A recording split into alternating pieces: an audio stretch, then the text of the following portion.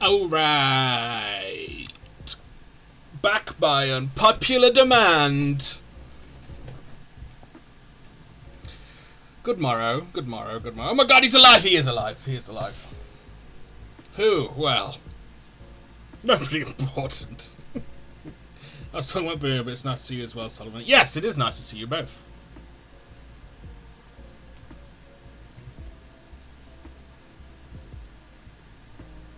It seems the rumours of my demise were exaggerated. 2x carries, that's a that's a thingy-majig, isn't it? Yeah, that's good English there. That's a fighting game, I believe. Well. Hello there, Edvard. Now, I'm going to have completely forgotten all the controls, so bear with me. It's a thingamabob, yes, well. I've got to build back up my vocabulary. I've not spoken to people for a while. Hello there. Yes, Obi-Wan style. Right, and let's have a gander. Oh, there we are, controller. Spin stuff, use gourd, yeah. Dodge, jump. It's pretty standard.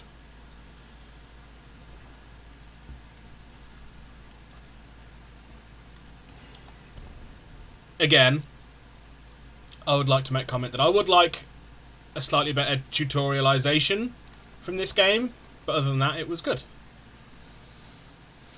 It's a fighter made by Riot. Oh, so it's League of Legends style.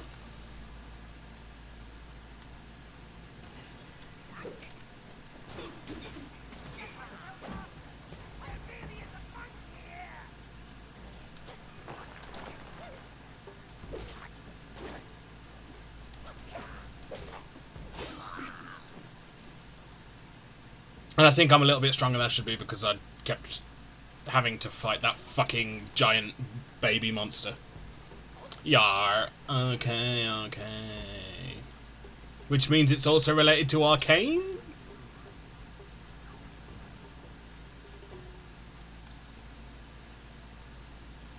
Hello, horseman.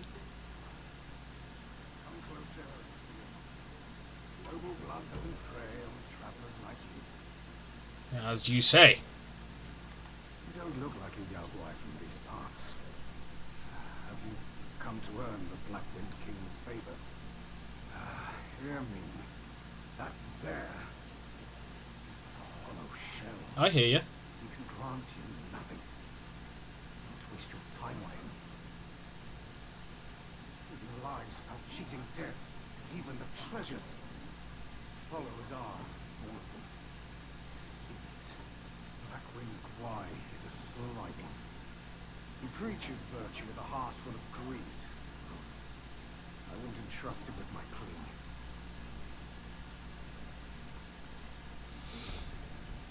Trying to get back on my OG meds I've adapted and the med has made me angry and agitated like I feared.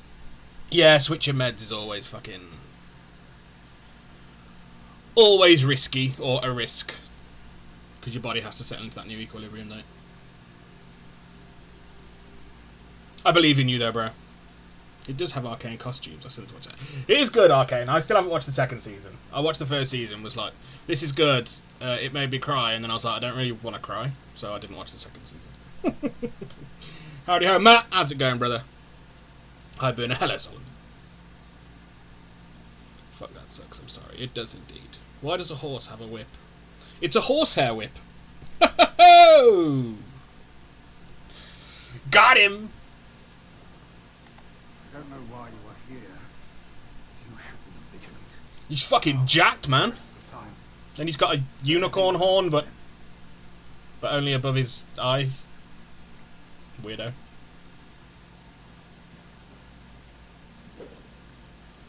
What is this? Ah, meditation spot.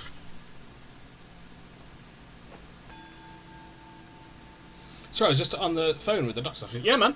No bother. I added snow. Very cool.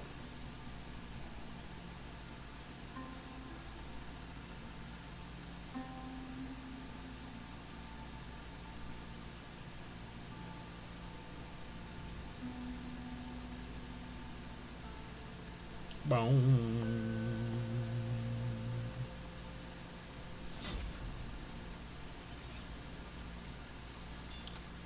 2 sparks.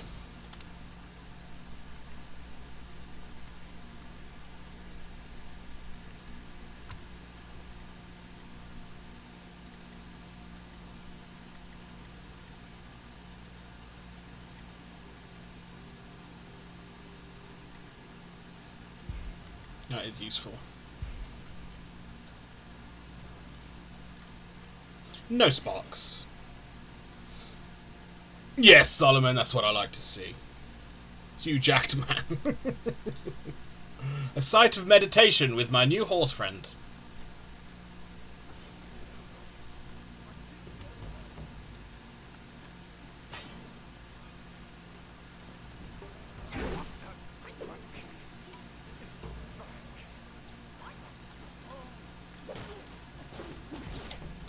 Yep.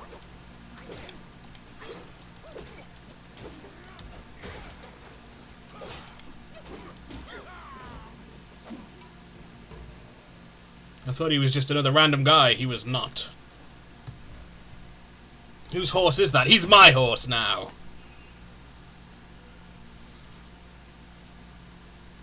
We'll make him our bitch.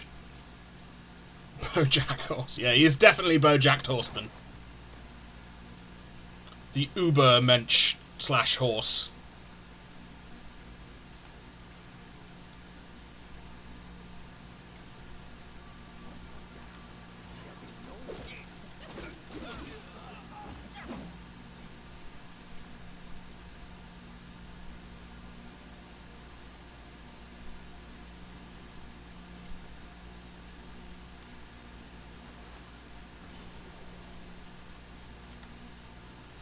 Gather some snakehead mushrooms.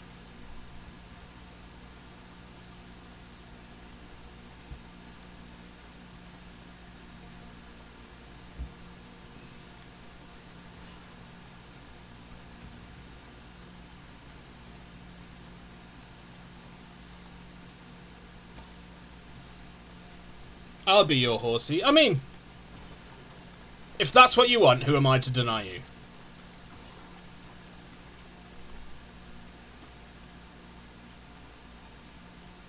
But we're going to go up to the bridge first, just to see if there's any... It doesn't look like there's any archers, so we will go into the river. Or the stream, or whatever it is. And fight the frogmen.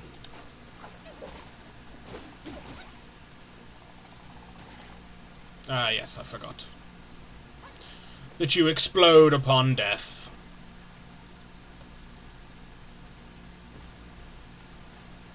Uh-oh.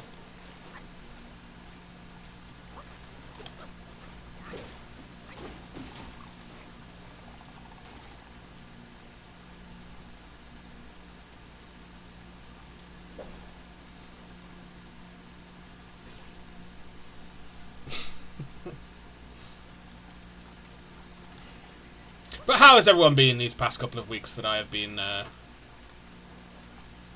in convalescence? Is how I'm going to phrase it.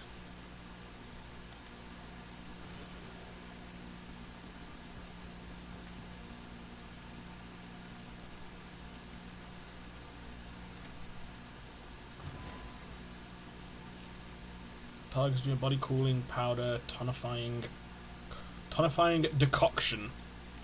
What do they do? Increases maximum stamina for a long duration. Okay, yeah. Well, it increases attack. Removes poison. Removes burnt.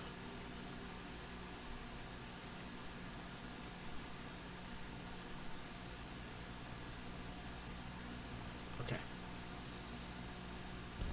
I hate diuretics like water. I'm not sure water is actively a diuretic. I mean, it is in the sense that it will eventually make you piss. But it's not like fucking alcohol or caffeine. I'm pretty sure they're diuretics. I've been right, same shit here. How are you? Yeah, not too bad, mate. Not too bad. I always get a bit low at the beginning of the year. But other than that, no real complaints. Oh, it's the fucking bird, man.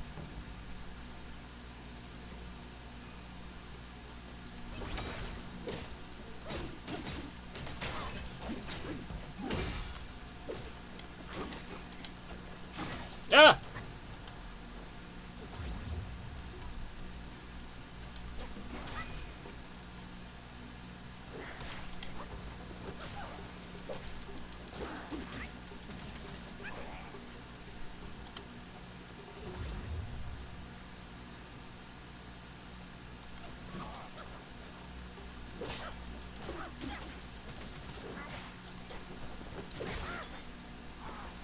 You fucking asshole. What does convalescence mean? Convalescence means like period of recovery. Like when you're resting. Like you had a period of convalescence, Ed, when you were stuck at home.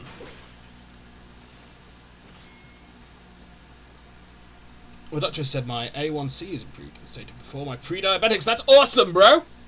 I am also now in the pre-diabetic stage. So congratulations to us.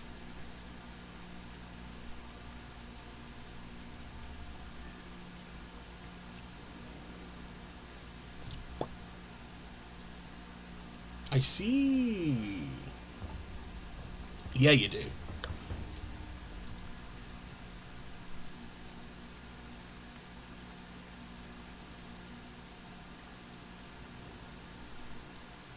I mean, this is just going to be like...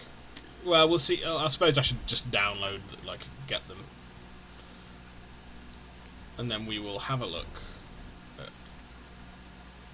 Okay, so they aren't even as good. That's cool. Does up our stamina, though.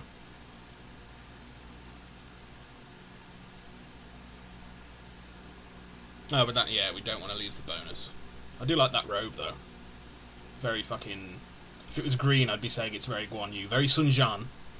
With the lion head.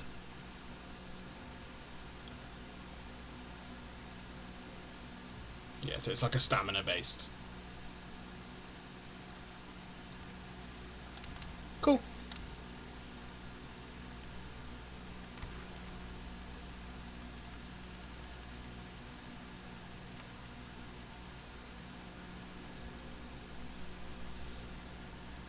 Whoop whoop, eat them greens, lad. Still doing some exercise. Shit. Yeah, bro. More like Sun Quan. Yeah, I can see the Sun Quan. Or Sun Chuan. Sheepy, how's it going, brother? Still doing some exercise. Yeah, man. I've been walking most days. I've not been walking today because it's a fucking shite day.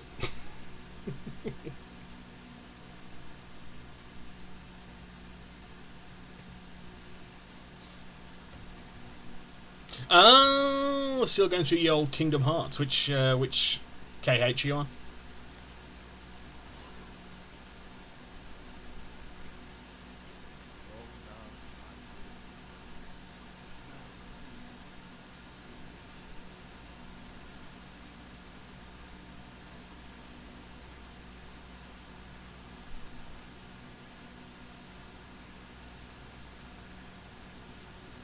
Hello, person. I haven't streamed since that last time about being KH1. Nice! KH1 is my favourite. I'm sure I said this last time. Their wheels float aloft, never to fail. Is this Confucius? Shame your god serves little purpose, and mine answers solely to me. Hey, isn't me being offensive? This is me being ignorant of when Confucius is meant to have, you know, philosophized. Souls, mend their paths, and set them free. It will aid you. Or is he just some random old man?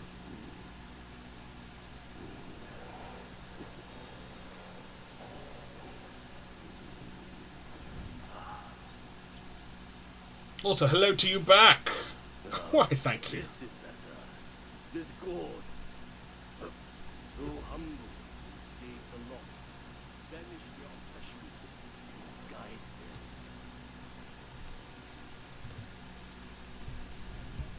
them. Under the guidance of a wise master, the Destined One has mastered the art of spirit absorption. The gourd possesses remarkable divine capabilities, allowing it to absorb the lingering wills of spirits left behind by formidable Yao Guais who have been defeated. For one is destined there can be root in life. We are like tumbleweeds, drifting through life, with a destiny beyond our own promise. Their sights fade, but within I bid them stay. So is he the guy that's like doing the journal? He's our Jiminy Cricket. Confucius. Oh, right, okay.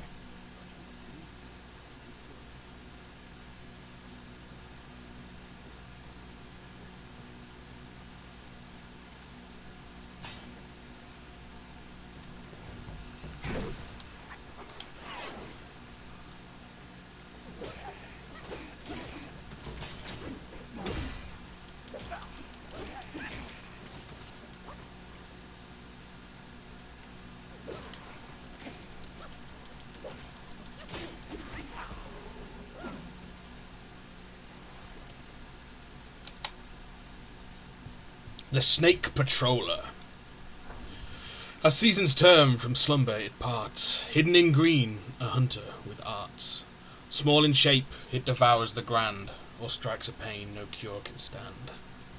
In the kingdom of Hami, a small city stood against the mountainside. Its lush grasses and dense forests a haven for serpents, much to the townsfolk's constant dismay. There lived in this city a snake hunter, masterful in his craft, who had freed the people from many a serpent's threat, warning a fair share of silver. Earning a fair share of silver in the process. He boasted not of his wealth. Instead, he often dispensed porridge to the needy and prayed for all. So revered was he that the magistrate awarded him a dwelling for all his family to live in within the town's walls. One day a ragged monk, seemingly delusional, came begging at his door. The snake hunter's kind-hearted wife offered clothes and food, but the monk, unsatisfied, demanded liquor. The crowd scorned his impudence, their complaints growing loud until the snake hunter's return. He silenced the clamour and instructed his wife to bring the monk a gourd of spirits. Touched by the gesture, the monk warned, "A serpent guai lurks in your home. Ignore it not, or your family shall perish." The snake hunter scoffed at such mad ramblings and dismissed him promptly. Yet his wife heeded the monk's words and urged her husband to search for the guai. He, however, brushed aside her concerns. In her persistence, the wife fetched the mad monk once more to banish the evil. Indeed, with raw meat and an iron hook, the monk drew from their home a massive serpent, taller than a man, clearly a creature of power. 4 limbs it sprouts, and venom deadly, the monk declared. A mere touch is death. With those words he slew the serpent guai for the woman. Strangely thence the town remained untouched by further snake scourges, as if by the mad monk's hand peace was restored. That's the actual way they do it, much like Beijing is actually peaking. Ah! I knew Beijing was peaking.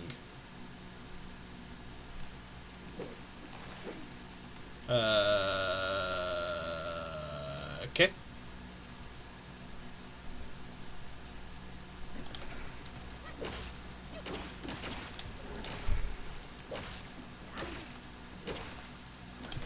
Oh, I tried to dodge.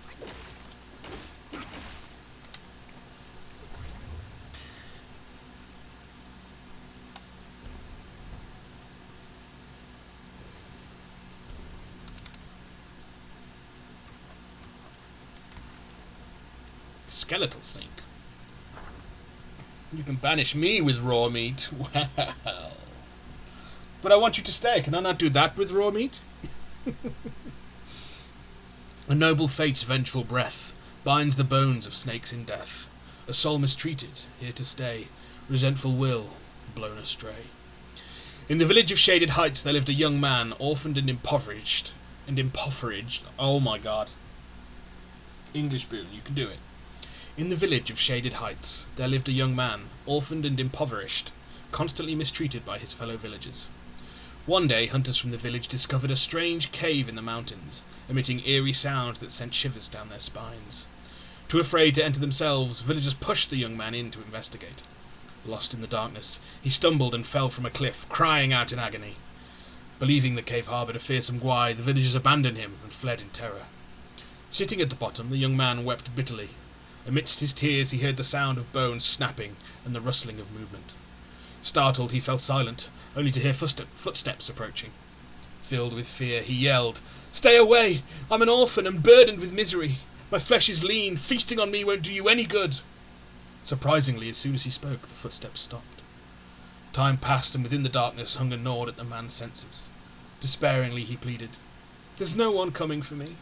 Devour me quickly so I may have a merciful death." Then the footsteps resumed, inching closer. I don't know what's wrong with me. Terrified, he assumed his end was imminent. Yet to his astonishment, he felt a piece of cloth gently brushed against his face. Reaching out, he realized it was a sleeve, which he grasped firmly. The sleeve guided him to stand and led him through the darkness until they found the cave's entrance. As the daylight bathed them, the young man finally saw what had been guiding him. A skeletal serpent Gwai.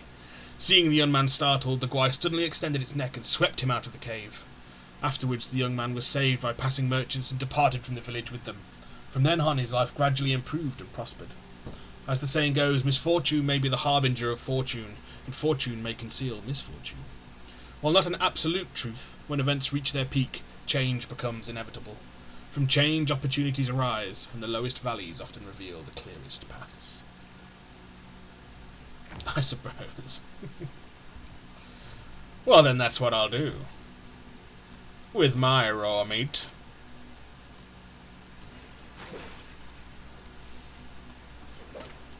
What?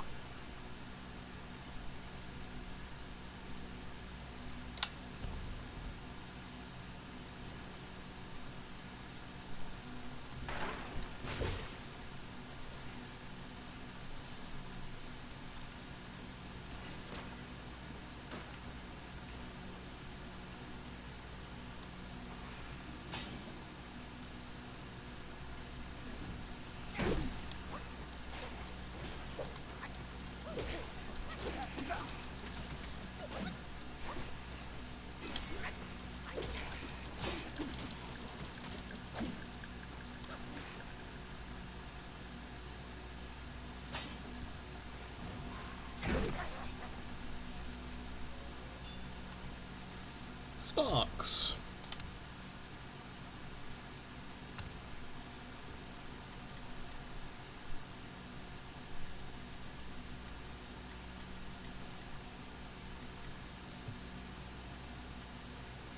That's pretty cool.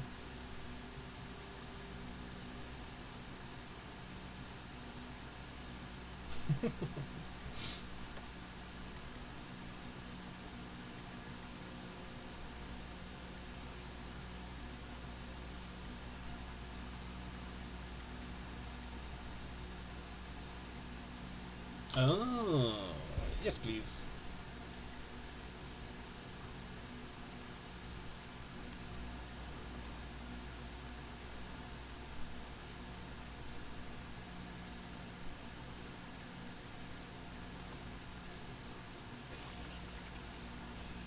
Oh, so we should have been waiting for those. Boo.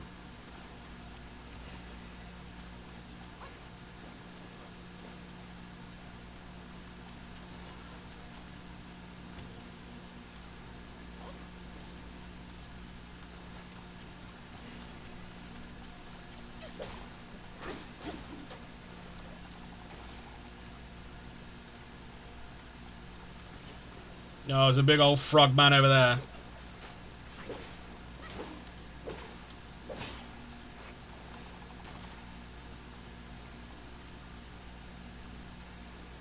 Boli Gulang. Whoa.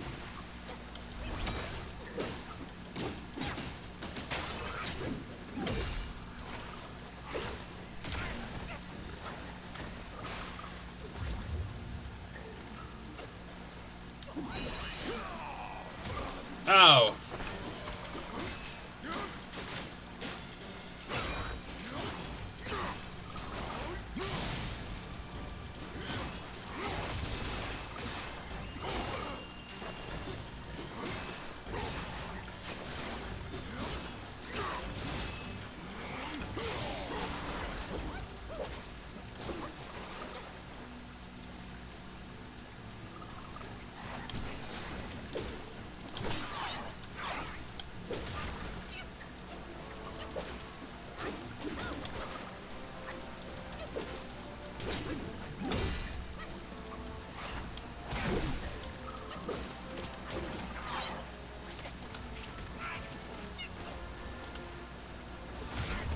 you piece of shit!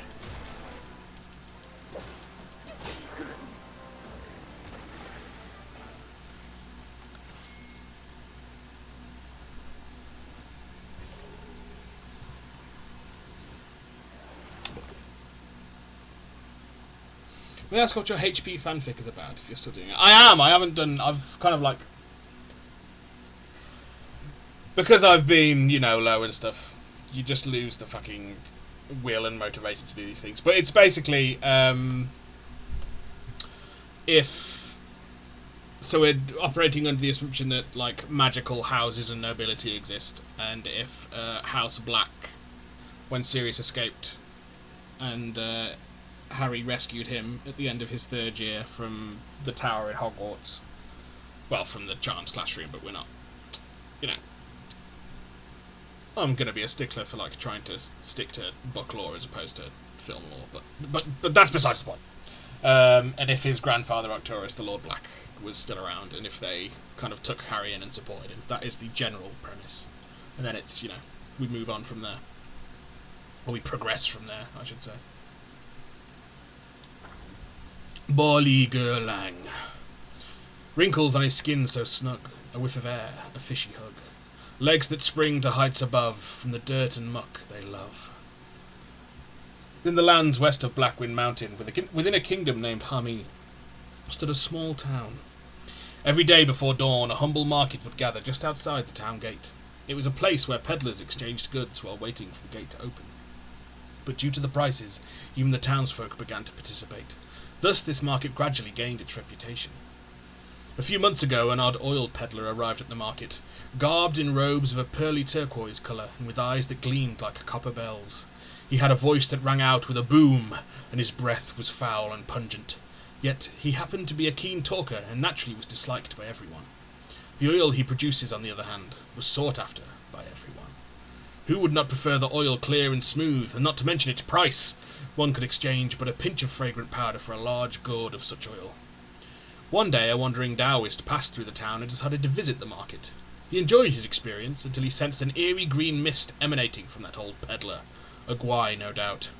The monk chanted, and before the peddler could manage a decent struggle, it revealed its true form, a green-skinned giant frog.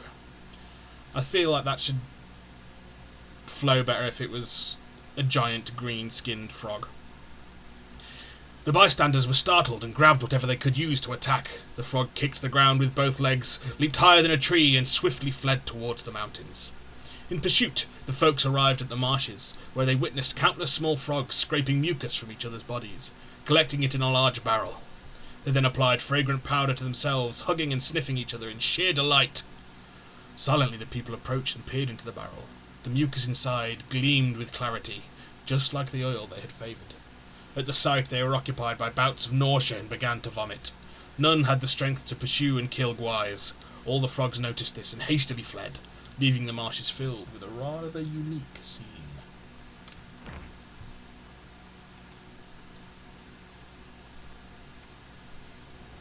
I'm reading the Azkaban full-cast audiobook on Audible right now. I'm on the big Pedro expression. Ah, very cool.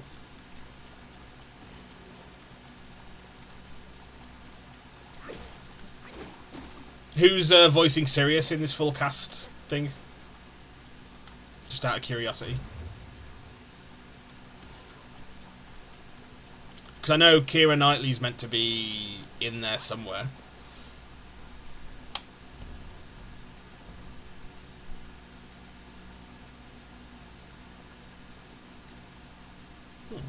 Maybe this is the correct way and the other way was the side path?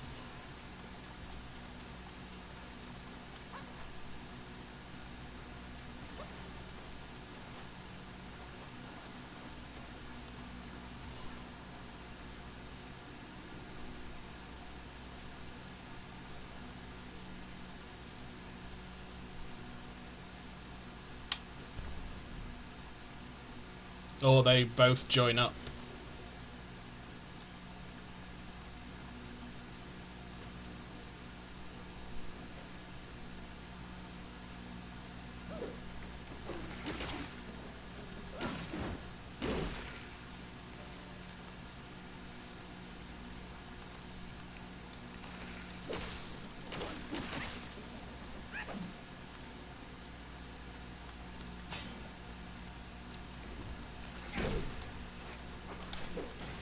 You prick!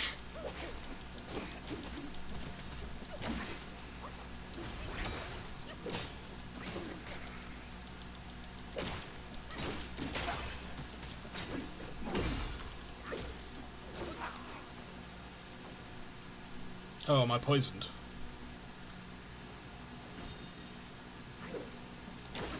I was poisoned.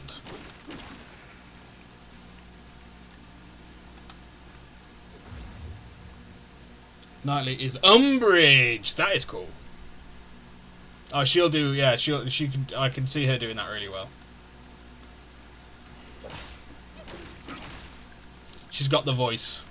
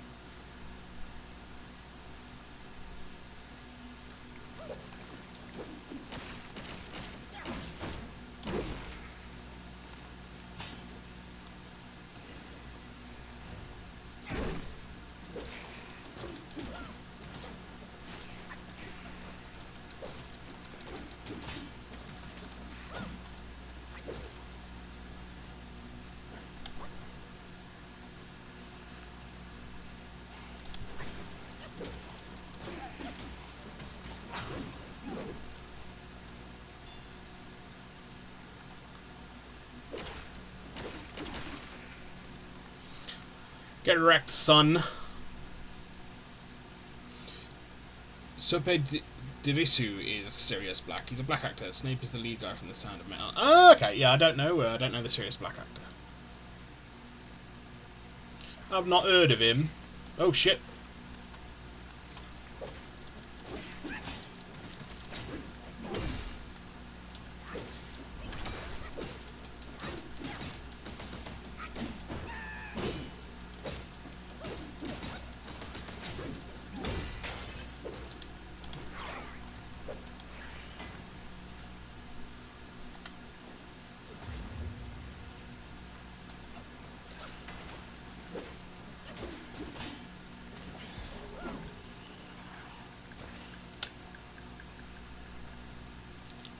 Fungaling. As mountain rains kiss the ground, youthful green is all around. In her virtues quiet display, even guise in the woods repay. So who's the narrator then? Because I know in the original audiobooks, it was Stephen Fry who narrated all of it. In the Highland bounds there lived a widow and her girl, left to fend against the harsh days alone. The mother sold pancakes in the nearby village. The girl gathered firewood, ground grain, and cooked meals, shouldering her share of the family's responsibility. Ceaseless rains had worn down the woodshed, long neglected without a man's hand. The beams rotted and the roof caved in. One day the girl found atop the ruins a gleaming mushroom, vibrant and capped like a bowl, dew dancing on its surface, a spark of life too precious to pluck. She sheltered it with straw, letting it thrive in peace. Laden with tasks, the girl had no time to play with other children. All her secrets and dreams she whispered to the mushroom, as if it were a dear friend. The toils of life led the widow into illness, urgently needing money for medicine. After discussing it, the widow and her daughter decided to sell their house. A wealthy neighbour who had been close to the widow's late husband expressed interest in buying the house. However, this neighbour was very stingy and tried to exploit the widow's illness to lower the price. They spread various rumours to scare away other potential buyers, bullying the helpless widow and her daughter. Worried and anxious, the girl often hid in the woodshed to cry. The mushroom witnessed all her grievances. The next day, something strange happened at the neighbour's house. Overnight mushrooms had sprouted all over their property. When the neighbours ordered their servants to clear them away, they discovered a large, eerie mushroom about a foot tall, neither green nor yellow, growing on the main beam. When they tried to cut down the mushroom with long-handled sickles, it suddenly rose into the air, opened its cap like a fishing net, and floated above them. It shook itself and then fell onto the man of the house, crushing him to death. The air was filled with countless spores the creature released, knocking everyone to the ground. Afterward, the mushrooms crawled out of the ground, transforming into many guais.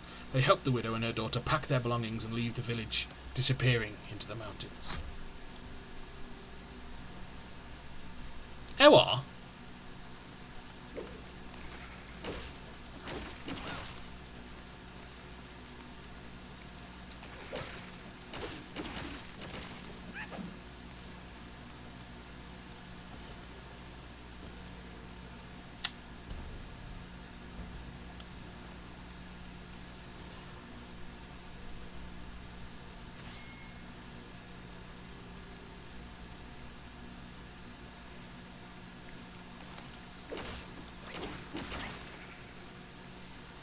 I feel like I'm going to have missed something up at the top there. I can see there's a fire, so there's probably a chest at the end there, which is going to fuck me off, so I'm going to have to go around.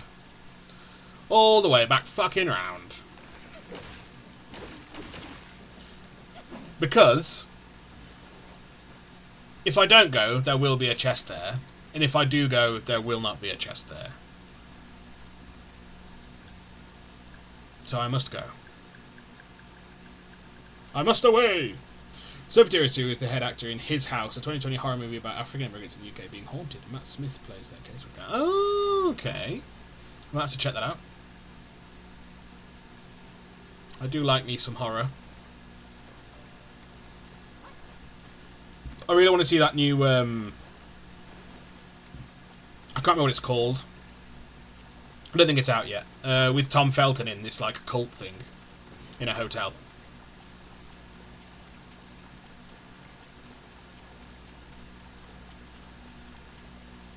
Not because Tom Felton's in it, but because it just looks really cool.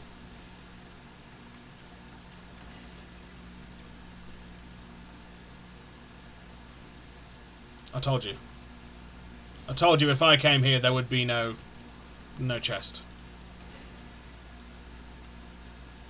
But now I can say for sure. Fantastic, heartbreaking film. Oh, okay. I'll put that on the list.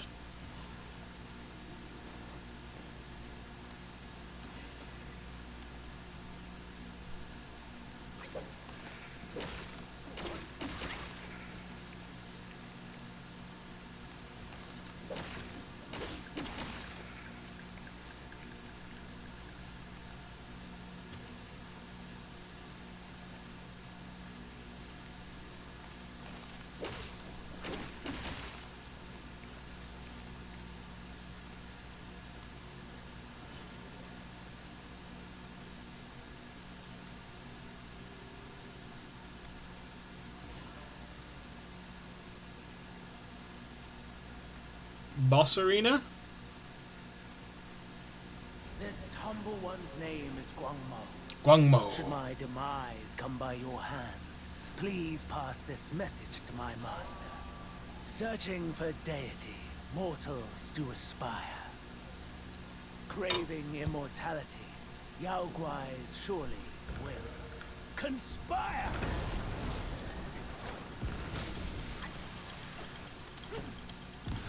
You mean insufficient mana to cast? Well, that's not good.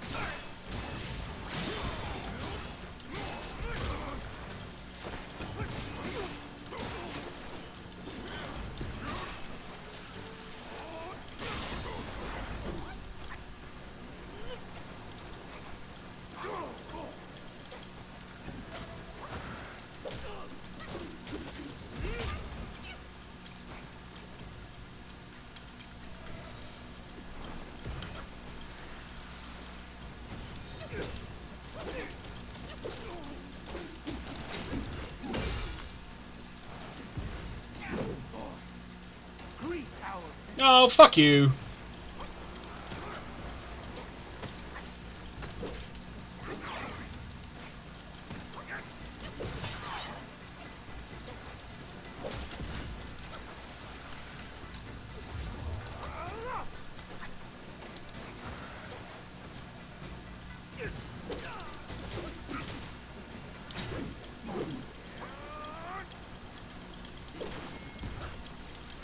No, no, no, no, no, no.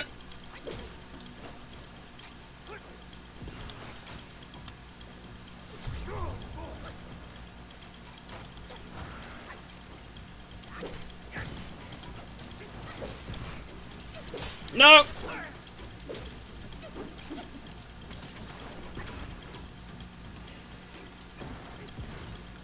Boys, keep it. No!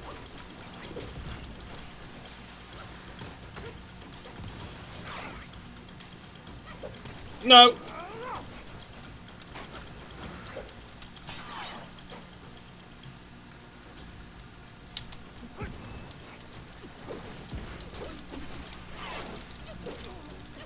Ah, fuck you! Knowing it's half the battle. Yeah, yeah, yeah, yeah, yeah.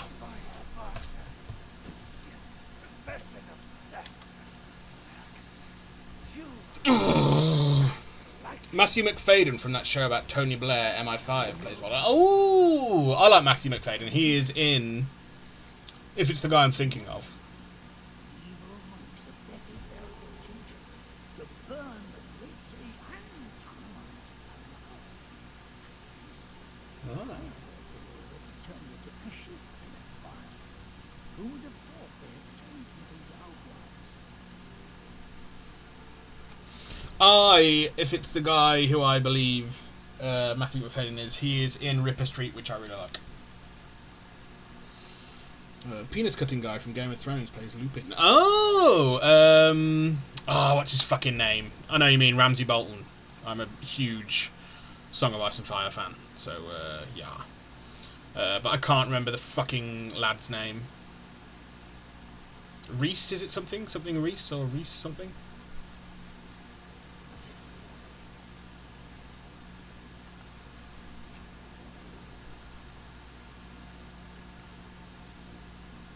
Penis cutting guy.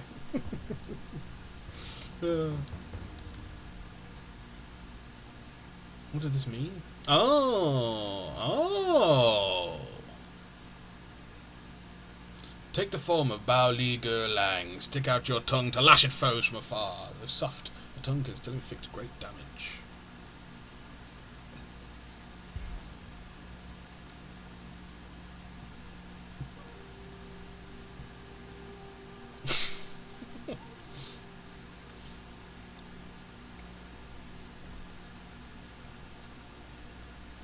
Take the form of Guang Mo. Call forth snakes to spit venom upon foes and inflict poison damage. The snakes will slither away once their venom is depleted.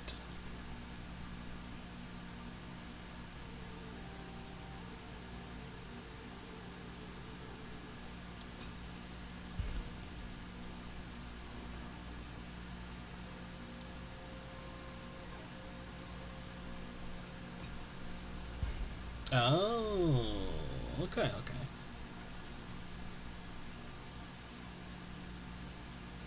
Take the form of Wandering White Bow. Oh, bow with the utmost devotion and round the foe with your bronze skull, dealing massive damage.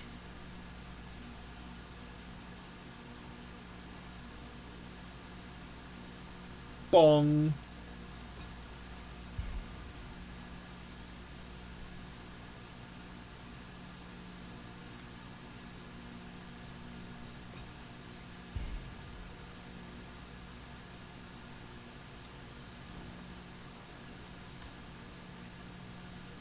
Okay, we are going to... Oh, we can only do 2 at the minute.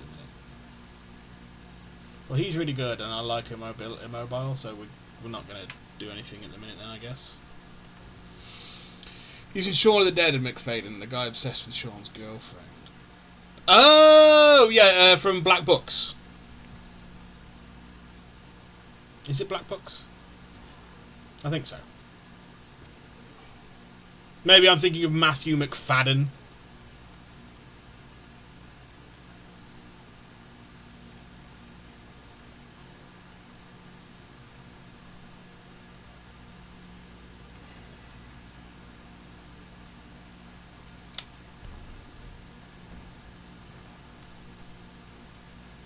Is another meditation spot?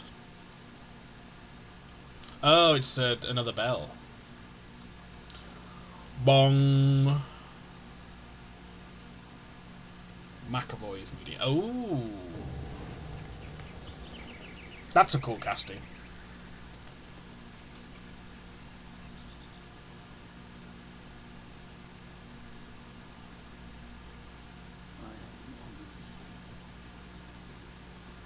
After the bell rang, it seems as though the resentment in the depths of the mountain is cooled. Forget it. Overthinking won't help. Well, I've been ringing all the bells. Made a mess of the mountain. Why not go See, now you're getting it, old man. James McAvoy. Yeah, I guessed. Kit Harington was like, that's a cool casting as well. Kit Harington doing everything he can to escape the spectre of Jon Snow.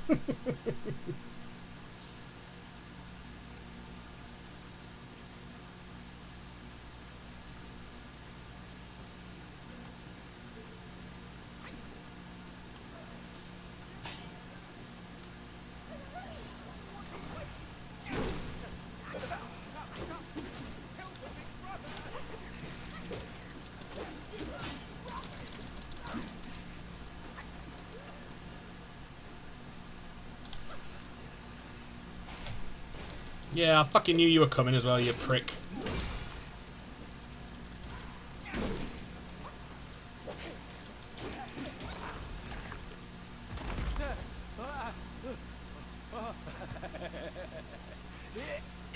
These snake guys are nothing. Snake gall steeped in drink, though, makes a fine tonic to flush malady. Here, young friend. Be my guest inside. I will, I'm just going to open this chest first.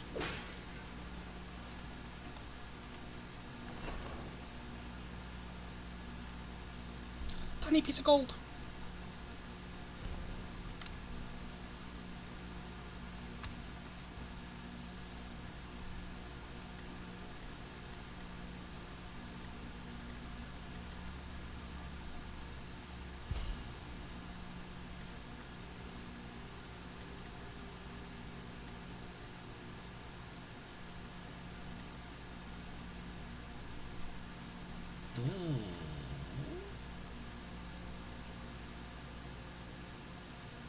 Performing light attack upon seeing through the enemy.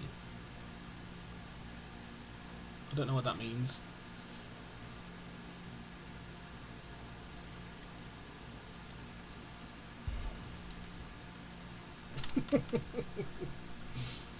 Mark Addy as Hagrid is good casting. Guang Mo. With a monk's facade but a serpent's heart, he wields deceit, playing many parts. His desires shift, insatiably pursued. Faithless to his master, all teachings he eschewed. Guang Mo, the great tactician, was not like his senior fellow pupil, Guang Ji.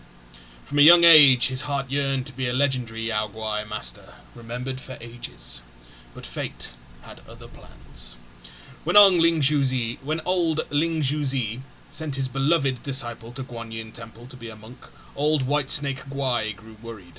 The snake feared it was old Ling Zhuzi's ploy to win favour with the Black Bear Guai, and commanded Guang Mo to join the monkhood as well. Before he left, the snake warned him, never fall behind, least of all behind Guang Ji. But no matter how hard Guang Mu tried, Elder Jinchi never seemed to favour him as much as Guang Zi. Even when he learned faster and trained harder, Guang Mu consoled himself, believed this stemmed not from his own failings, but from the snake's ham-fisted meddling, which had turned the elder against him. He found solace in the notion of returning to the mountains one day, when he could embrace his Yao Guai nature, unshackled by such trivial concerns. Guang Mu can still recall Jinchi's teachings. You can be too extreme, too uncompromising. Always leave some room and some things unfinished. But the day Jinchi saw the Kasaya of Eversparks, he desired it so intensely that he forgot his own words and wept long into the night. Guang Mu saw the thought taking root in the old monk's heart. To kill for this prize. Everyone shied away from the idea, but Guang Ji boldly spoke the truth. Guang Mu seethed with inexplicable rage. In his mind, a scheme within a scheme began to take shape. As Elder Jinchi drank tea with the two monks, Guang Mu glimpsed an untamed malice in the monkey's eyes. A hunger for vengeance. Building on Guang Ji's gambit, Guang Mu goaded and prodded, weaving a merciless plot that left no room for escape. The old monk was delighted, and for the first time he acknowledged Guang Mu's wit. With his plan set, Guang Mu knew that doom would strike that night. Summoning a gust of wind, he hid in the bamboo grove behind the mountain. As anticipated, a great fire broke out that night, but it failed to kill the two journeying monks as intended. Instead, it burned the entire temple to the ground. Alas, the world harbours such petty souls capable of ensnaring the lofty and vanquishing them with cunning plots. Perhaps this is what is meant by slaying with a borrowed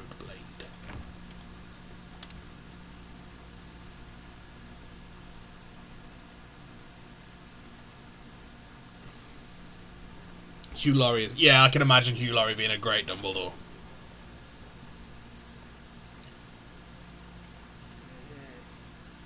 Well, well.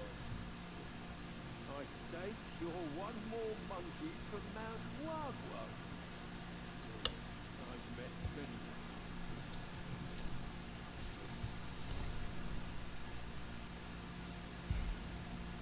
Thank you. I'm just an old monkey.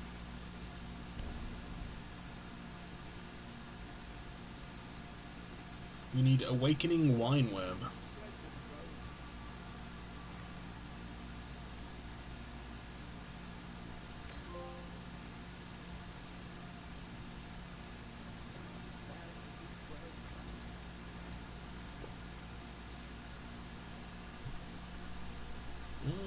Okay. Oh no, we need to sell.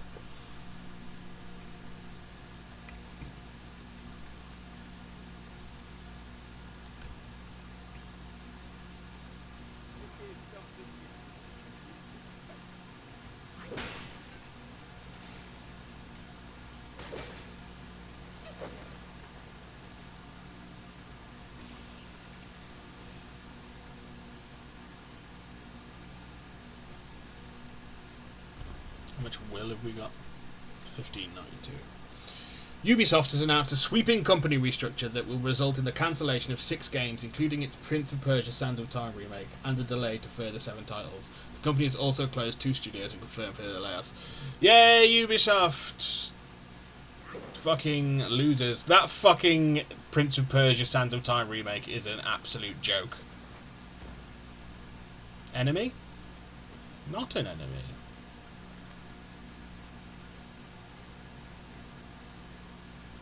Like, that was meant to come out, I'm sure, like 3-4 years ago, maybe.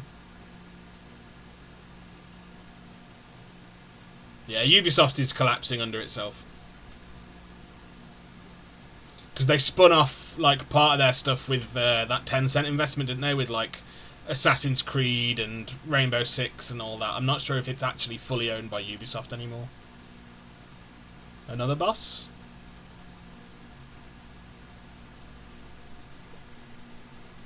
Hailed bird, what dimmed your shine? Past's grip beyond our grasp. The future we may still clasp.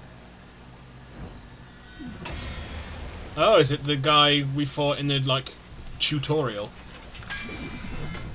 Yes! White-clad noble. Young one, Or a similar version of him, choose to stay my it looks like. Pray tell, Maybe not then. to what end do you seek? Wow. Gentle, yet it engulfs all the power.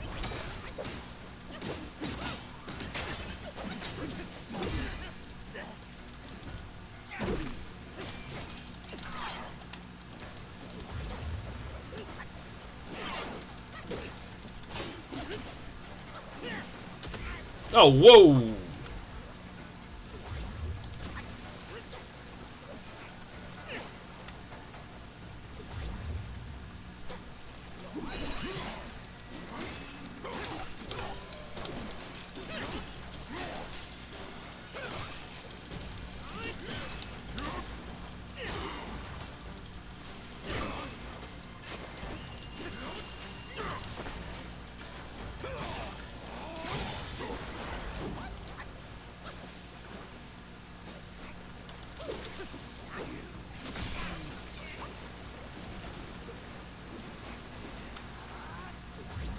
Yeah, I knew it was coming as well.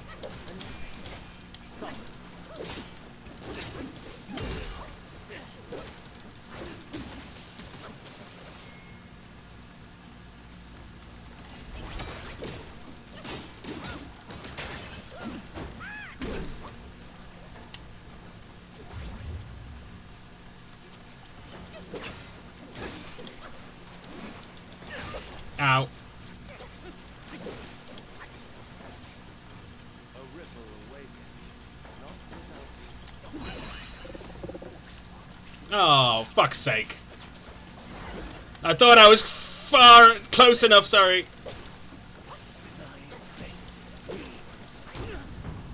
Fuck you, sunshine. Oh, phase 2. Shit! You have forced my hand. Now you shall face what I truly am. Yeah, he's a naga. Well, balls.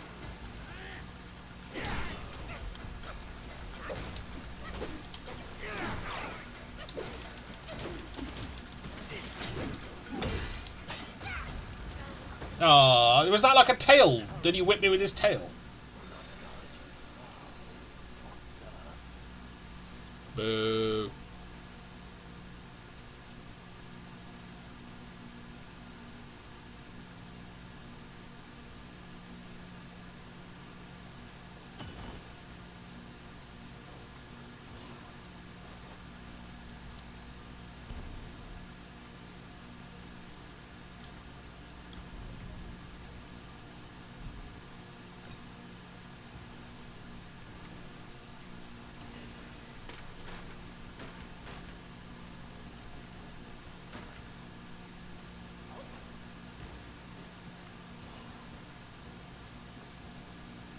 What did you say? What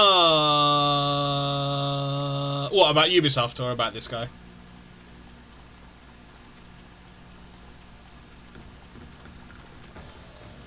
ripple awakens.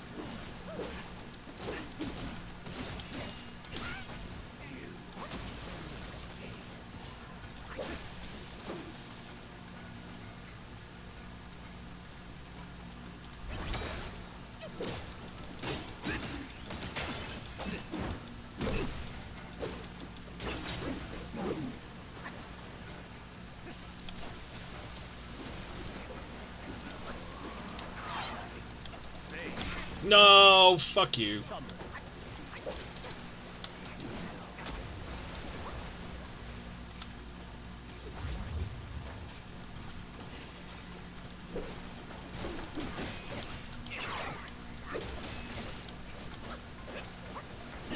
No fucking way. Fucking magnetized.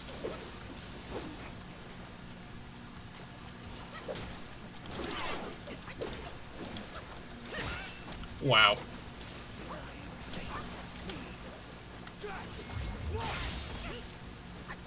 Oh my god, what is going on, bro?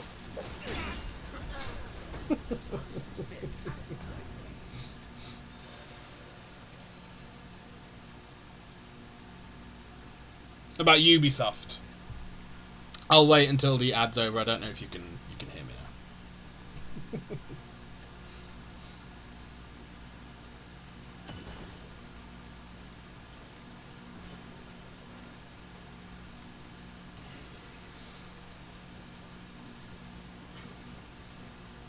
Okay, cool. I was saying that the Sands of Time remake is a joke. I'm pretty sure it was meant to be released like 4 years ago. But it was being made by like a new Ubisoft studio in Mumbai or Delhi or somewhere, and I have no idea. It was a bit like Skull and Bones, but clearly worse. Or they just didn't have the...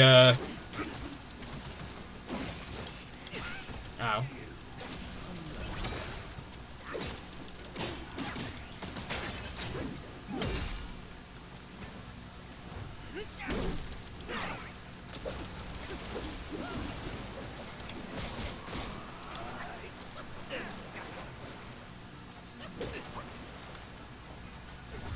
And then Ubisoft's just like collapsing in under the weight of itself, because until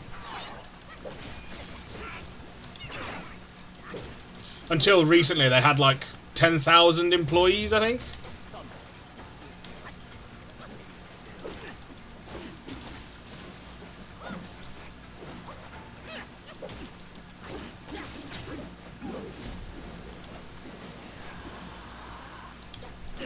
Ah, fuck's sake.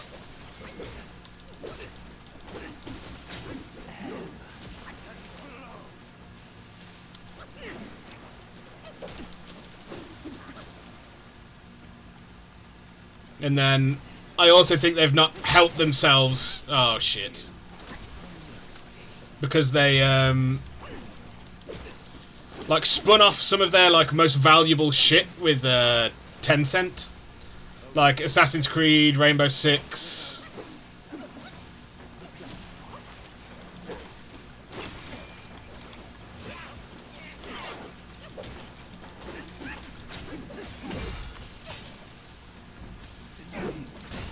Ow. Oof. Oh my god!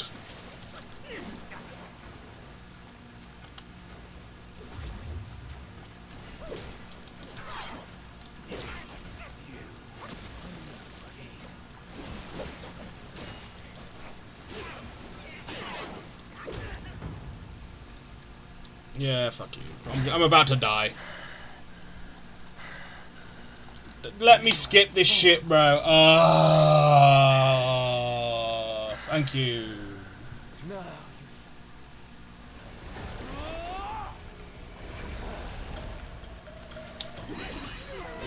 Oh, no.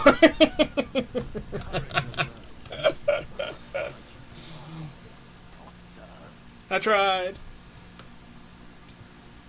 Did well until we didn't.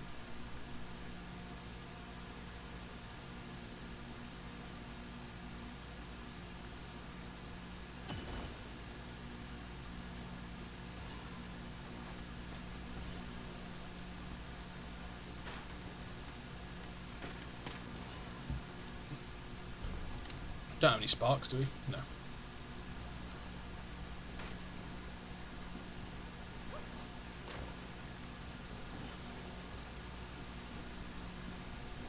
It's a shame. I used to like Ubisoft's stuff. They used to do some really creative stuff, and their franchises that they did like yearly or biannually were good.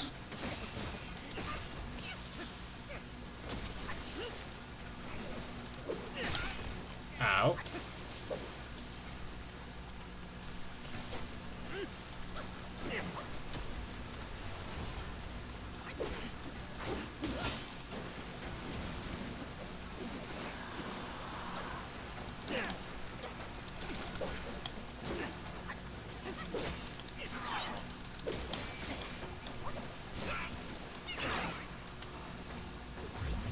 A ripple awakens, not without a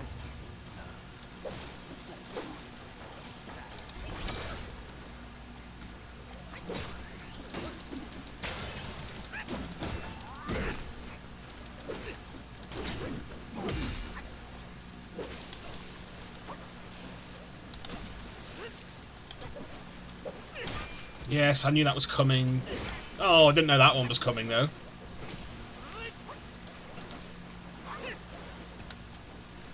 The fuck, you just... It engulfs the power of water.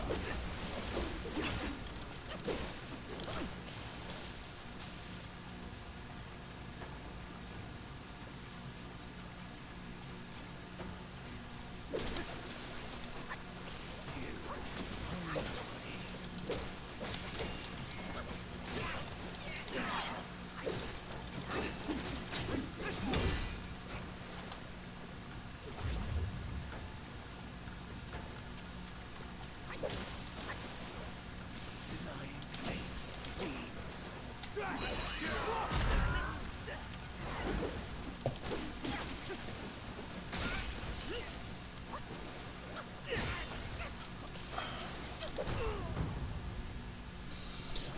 Oh, this is going to be so annoying.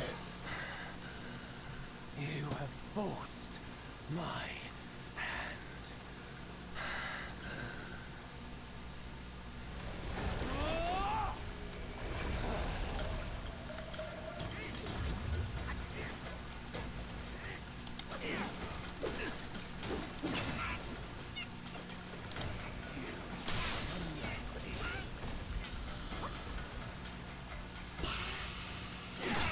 Oh my god, bro. Courage alone will not guard you far, Foster.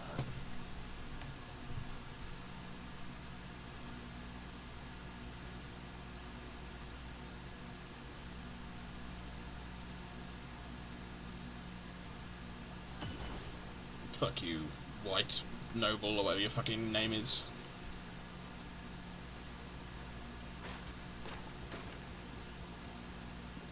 Oh yeah, I will be doing the Xbox Developer Direct tomorrow as well at 6. I don't know if we'll come on beforehand or start at 6 and then go into this, or do this beforehand, go into that, and we'll see.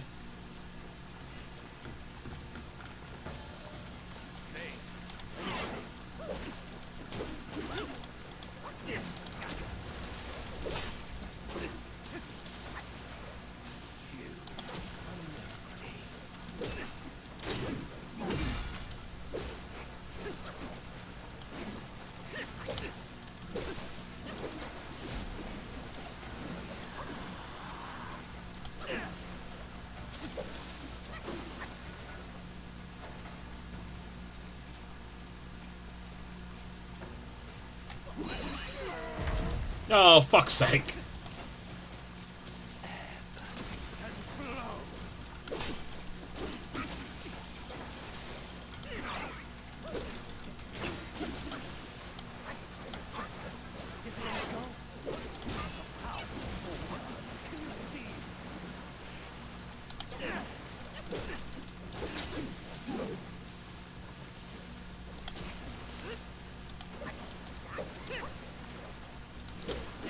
Oh, come on, dodge, bro.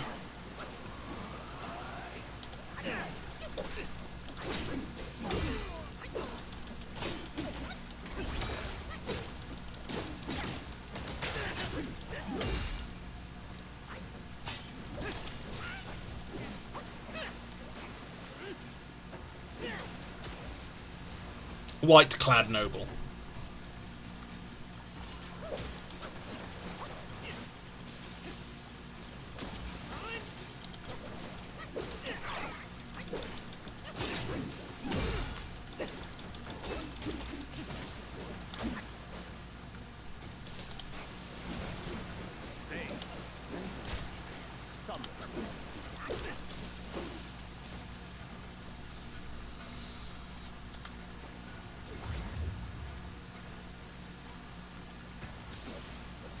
Oh, shit.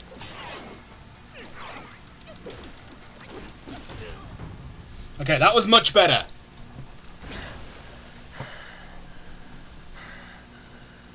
You have forced my hand. Now you shall face.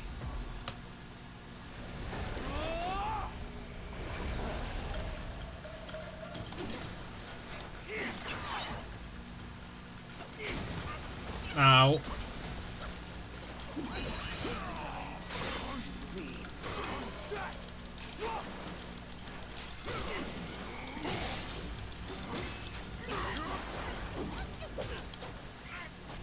What the fuck? What the fuck? Well, I don't know what the first bit of that hit me was. What? That was stupid, bro. So can I not touch his fucking tail at all then? Even if he's not attacking with it, you just can't touch it.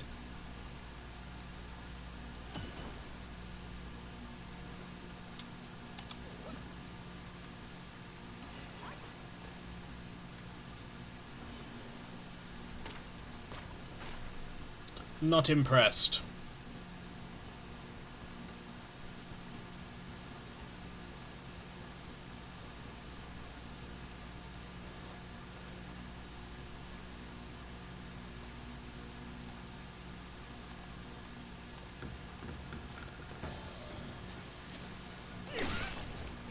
Dodge, bro.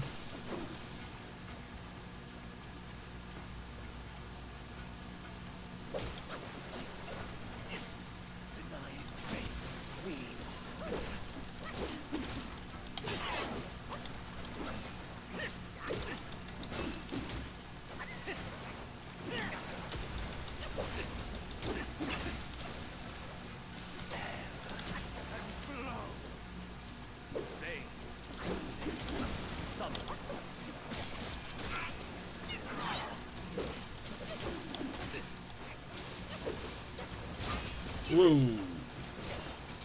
No.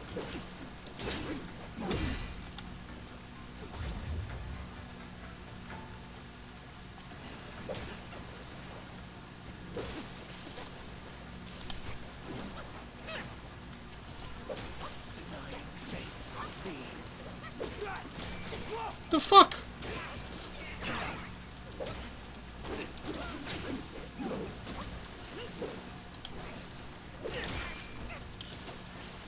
Oh my god.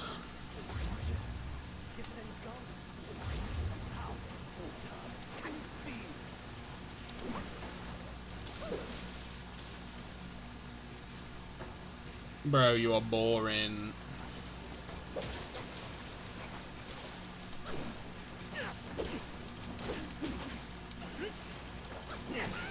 Oh my god.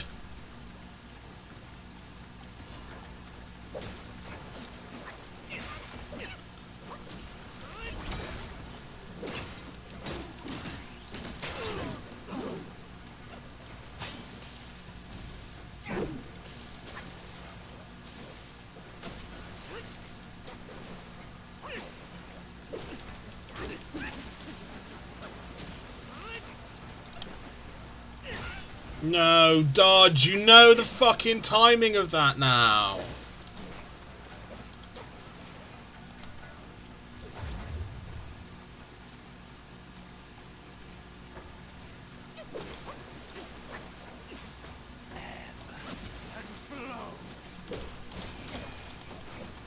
What?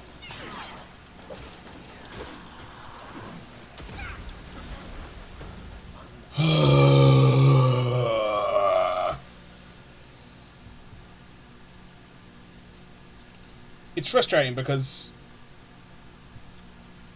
like, that one where he threw it, pulled it back, in the fight that we did before that one, when I ran in and hit him after he caught it, he was getting staggered, but then in that one he wasn't, he was just going straight into another combo, so there's no kind of, like, pattern to rely on.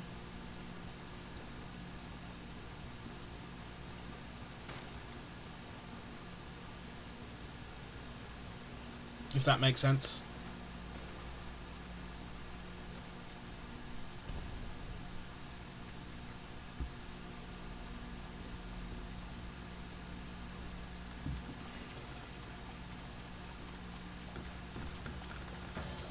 A ripple away, not without.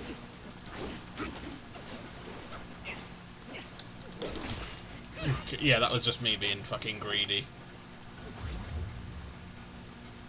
And impatient.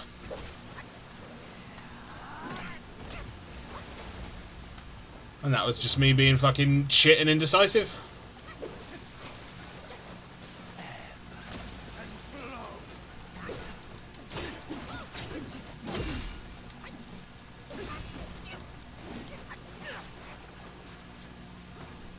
What the fuck?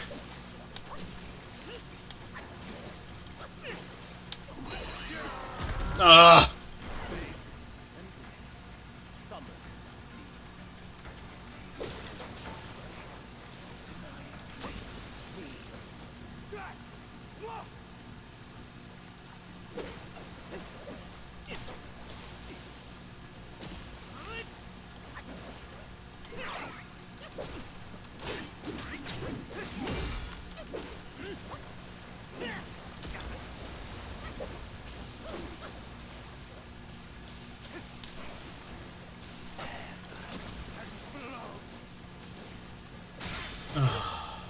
Dodge.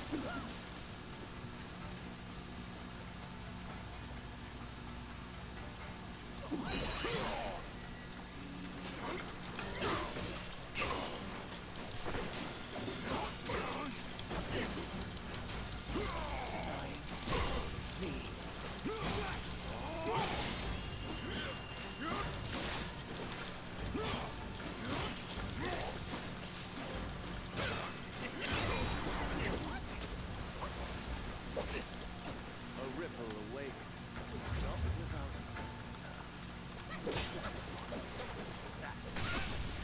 Dodge the fucking attack, bro.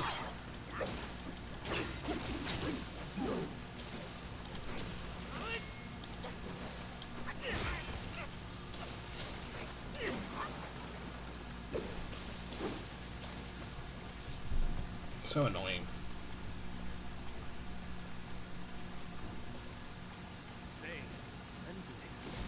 Summon.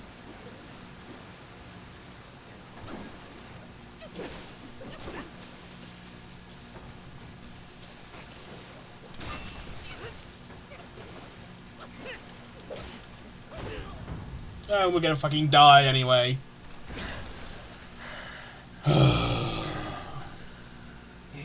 You force my hand. Yeah, yeah, yeah.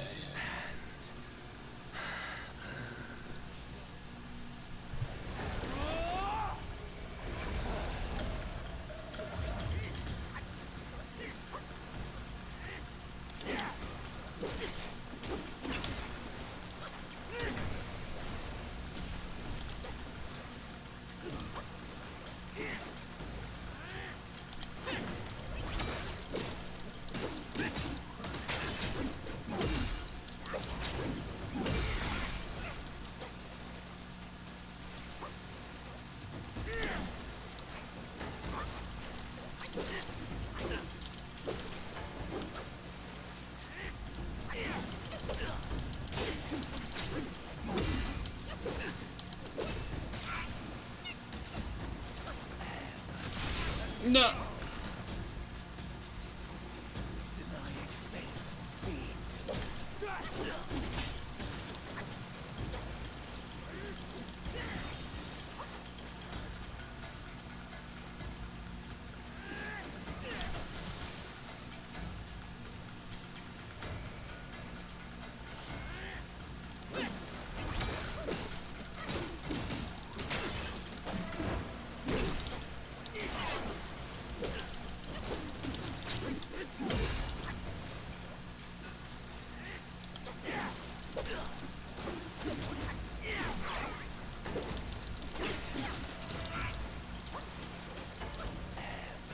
Ah!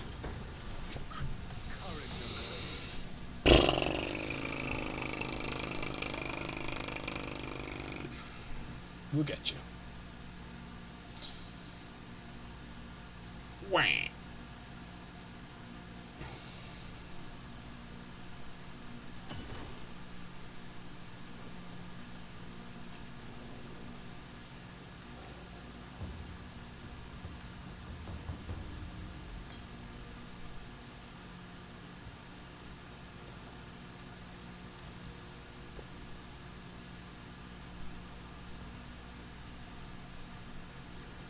That's kind of annoying.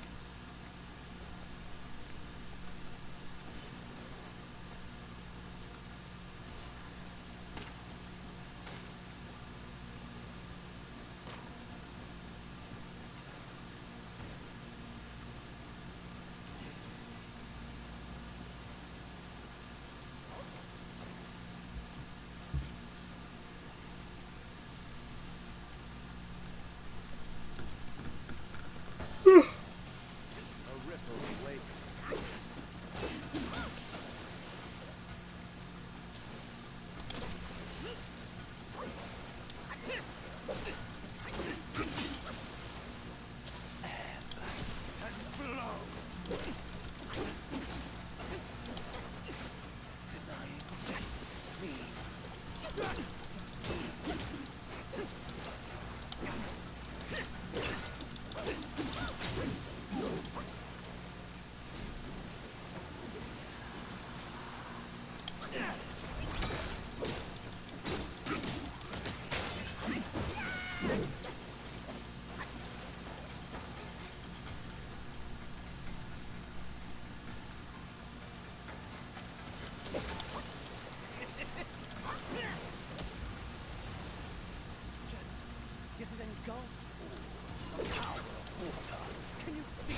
No, come on.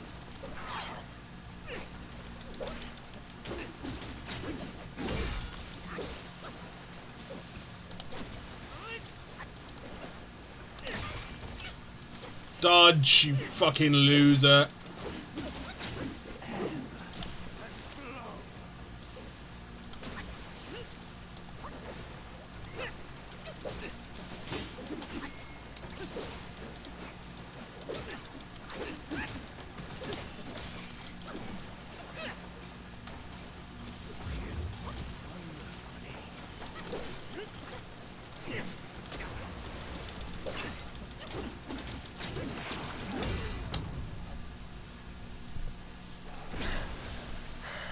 That was better. You have forced my... Yes, so you keep saying.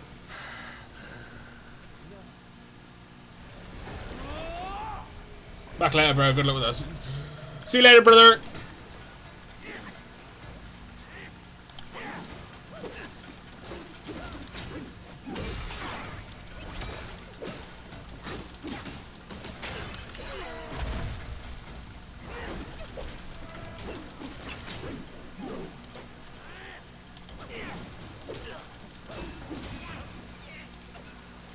Denying fate means...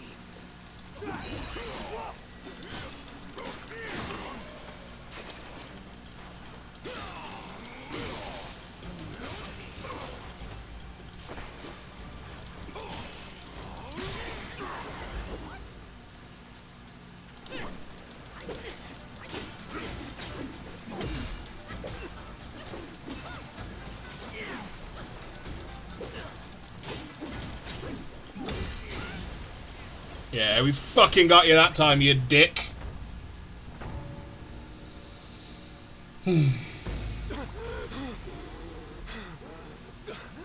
Halt! No ill will, I bear. I'm merely my brother's eyes and ears. Yeah, sure. Feign my loyalty to guard this path on the bear's order. Sure, mate. Your destiny's bleak and stark. In its grip, we share the mark. The Guanyin temple now lies in cinders, but the elder soul endures. The root of greed ever fosters the stem of suffering. Better to forget the thing you truly seek. Okay. The three bells. Have you seen them all? I believe so. Do you too desire that which they ceaselessly hold dear? Three bells were set in the mountains since the Black Myth Wukong's return, yet no one is allowed to go near. The bells have something to do with the temple's burning. Haven't we rung them all? His words sound like truth to me. Oh no, here's the last one. Stay sharp and keep a lookout.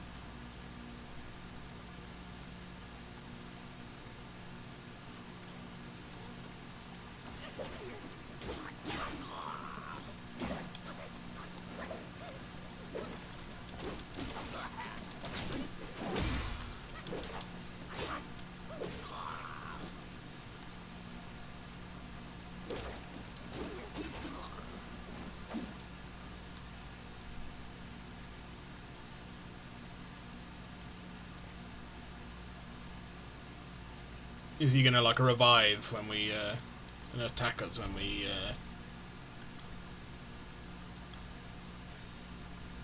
Ooh.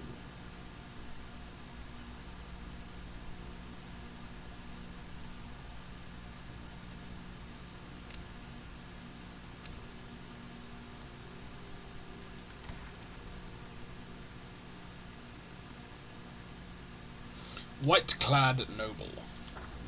A serpent youth in white, with furious gaze, writes poems, dances, yet fierce in battle's blaze. On a spring day, with a mild wind in the marsh of white mist, an old wolf brews tea over a stove. Watching the white reflection in the water, he mutters, "You and I should not be here." The white-clad noble, amid spear practice, hears these words. Swift as thought, he hurls his spear towards the stove, and in another instant he flashes over, grips the haft, and stands poised before the aged Yao Guai. Shall we sip blood or tea? Tea.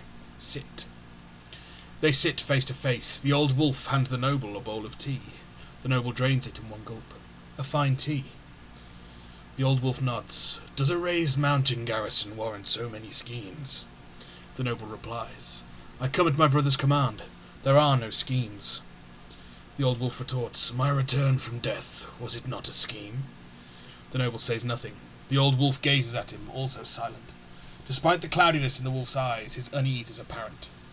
The noble ponders for a moment, then finally answers, that truly wasn't a scheme. If not a scheme, then what was it? Have you heard about that child in the court? The Buddhas have a spell. They piece together items that mimic the body, chant the mantra of revival, and thus bring back life. The old wolf smiles bitterly and shakes his head. That master most assuredly wields no such power. Indeed he does not, yet the foul relic he obtained bears this potency. The old wolf says anxiously, but living like this, I can barely sleep or eat in peace. When doom is nigh, life may yet persist. When blessed with life, the loom of death lingers. Breathe and make peace with it, and you may find your tranquillity. The old wolf says nothing. The noble lowers his eyes, also silent. For all the uncanniness of his eyes, his compassion is apparent. The old wolf says, I'll leave this tea to you. Better to drink tea. The old wolf rises with a sweep of his sleeve, sighing deeply. Living like this on their own blood. How could I bear to do that? He totters away, not by the path he came, but turning down a fork in the road beside the marsh. Tell the master he doesn't need to come see me anymore. Shen Monkey. Bottom up the jade nectar, a celestial brew. In the jar the fresh wine sparkles anew. In worldly clamour he wishes to stay drunk, forgetting homeland, foreign lands among. In Chang'an city stood the temple of the Wild Goose Pagoda. Not far from its gates lived a diligent temple-goer named Hao Desheng. One day Desheng dozed off as he sat at ease at home. In his dream he found himself at the temple gate. 4 figures approached, a monkey, a dog, a long, and a tiger, all deep in talk. He heard the tiger ask, Where do you plan to take that thing? The long shook his head. Fret not, I hear they've all returned to their caves. We need but make our way to each place and wait. Our meeting is sure. The dog then inquired, May I ask my friends where are you all off to? The monkey replied, I'm not fond of the sun, rain, or chill wind. For drinking, I shall seek out a lush and lovely spot. The long stretched his neck. I need to dwell by the water. If your place has a water view, we might dwell near. The monkey waved him off. I've seen that ugly mug of yours for all my long years. Better we live far and distant from each other. The lung paid him no heed and asked the dog, A new young one? What plans do you have? Perhaps we can... The dog said, No, the time isn't ripe. It's still too early. I'd rather head to the mortal world and have some experience first. Ha! Experiences, scoffed the tiger. You just yearn for the hunt for rare herbs to play with your furnace. The dog flushed, but before he could retort, the monkey turned to the tiger. And you? What's your plan? The tiger thumped his chest. Oh God, the village! Seeing his friends had made their choices, the old lung said, Well then, we don't need to travel together. Here's where we part ways, each to seek our path. When I meet that one, I'll gather you all again. With that, the 4 parted. Desheng heard a thunderclap and woke with a start. The dream had already faded from his mind.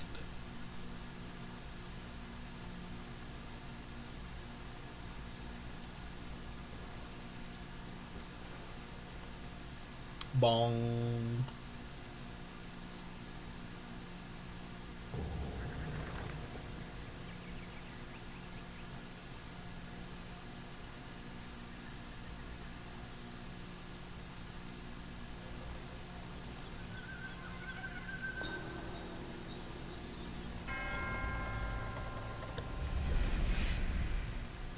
Ooh.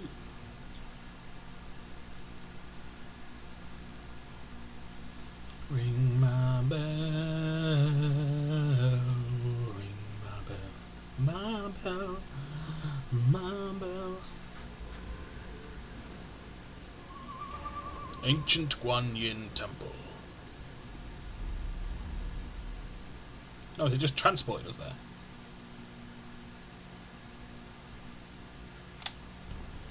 Ronald Weasley! So it would seem. How dare you steal that car? Steal that car! Soul banner. Okay.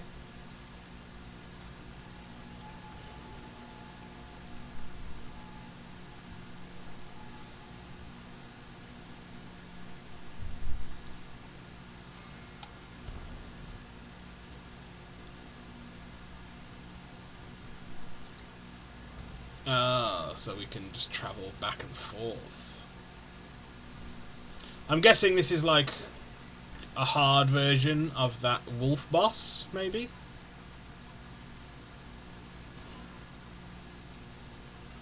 Would be my guess.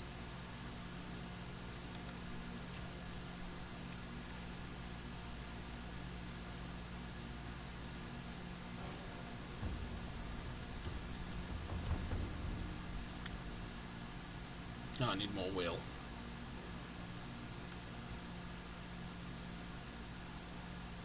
The Serpent Scale Battle Robe.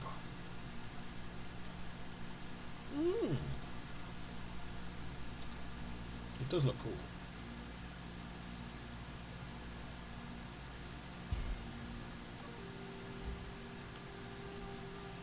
Not yet.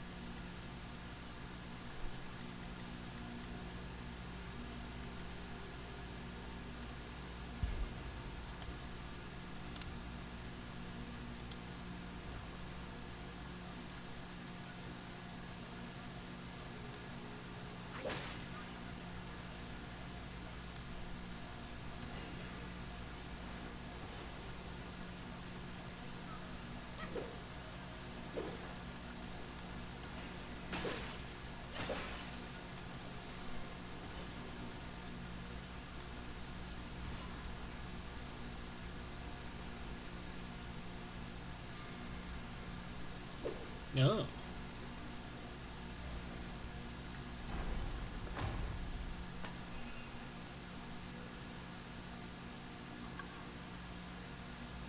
Ooh.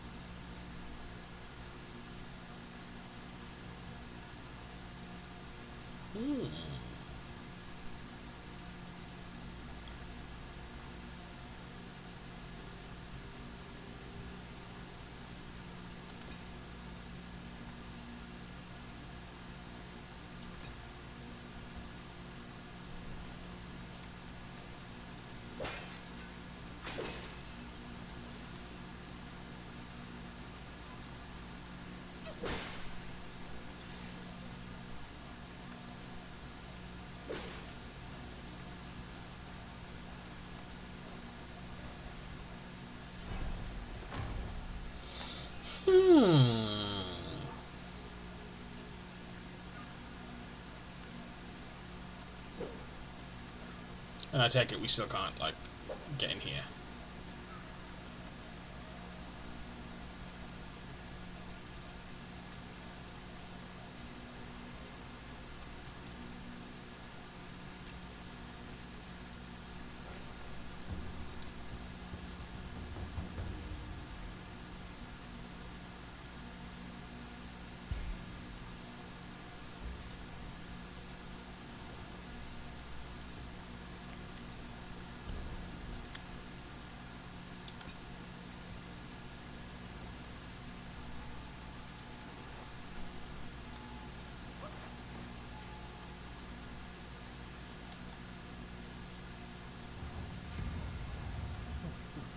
Nope.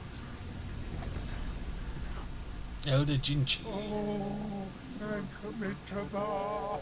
Oh, finally then, the three bells sang. Disciples come. I hear travelers approaching my temple carrying new treasures.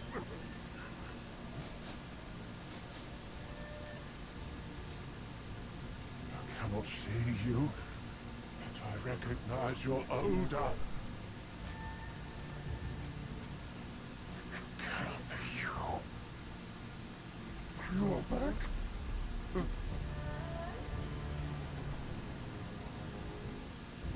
must be you who took that Kasaya. Now give it back!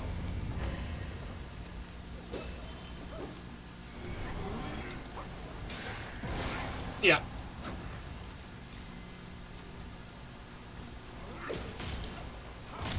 Whoa.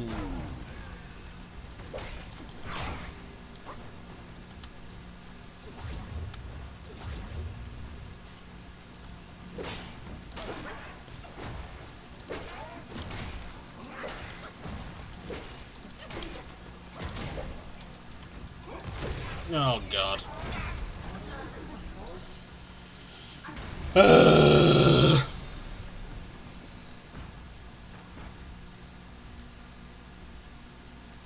Yaguai, King Elder Jinchi. Alas, this old monk, so unwise, his years brought neither truth nor prize. I'm sure we'll get that when we kill him. Oh, it's secret, like this is a secret map. I see.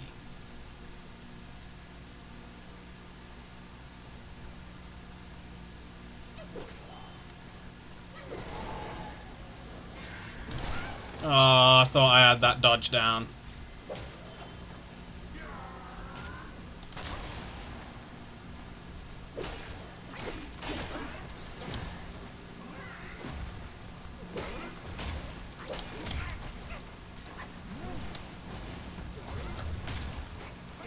Oh my god, bro.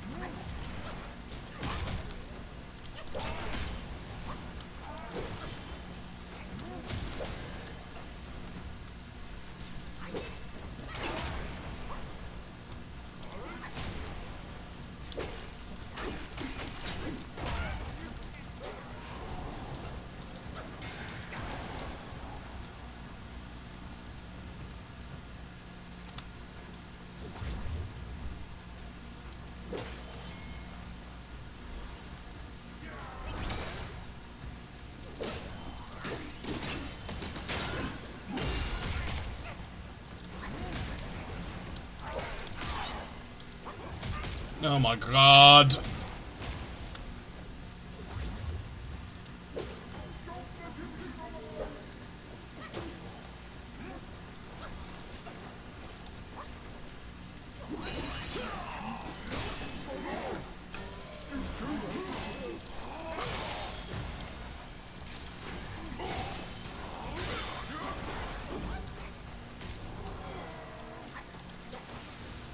What is happening?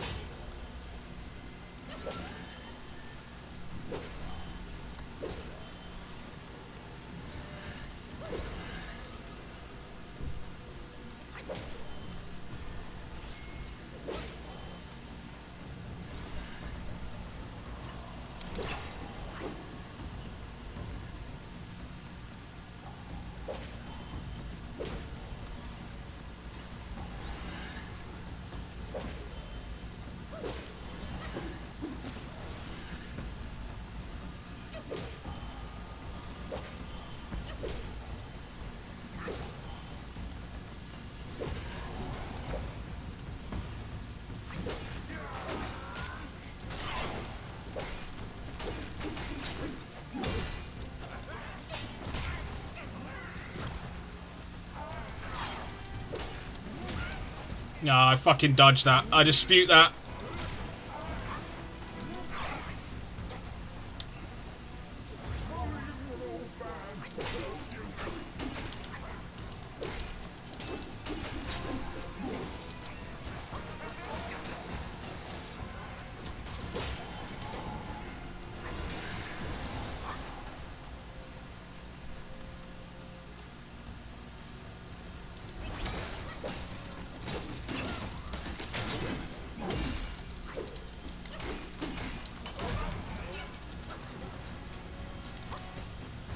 No.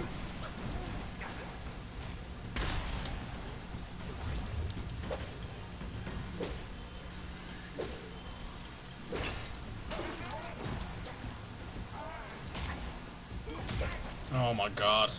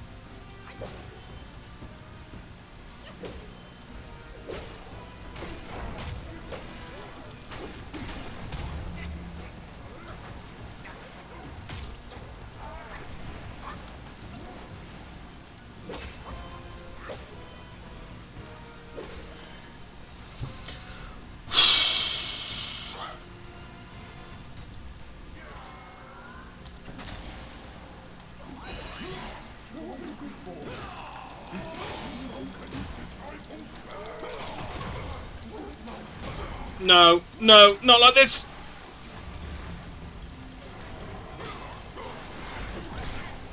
Oh.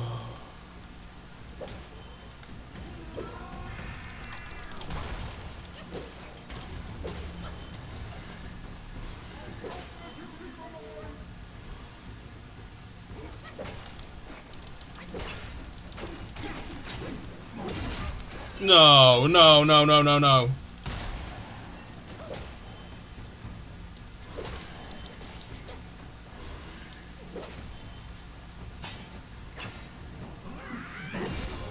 Fucking yes! Ugh. Your dispute will take 5 to 7 business days to process. 270 years spent. Ugh. Science collected by the hundreds. Still one short without this.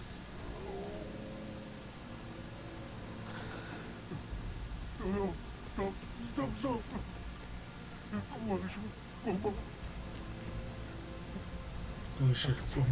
Leave it. Just leave it. Stop the fire. Please stop.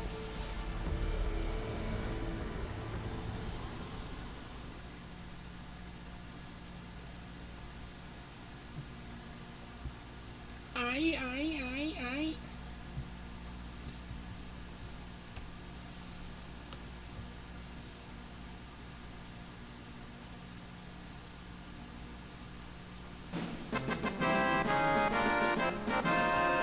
Why, thank you, sir.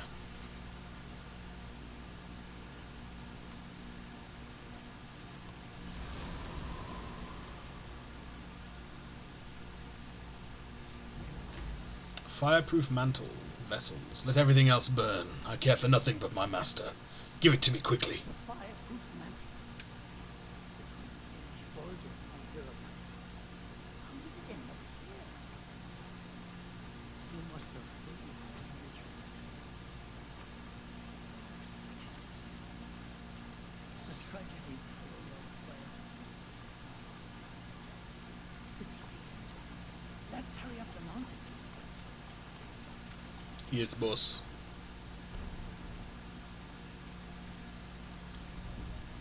Vessels. When key is full, press R2 plus the L3 to use vessels. Some hidden vessels after the process can be discovered in the journey, each with a unique power. Using them costs key, which can be recovered from hitting enemies. Increases burn resistance, grants immunity to scorch damage from lava-covered terrain. Ooh, does it now?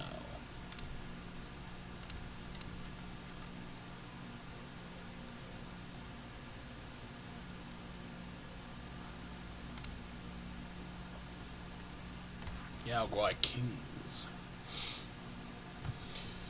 Yeah, I was saying I'm going to be doing the Xbox Direct as well tomorrow. Might do this first. Pop off for normal time. Start this. Pop off like 15 minutes before the developer direct, so I can have a whiz and get a drink, sort myself, and then come back for that. And then I think it's meant to be 45 minutes, so we'll do that, talk about it for like 15 afterwards, and then get back into this, I assume.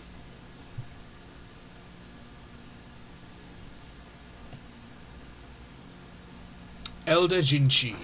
With empty hands he preached, yet gold was his quest. He left no wealth, just doctrines to attest. A life of greed, his doom was sealed tight. If deeds were weighed, would he still face his plight? After 2 months of peace, Tang Monk reined in his horse. He saw towers and halls nestled deep in the fold of the mountains. At the gate of the place, they saw that it was indeed a temple. The master and his disciple exchanged greetings before passing through the mountain gate. In the main hall they saw the name of the place, Guan Yin Temple. Tang Monk was overjoyed, but Monkey said, "Master, this is no good place. Better to leave soon." But the monk wouldn't listen. He knelt before every golden statue he saw in prayer, and the monkey, impatient with his master's attitude, began to strike the bell incessantly, startling all the monks in the temple. Those from the upper and lower halls all poured out. The monks greeted Tang Monk. Monkey used his see-through eyes to look around and laughed. "Why do you monks here look so sickly and weak, with your spirits drained? Have you broken the precepts?" In Tang Monk's perception, the monks all wore brand new kasayas and had tall, sturdy bodies. He considered Monkey's words to be mere nonsense and remarked, "Don't speak so recklessly." Then he turned to apologize to the monks. The monks themselves regarded Monkey's words as nonsense as well. Only 2 small monks hidden in the crowd dared not reveal themselves.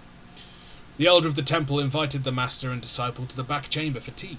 After the monks had taken their seats and the feast was laid out, the 2 small monks assisted the elderly monk inside. Tang Monk bowed respectively. The 2 exchanged a few pleasantries, and Tang Monk inquired, "May I ask about your esteemed age, venerable elder?" The old monk replied, "Despite my many mistakes, I have lived to see my 270th year." When Monkey heard this, he laughed and said, "Oh, Skinflint, why do I smell Yao Guai in this temple?" The old monk did not answer. Tang Monk hastened to interject, "This disciple of mine can be somewhat unruly at times. Please do not take offence." A small monk was just then using an exquisite vessel to pour 3 cups of fragrant tea for them. Monkey stared at him and said, "Where are you from, little monk?" The small monk set down the tea and swiftly hid behind the old monk. Biting his finger, he said, "This one has a furry face and a strange head. He's a bit scary." Tang Monk glanced at Monkey and said, "Mind your words! Don't offend people with your brashness." He then shifted the conversation by praising the tea and the vessels. The old monk didn't seem to mind. Instead, he asked Tang Monk, "Noble sir, hailing from the Emperor's capital, might you have any treasures that you could lend me for a mere glimpse?" Tang Monk declined repeatedly, but Monkey laughed and said, "Master, isn't your kasaya itself a treasure? Why not allow him a glimpse?" All the monks laughed. Then they brought out 12 cases of kasayas, unfurled them and hung them up for Tang Monk to see. But Monkey laughed and said, very well, put them away. Bring ours out for a look too." Tang Monk grabbed Monkey and tried hard to stop him, but Monkey said, do not fret, I know what I'm doing."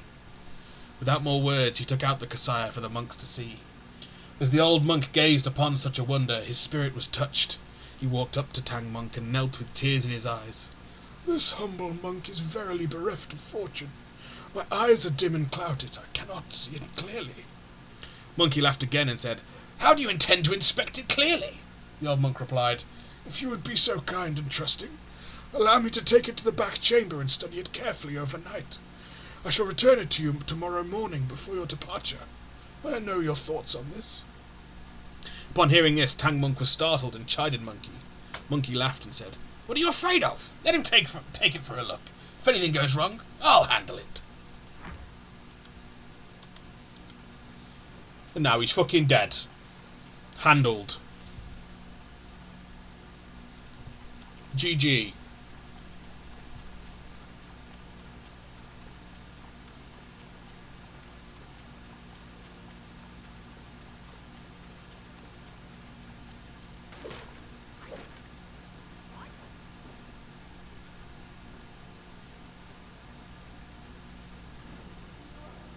The Black Wind Cave. Okay, we can't jump down there. Just making sure.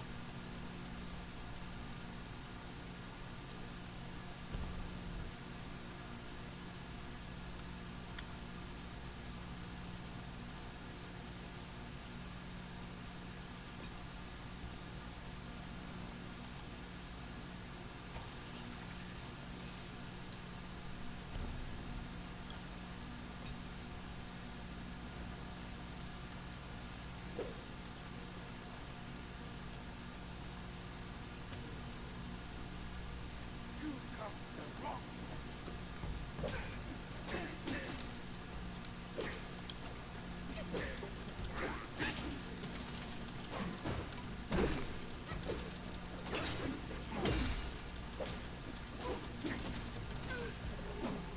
Is that so? Wolf Assassin! Hey! Who's this handsome dude? Gotta be Bruno Lupe! Hello! How are you? Welcome, welcome, welcome. It's very nice to see you.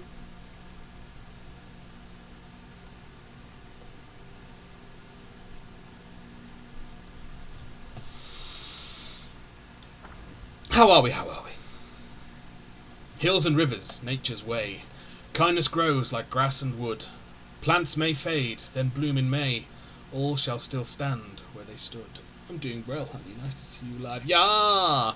Yeah, I was getting really consistent from in November or December last year, and then New Year hits and I generally go into like a fucking low in the new year, but we're gonna get back into being consistent again.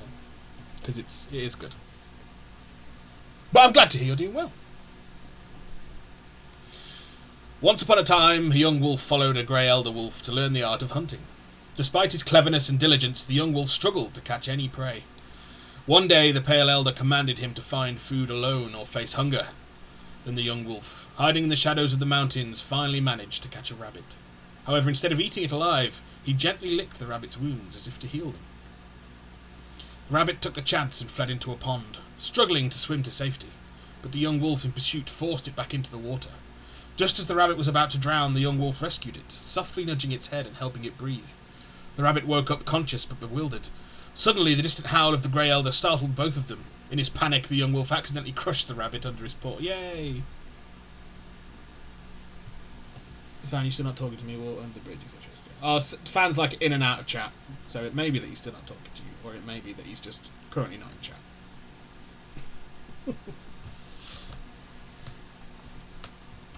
Heartbroken, the young wolf wept bitterly. As the elder approached and inquired, it became clear. The young wolf couldn't bring himself to kill the rabbit, so he repeatedly spared its life. Yet he also feared his own hunger, and that's why he refused to let go. Acknowledged, the grey elder then advised, "Your false kindness brought misery. Instead of hesitation, both of you would have been better off with a swift end." The grey elder's words seemed to have dawned upon the young wolf. Later it honed a lethal technique of hurling whirling blades from afar for stealth kills, believing this to be the ultimate form of mercy toward its adversaries. Well, you're fucking dead now, ain't you, mate?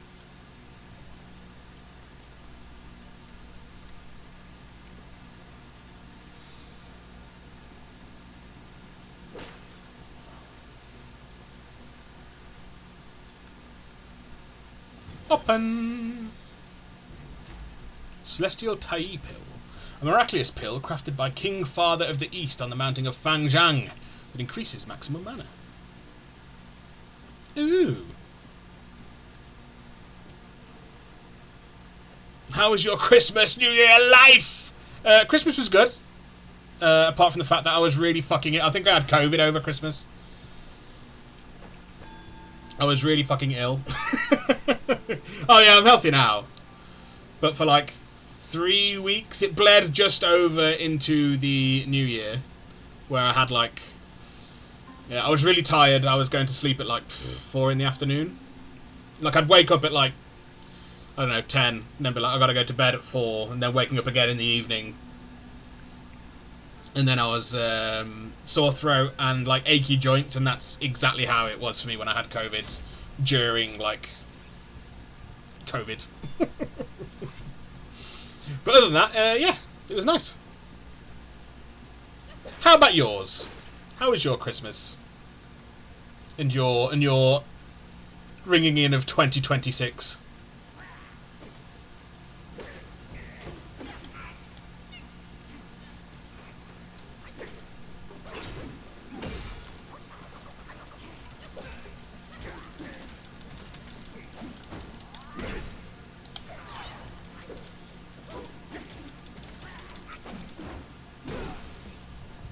Ooh, that's a few sparks.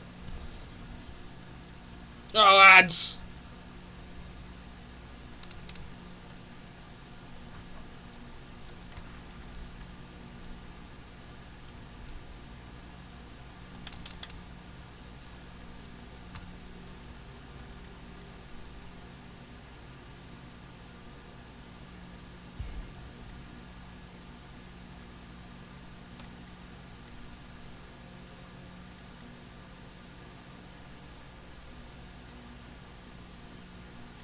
I don't know what seeing through the enemy means.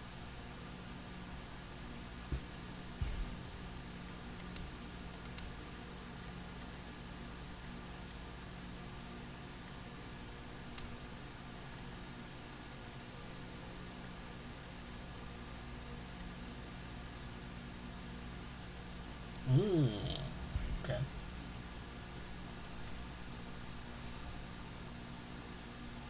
It was okay, I'm still struggling with Mummy, but it was easier this year. Well, at least it was easier.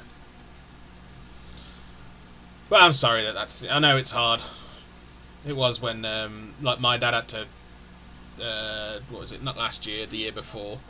He had to quit his job to go and, like, live in with my grandma and granddad to care for my granddad.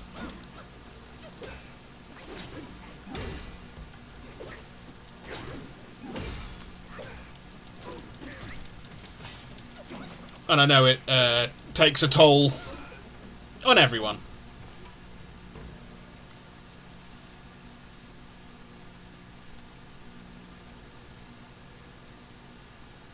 When you have to, like, make these sweeping life changes, and it's like anything, isn't it? These big life events that contain so much stress and upheaval. Oh, babe, sending you an absolute huge hug. Oh, it's alright. I mean, it is what it is.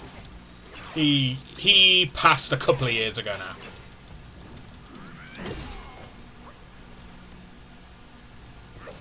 But I know it was difficult for my dad when he was like... He'd just started this job like 6 months earlier and was enjoying it. Because he'd switched to a different company. And then having to quit when he just got settled and stuff, and move back in with his mum and dad to live in, it was all a big kick in the teeth for him. But obviously, you know, he loves his dad, so he's gonna do what he can to help.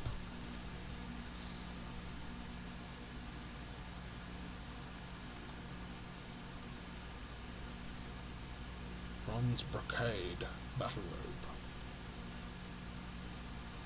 Ooh, that all looks really cool. So we're gonna get that now. And I am going to craft the weapon. Oh, what the fuck? Shut the fuck! No, we got nothing to sell. Wonderful. Yeah, completely understand. Yeah! It just... Again, it is what it is. You've just got to keep on keeping on. Try and shoulder as much as you can and take on as much help as you can. Allow people to help you while you're also doing the helping, which can be a difficult thing to do.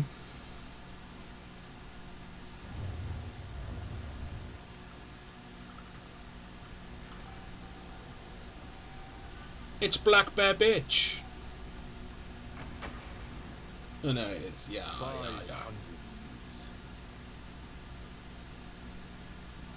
You're looking very heavy. Thank you, thank you. Now it's grander in scope. I am now pre-diabetic rather than diabetic, so yeah. Consumed by the fire. I appreciate it. It also helps, I think, that I cut my hair off because the thinning there made me look unhealthier, I believe. Them eternal repose.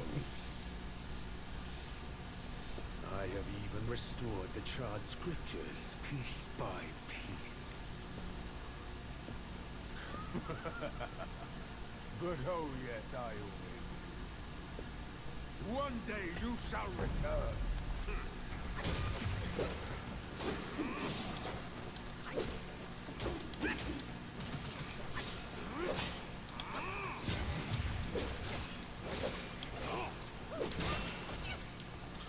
Okay, rude. Very rude. Who are you?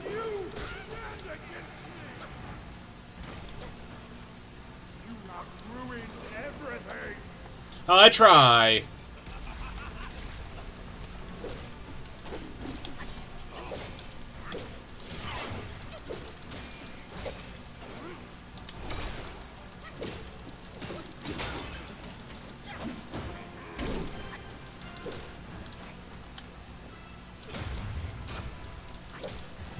Ooh, okay, okay.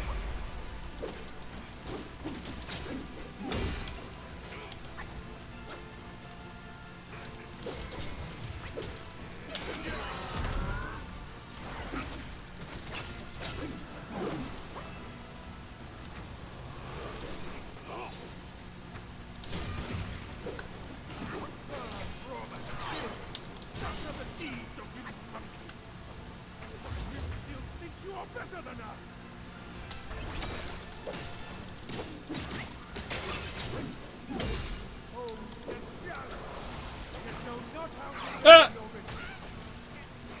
That's good, diet controlled. Not entirely, but I'm lowering my medication, and I have asked. I have inquired about getting a. Oh no. No. No. Fuck. An NHS supported like diet plan. Like they would provide like this calorie restricted diet and provide me with the things to use it. Let's call this bad dude souped up panda. Souped up panda, no hair but shit ton of muscles. Yeah, oh yeah, absolutely. It's when Panda has his midlife crisis in like 20 years. And decides that he's gonna fucking hit the gym. Why so eager to die when you could walk away? Ah, you bitch.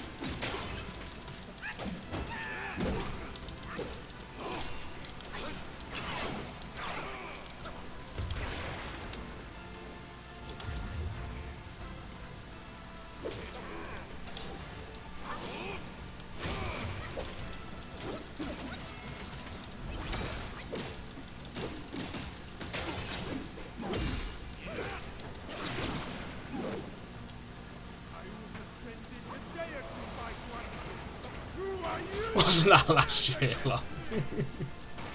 That was his third, like, 1/3 life crisis. Ah! You have ruined everything. Again, I try.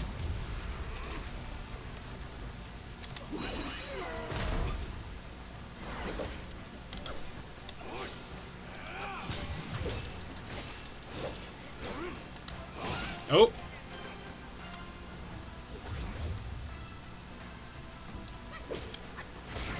Ow.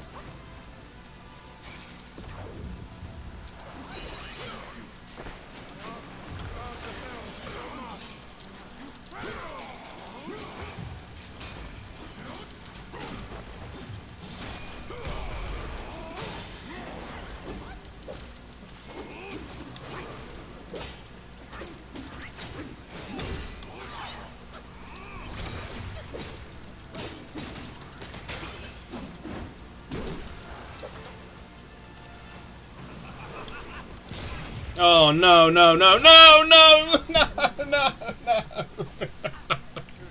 Oh,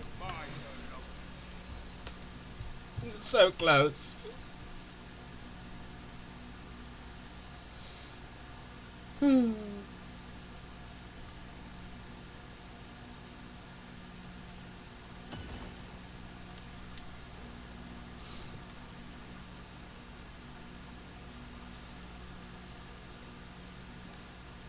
Why so eager to die when you could walk away?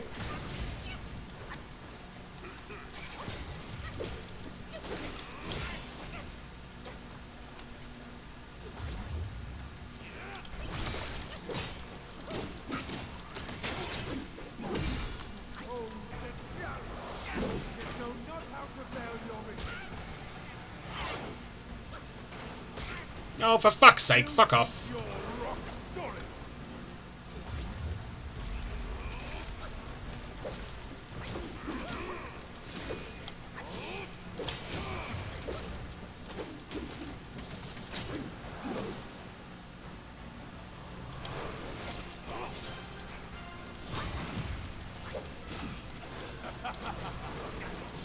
Stay, and perhaps I can even grant you a title.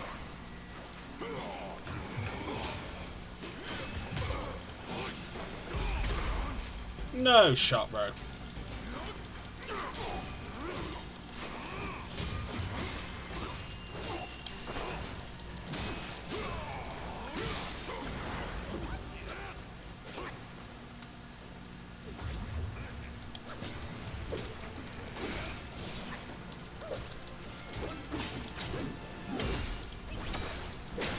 Oh, piss off, bro.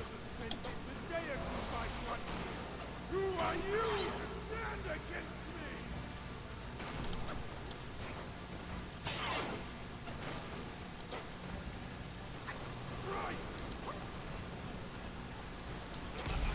Oh, fuck. I tried to time it out.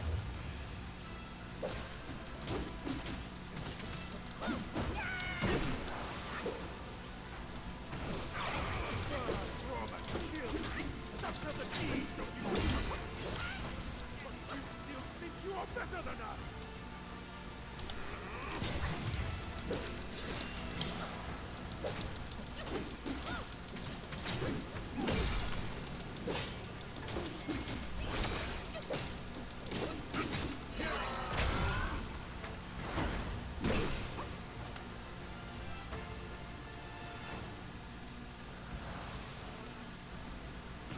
You do not desire immortality.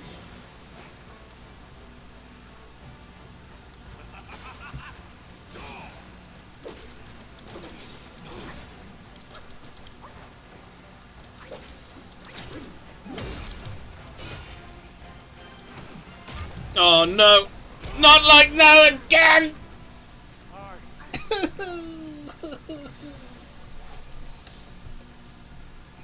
You douche. You big old douche.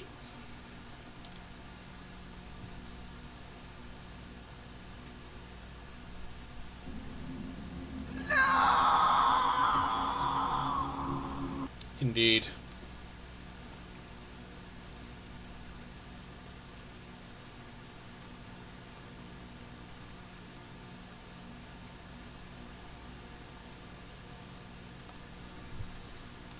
You challenge me without even letting me have dinner first.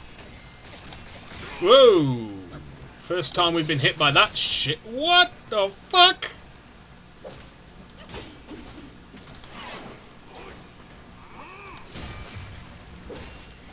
Jesus Christ!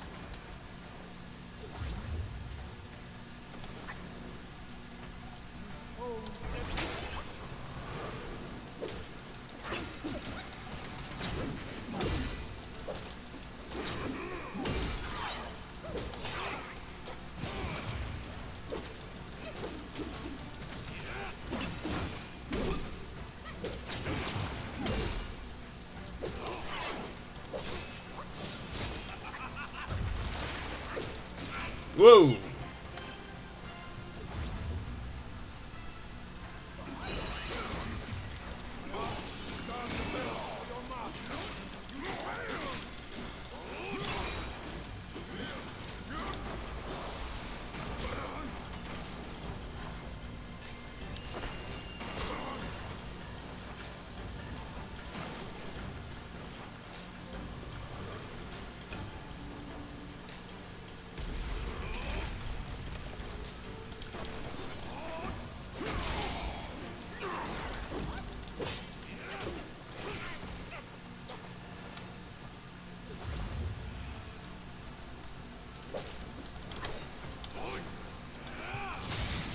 Ow.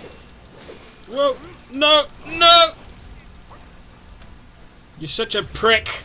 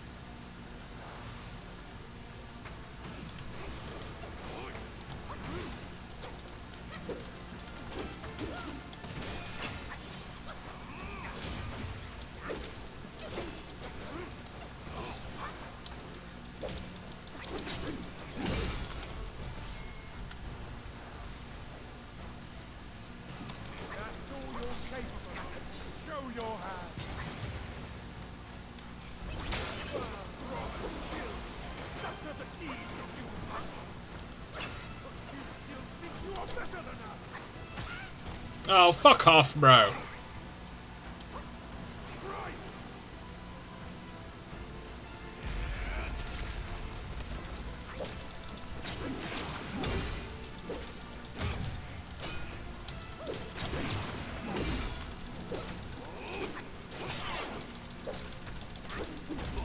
Yeah, fuck you!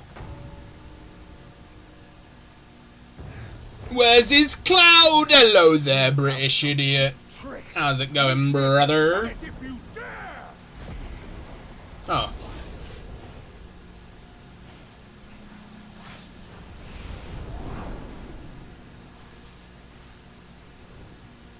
The spell he just cast may appear intricate, but it's not hard to learn. Is that right, little mushroom gnome? Lacking. Serving Granny Itchy ear, didn't bro. help him much. But what he left here could surely help us. Consider today your lucky day. Always do. Still alive, innit? Cloud step. Dispersing into mist allows for an escape and provides an opportunity to execute an unveiling strike.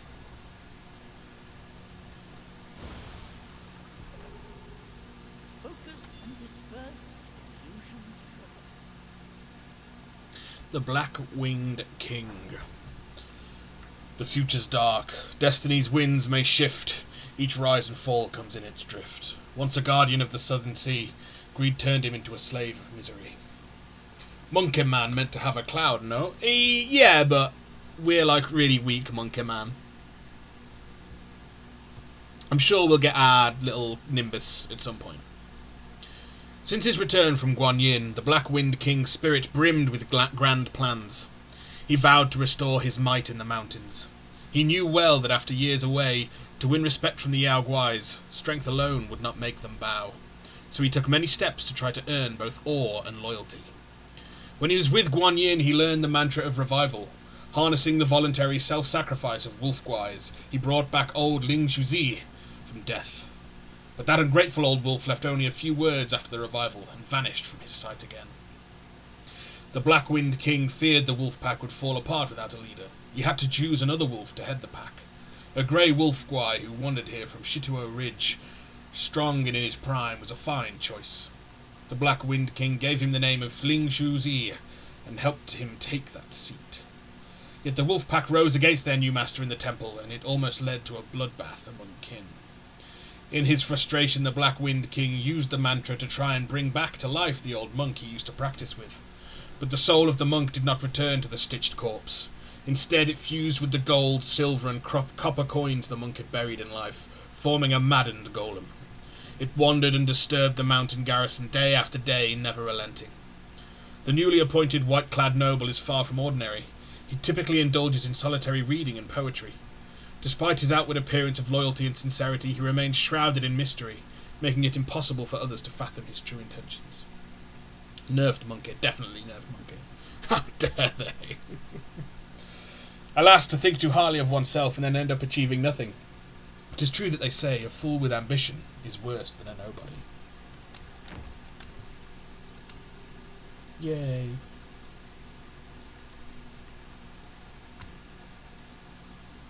I'm going to spell the loose behind a decoy while allowing for quick dispersion to mist and escape. Useful for evading attacks or at luring enemies into a trap. Upon returning from the mist state, an invading strike can be unleashed to catch opponents off guard.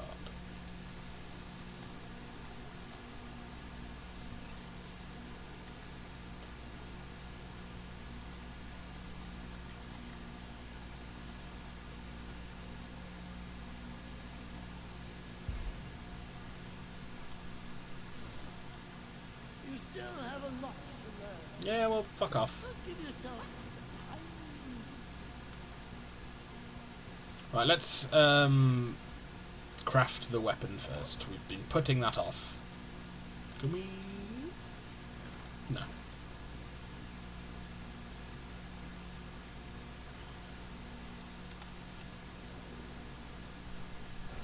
How are we, British idiot?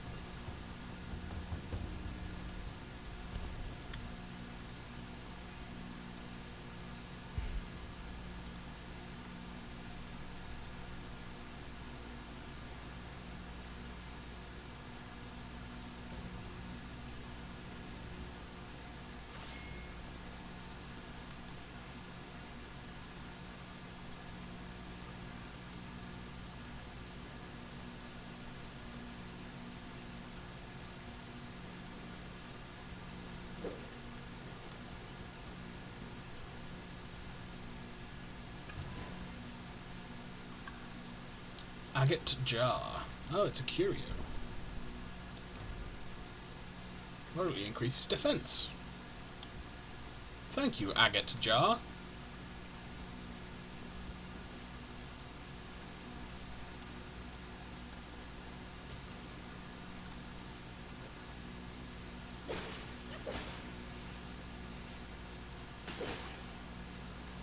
Ooh.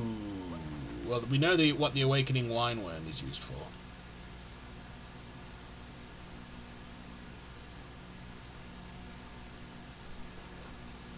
That is for upgrading the amount of health our flasks restore, or our gourd. Sorry, they're not Estus flasks. They're like coconut milk gourds.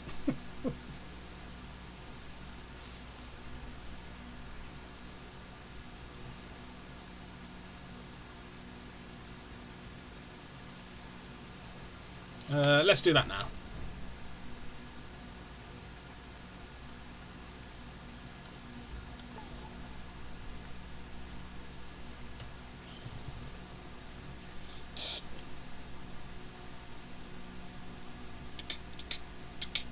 I have pre-ordered Resident Evil Requiem, the deluxe edition, not the digital edition, because I'm not a bitch. The deluxe edition because it comes with a fucking steelbook. And I fucking love me a steelbook case.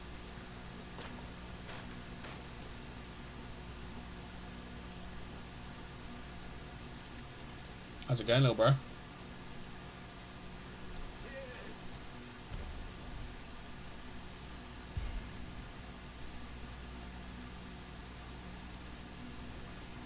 Remember, young friend, a sink makes one tipsy, many sinks make you hammered.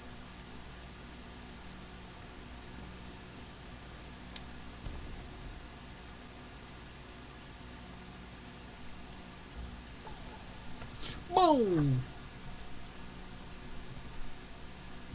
If I were to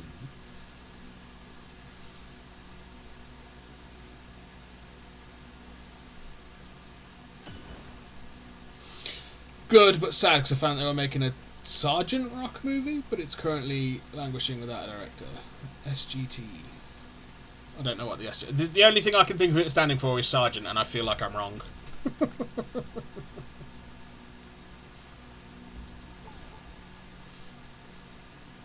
But that's a shame. Always is when something like you're excited for gets fucking bitch slapped into the fucking, what's the word I'm looking for? Purgatory. Creative purgatory. That's what I was looking for. I was about to say, what's the place between heaven and hell? Was there anything to pick up in here now that we killed him? Did he drop anything?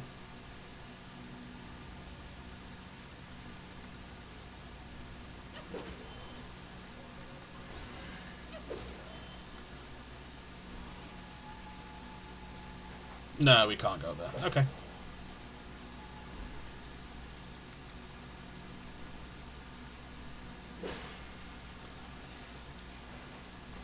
And we can't go off the side there. Okay.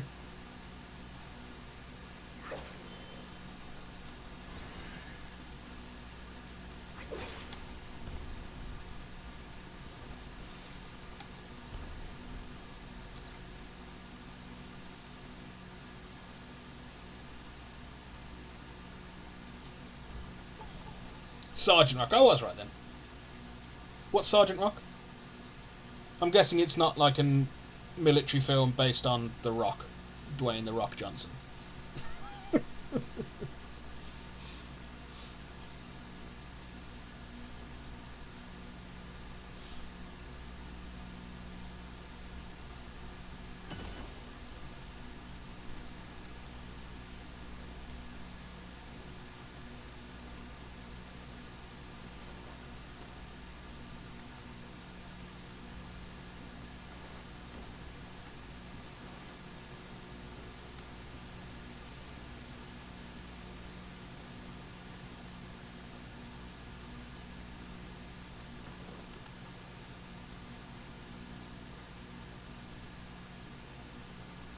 DC Comics character. Ooh, okay.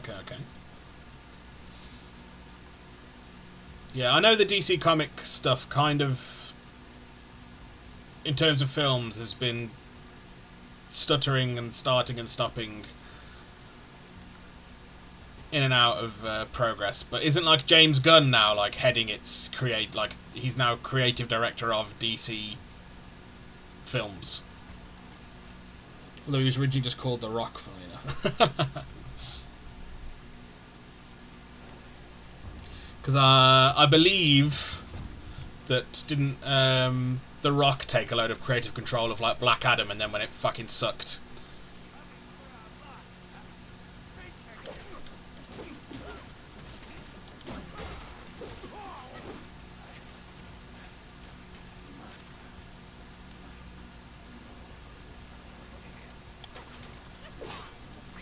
When it sucked, like it put a whole kibosh on a load of plans they had.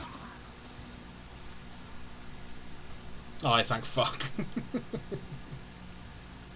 I've still not watched the new Superman, which is meant to be quite good. Because I was kind of bummed when they dropped Cavill. Because I like Henry Cavill.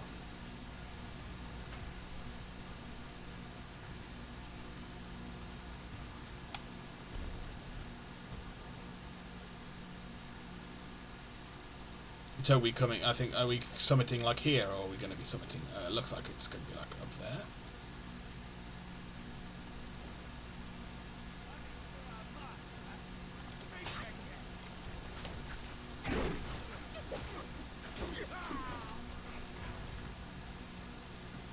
Ahead is a treacherous path. Don't forget the spell you just learned. Oh yeah.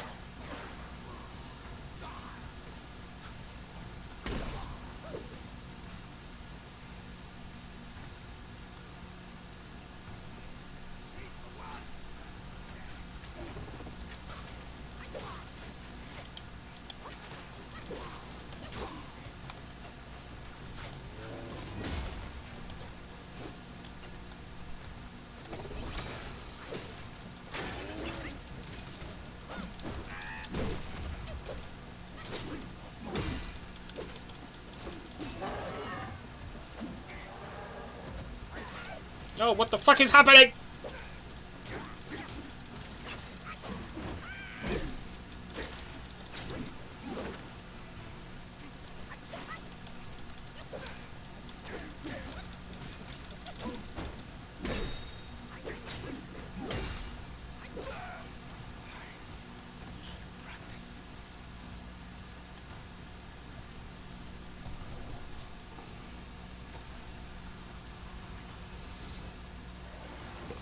Watch the new Superman. Okay.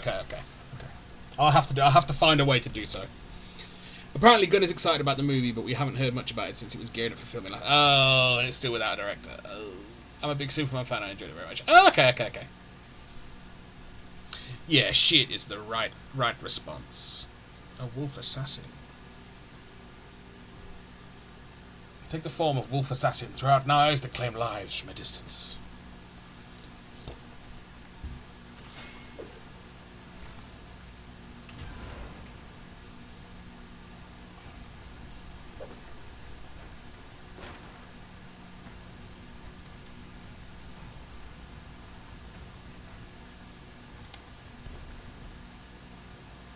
Do you reckon we can make it? Do you reckon the game will let us try? It will not.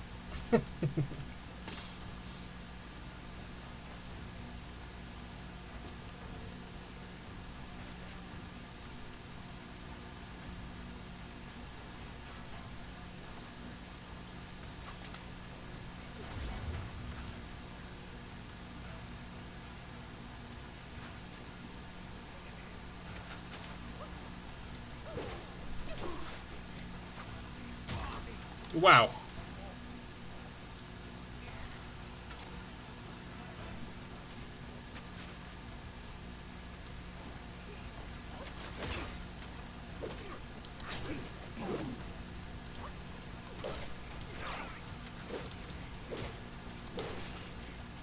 Well, that was fucking shite.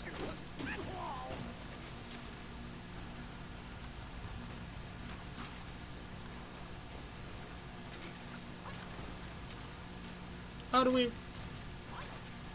Are we just not allowed to fucking kill you then? Bit fucking shit.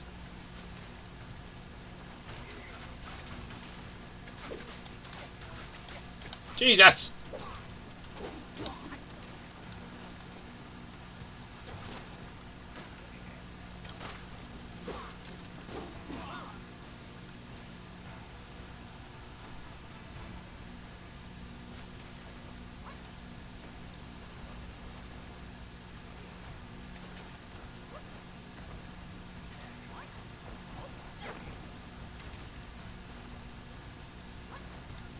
Bruh.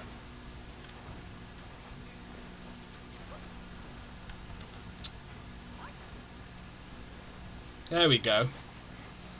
You thought you were fucking safe!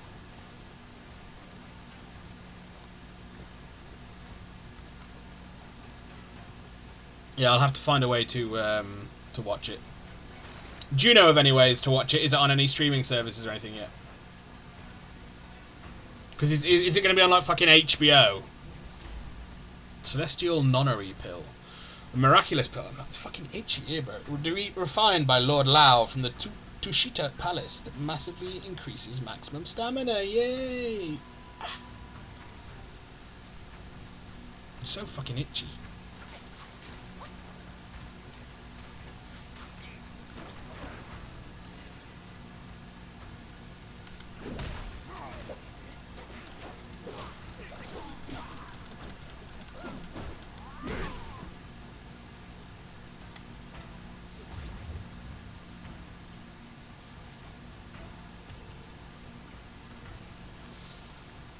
Because I do not have HBO.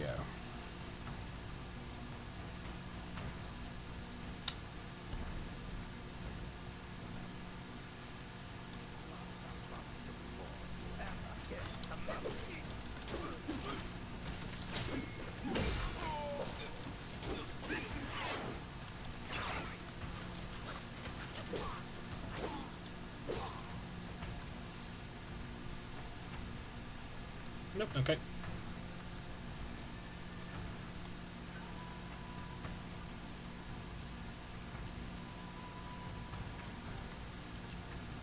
Loot's an HBO Max, but I'm sure you can sail the high seas or use a VPN and find it's been out for a while. Yeah, I've got a VPN. I do have a VPN. But if I don't have an account with something, a paid account in something, it won't matter. And I don't really like sailing the high seas. Even with VPNs. Oh no! We're gonna fucking die.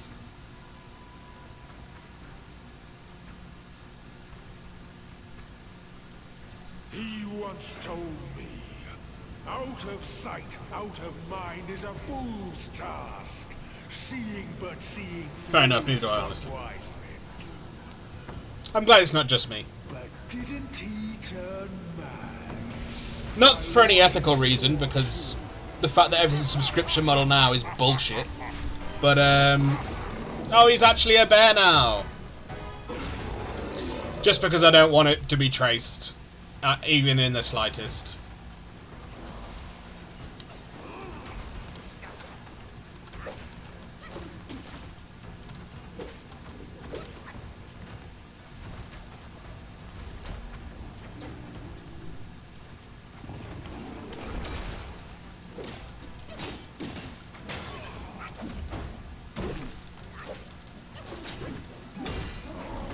Ooh, shit.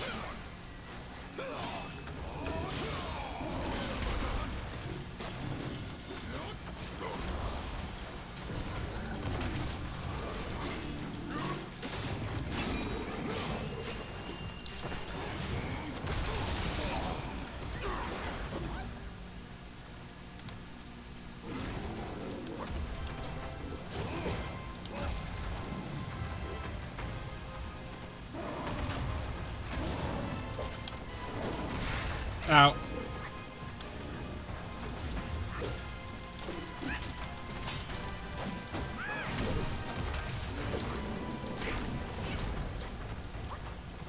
I can't escape! I'm stuck!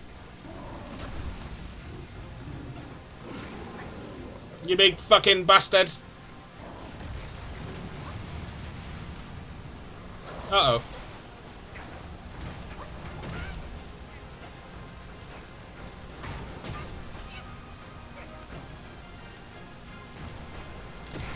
Fuck off, bro.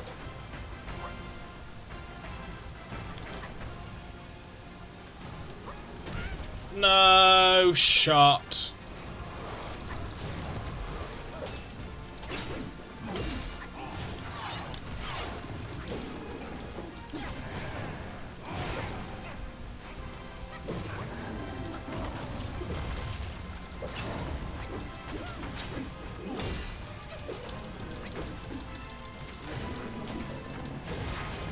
No! No!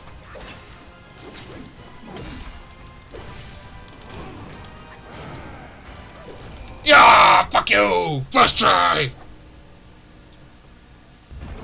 Yeah, it's not for an ethical reason, I just don't want to watch it for it, but yeah, that too. Cunning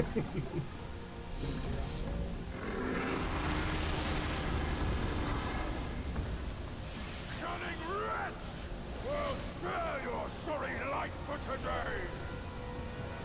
Fortune is no longer on your side! No one will come to your aid. All I need is to take it elsewhere. Is the noble going to come down? Big on you!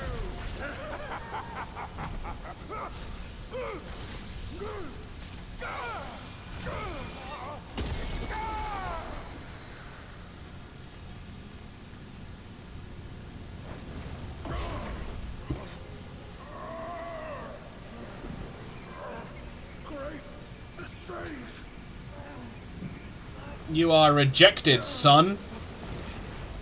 Oh, pardon me, young sage. Mercy, young sage, have mercy. I was just a pawn of the celestial court. If given a choice, who dared to challenge the mighty wrecker of the celestial palace? His words ring true. No matter how daring he was, he had not the nerve to harm the great sage. There must be someone else pulling all the strings. Exactly, and this thing is eerie. I have no idea how to make use of its power, except to enshrine it up there, tricking lesser Yaoguais into offerings. If you pardon me, I'll go back to Guanyin to atone for my actions and be put back on the encaging ban. You will never see me out there anymore. Oh, ignore his nonsense. Go now, little monkey. Go and retrieve the great sage's relic.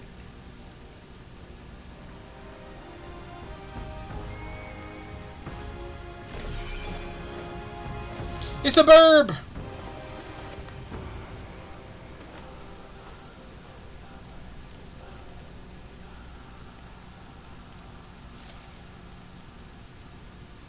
A mustachioed burb with 2 pupils.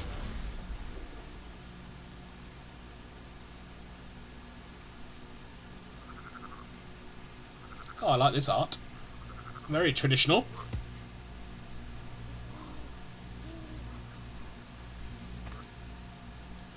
Bro, my fucking ear.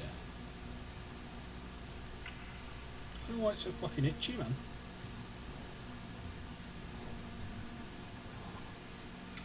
It's not like what I normally do. If an area of me itches, I slap it to make it sting, so it doesn't irritate the skin. But you can't do that when it's in your fucking ear.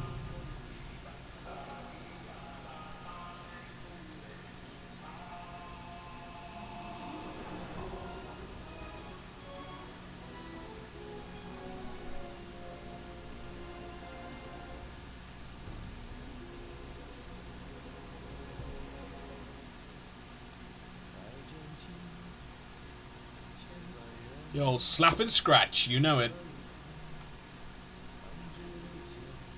None of that slap and tickle nonsense.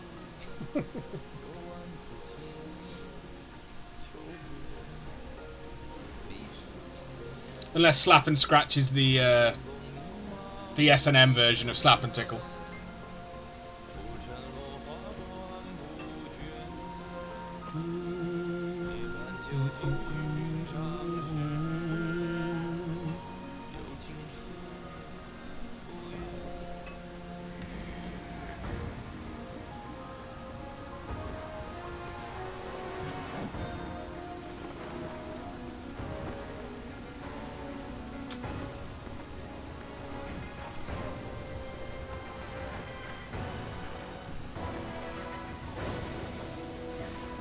Well, now that you say it.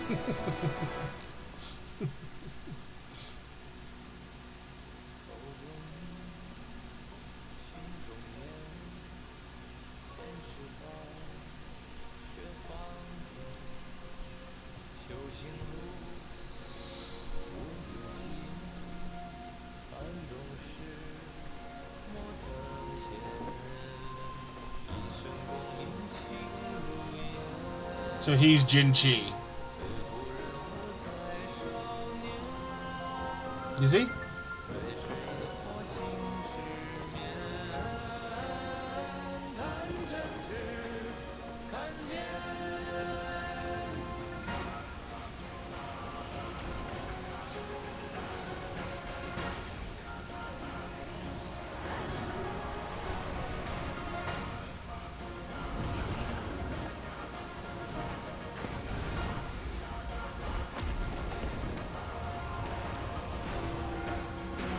Maybe not.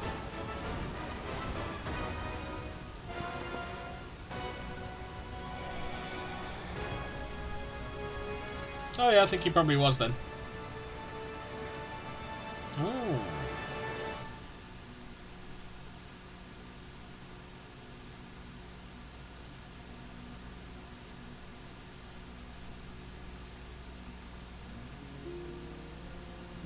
Master, it still puzzles me.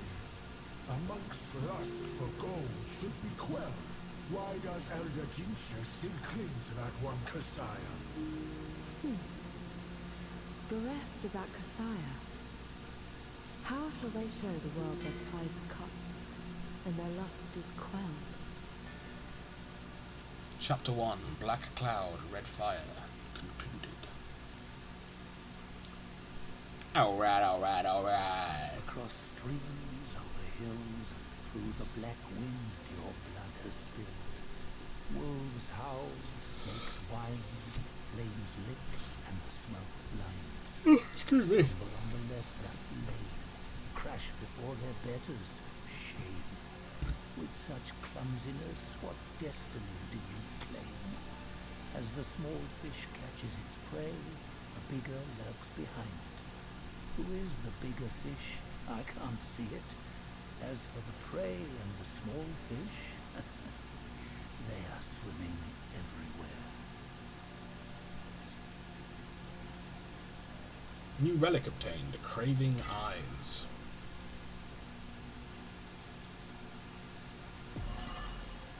Level 21.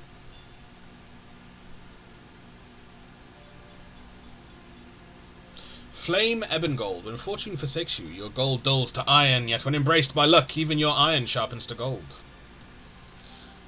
Jaguar Core, Stone Spirits, and Mind Core. The mighty employ their corporeal forms as furnaces and their essence, vigour, and spirit as ingredients to forge a potent core which may be harnessed to craft celestial medicine. So is that like...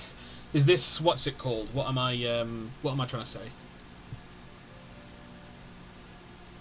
This is cool. In his last life, the monk was the enchanter. What's the fucking... Disciple to Buddha in the West. Yet his arrogance led him to disregard the Dharma teachings. Like a cultivation Result, the Buddha mythos. cast him down to the mortal realm. He was destined to face 81 trials throughout his journey. The fire for that Kasaya was merely the elation. Fucking hell. A fine guardian from Guan Yin he could have been, but he came back here to daydream immortality. Sadly, he had the greed, but lacked the pluck. He could fool his followers, but not himself. His destiny was sealed the moment he donned that band.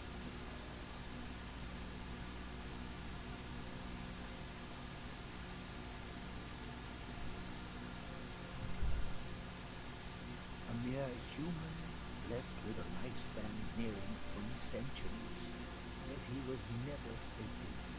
He just had to seize that one Kasaya. Centuries of devotion undone by a moment's greed.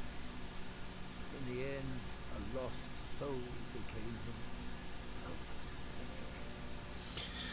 How pathetic indeed.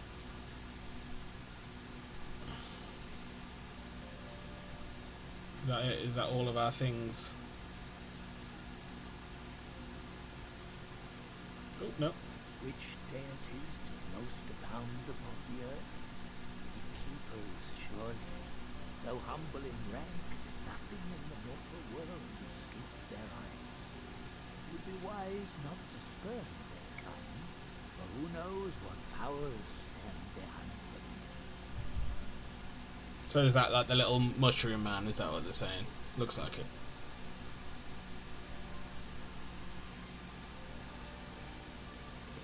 Anywho, I'm trying to draw a Batman redesign, and Christ is it harder than I thought. That does not surprise me, because Batman's so iconic that it's difficult to kind of... And because it's quite a simple design, it's difficult, I would imagine, to like redesign or vary it enough to make it distinct, but also to make it look as good, if that makes sense. I don't know if I'm making sense, but that's the best I can verbalize my thoughts. Chapter 2, Yellow Sand, Desolate Dusk.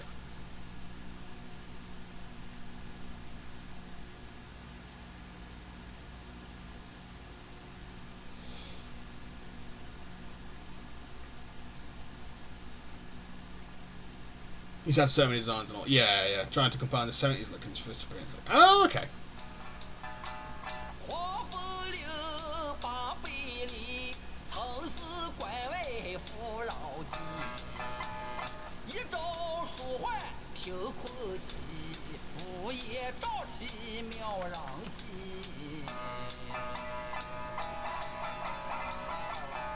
Fucking shred him. 无父无君无法纪，为非作歹有天比。修得大手皆佛力，邪风一丝也惊奇。哪知不测其祸，其旦夕，那黄毛年初再回击。平凡不是好得意，不幸后事却成谜。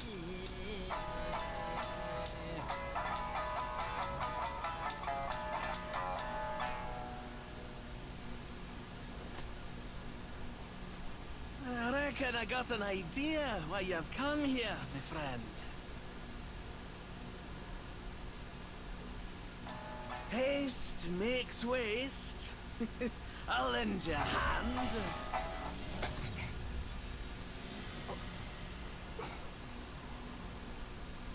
Watch your step, eh? Get more shots, you'll be high and dry.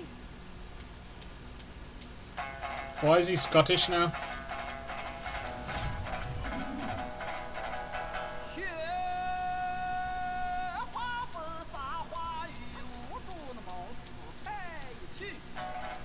Acoustic shredding's all good. Yeah, absolutely. I know a guy who's very good at like Spanish style guitar. And suddenly Scottish. I know, that's what I was thinking.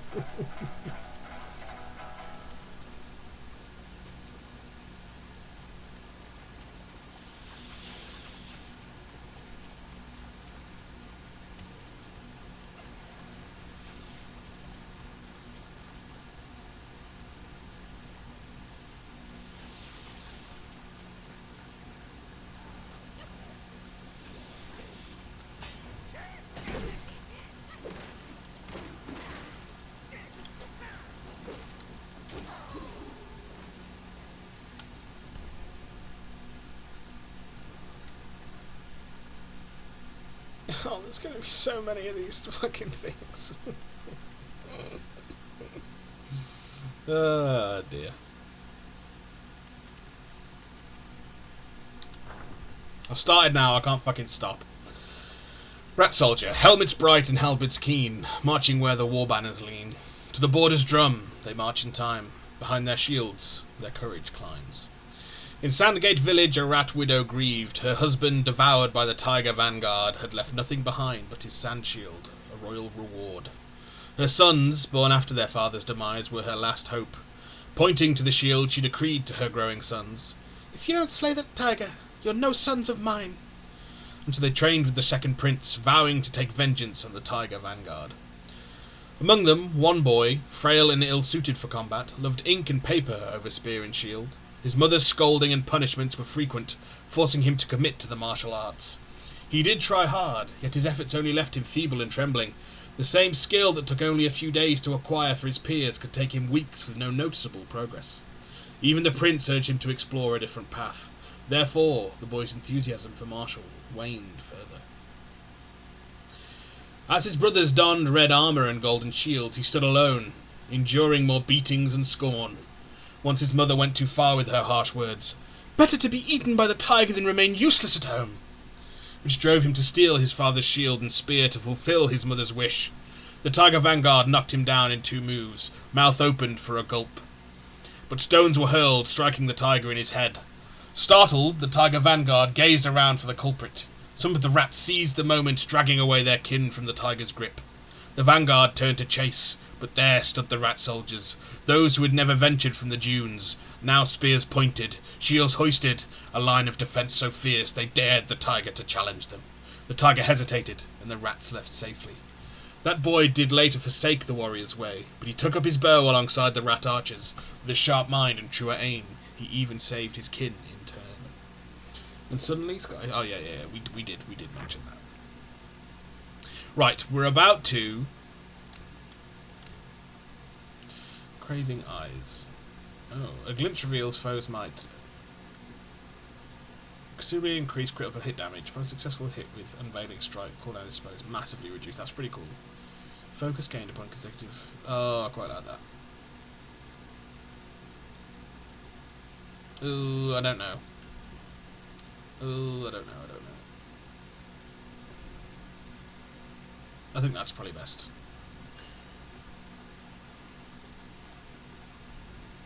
Right, we've got ads coming up shortly, so I will take my break now. You know the drill. I'll be gone for about 5 to 10. But I will leave you with some musica for the subs, and then non-subs will have the ads and then the music. And I'll be back with you as quick as I can. See you shortly.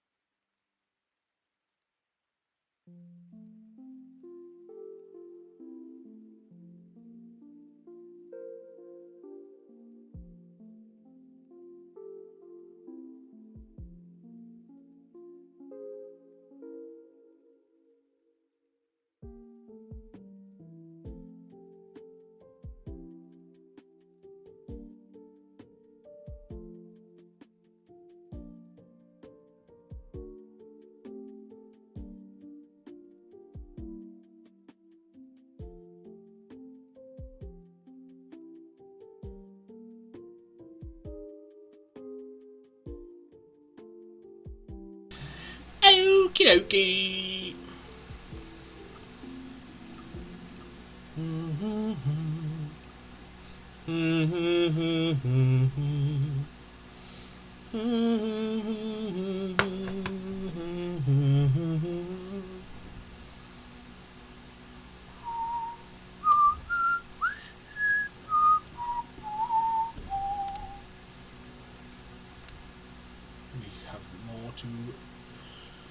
Yao Guai Kings, the Black Wind King we did.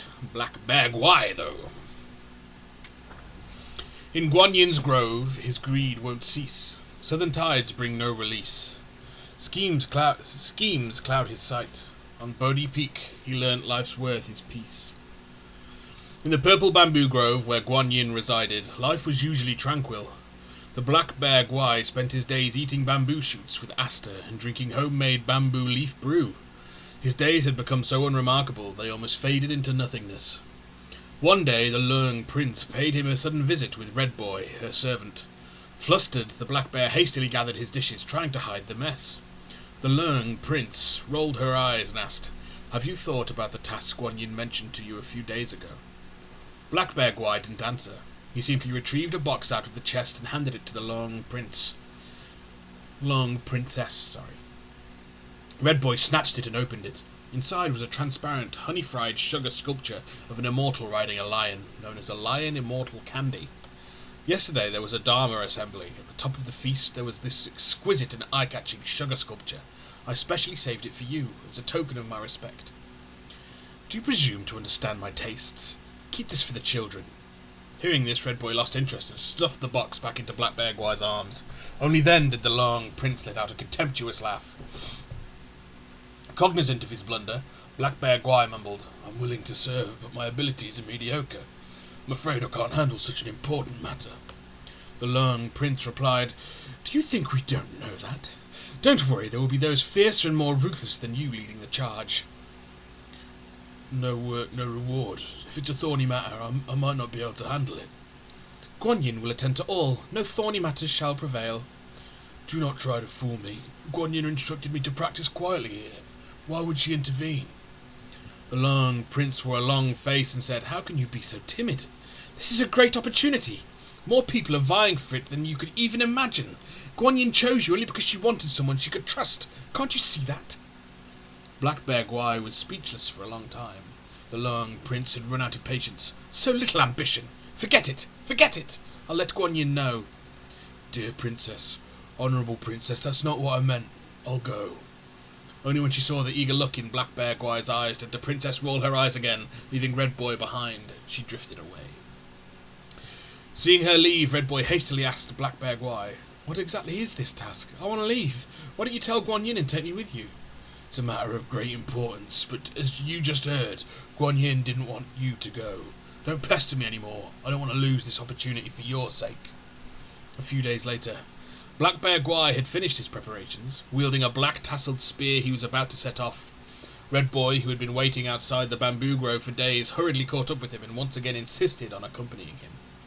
Contrary to his usual manner, Black Bear Guai tried to persuade him. "Red Boy, Guan Yin has instructed that you must stay here.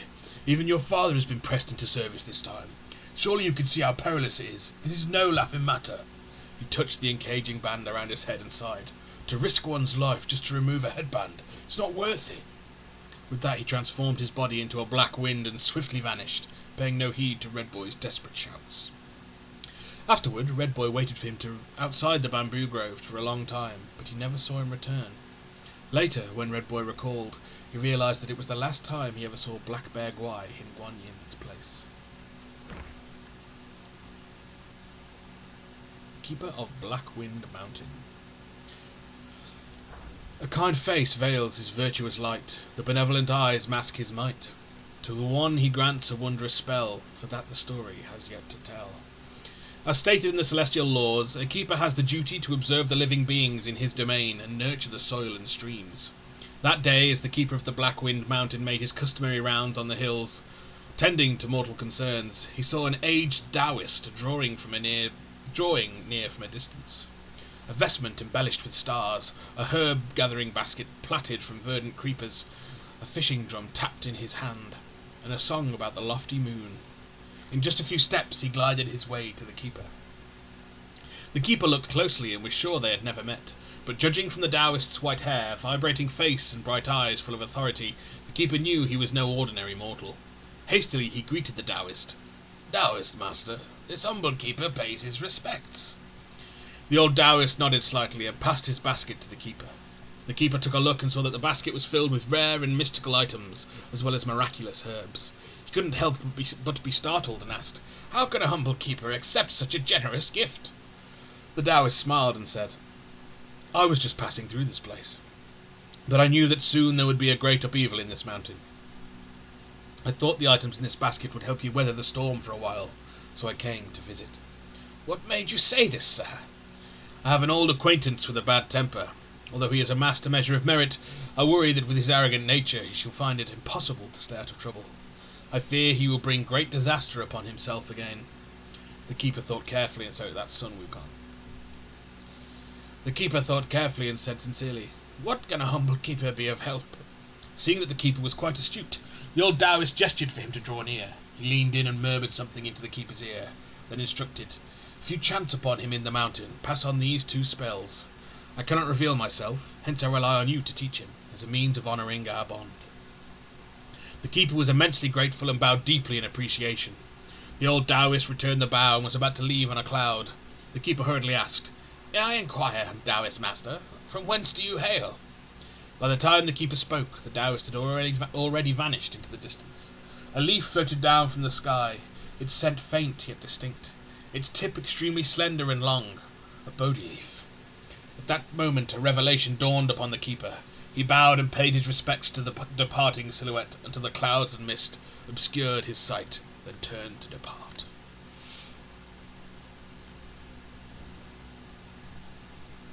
So there.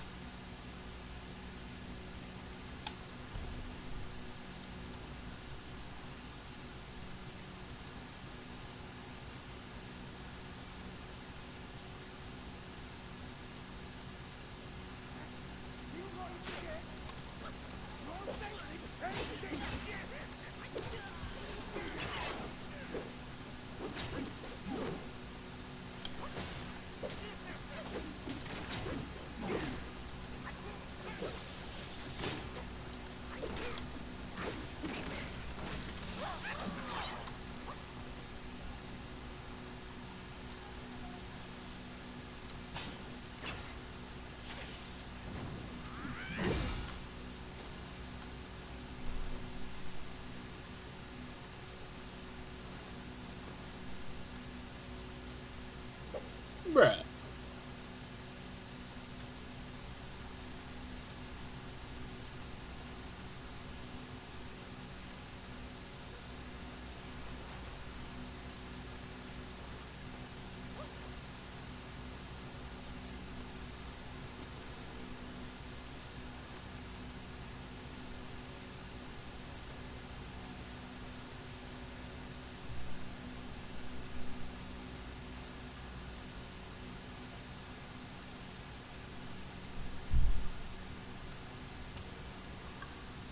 Lambrew.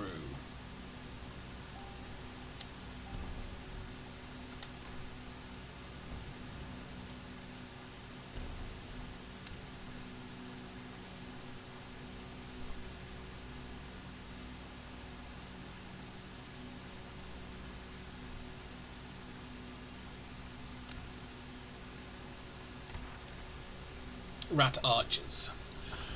An army of bows carved with long. The roars of shafts a frightening song. Warring on, their archery glows, and with tactics their glory flows. In the days when the Kingdom of Flowing Sands warred against the Fuban, there was a company of warriors known as the Four-Feathered Army. Skilled archers they were, one and all, armed with repeating crossbows and great shafts fletched with 4 feathers, capable of piercing even the strongest iron. Great was the joy of these soldiers when the weapons were placed into their hands, for they believed that with their hard-earned skills and such mighty tools of war, victory would be swiftly theirs. As darkness fell, the soldiers gathered to discuss the strategies they would employ.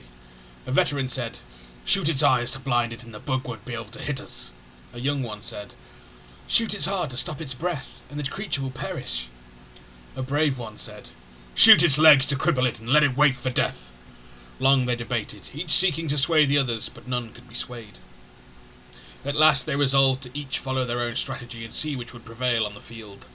The next day the four-feathered army lined up in neat rows. At the given signal a storm of arrows was released.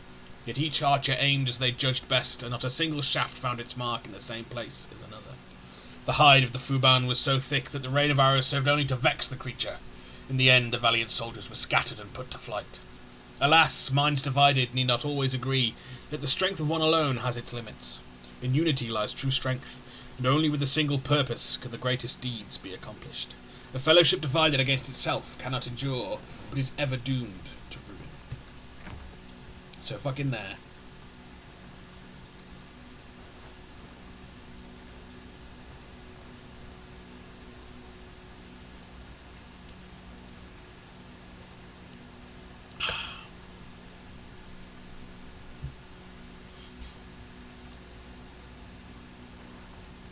Got like 2 or 3 stray hairs in my mustache that keep fucking sticking out.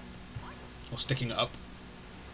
I can just see them like reflected in the light of the screen.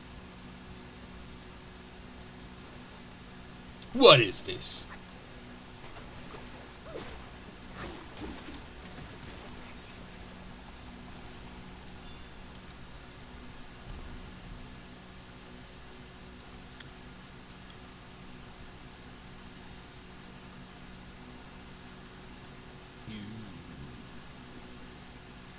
I do want that.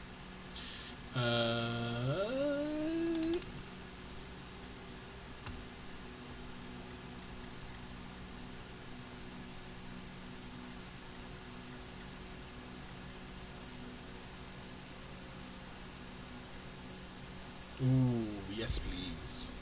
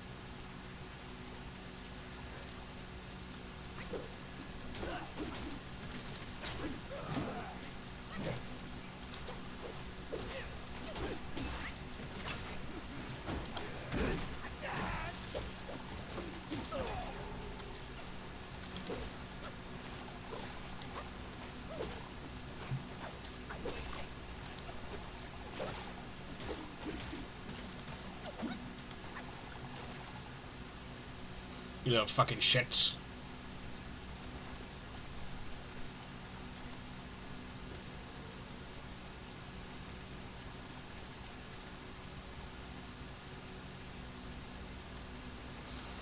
It's another big boy.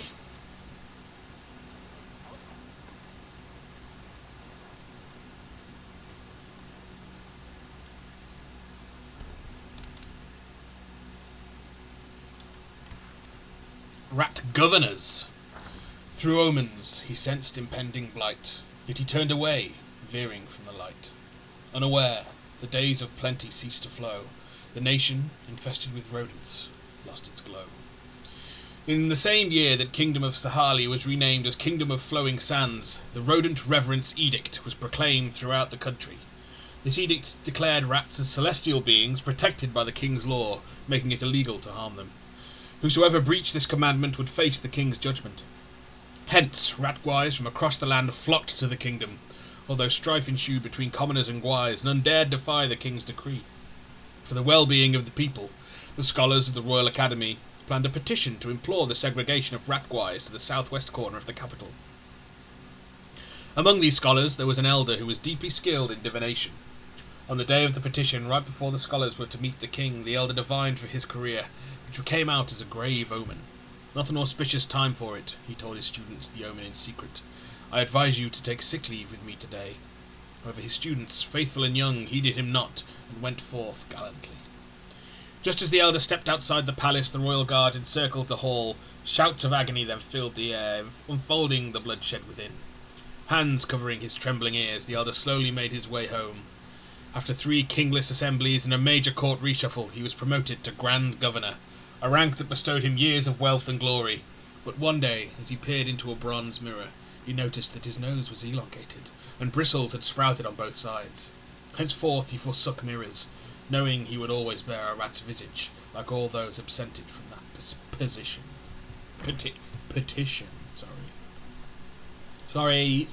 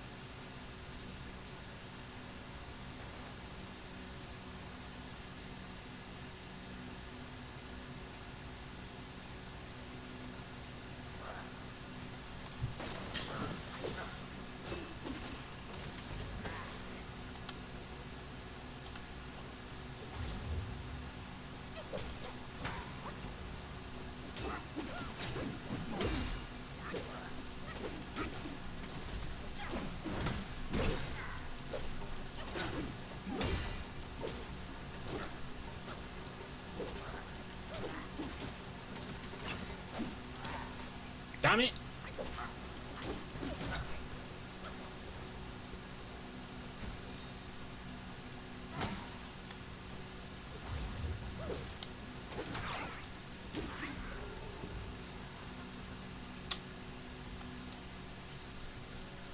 Ling Jiling, deep in the woods beneath the trees, where mountains green and waters please, it guards its friends with gentle ease, but gathers strength when threats it sees. In the highland bounds, a famed wine estate thrived, renowned for its medicinal brews. These beverages, with their enchanting aroma and exquisite flavour, were beloved by the people, and its business flourished. The master of the estate had 2 sons, coming of age, noble in their aspirations, yet prideful in their hearts. Cared not for the art of brewing, they spent their time seeking the company of heroes, heedless of their father's admonishments. It was at this time that a bereaved family in the village uncovered a disturbing incident, the desecration of their loved one's grave. The villagers gathered there, only to discover the shattered coffin lid and clusters of fungi where the corpse should have lain. Such sporadic incidents had occurred before, yet remained unresolved, prompting the brothers to uncover the truth. Day after day they scoured the mountains, until one fateful night, as the 2 stealthily returned home in the darkest hour, they caught a glimpse of a figure disappearing into their brewery cellar. They pursued the presumed thief, only to discover a monstrous creature, capped with a blood-red Lingji mushroom. Without hesitation, the brothers lunged forward, slaying the creature on the spot. The sound startled the master, who arrived only to find the Lingji creature lying dead. Filled with a mix of anger and frustration, he revealed that the creature was in fact the brewer of the finest beverage of the estate. His sons, who had been intent on showcasing their conquest, were filled with shame and regret. Shame and regret, and dared not utter another word. Their business dwindled in the years that followed, a once grand manor in disarray. Unable to endure the situation any longer, the brothers resolved to leave home in search of a new life. Prior to their departure, the aged master hosted a grand feast, bidding farewell to them alongside relatives and friends. Curiously, after their departure, the business suddenly flourished once more. Only the master knew the reason behind it. Every midnight, 2 monstrous beings, bearing an uncanny resemblance to his sons, with Lingji mushroom caps atop their heads, would toil to craft the finest brews for the brewery. Woo!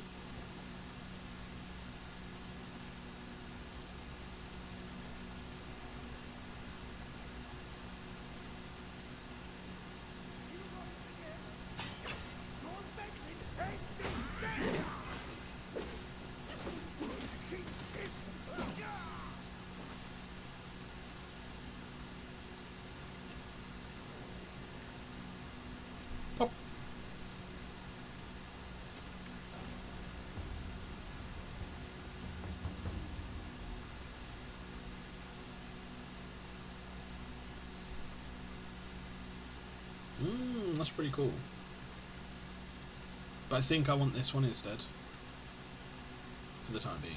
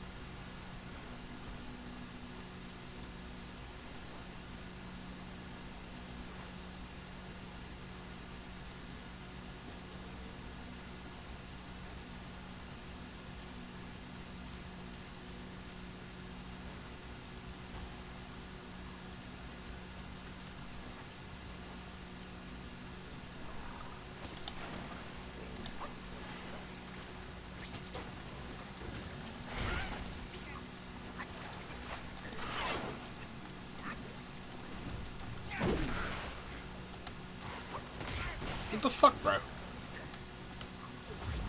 Why did my immobilize not fucking work?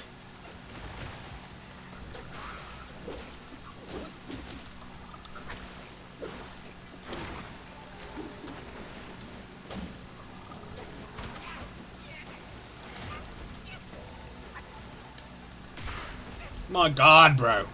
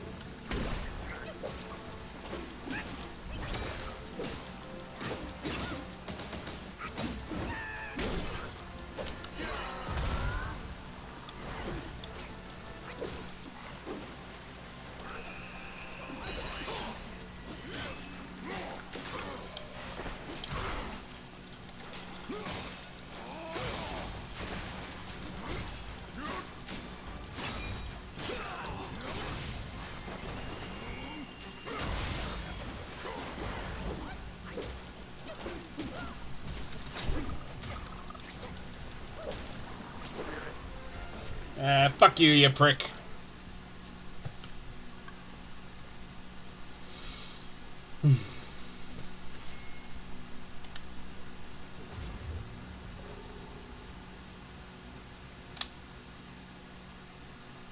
Lungli Gerbar. With swollen belly, strange skills arise. A frog's croaks can summon thunder's cries.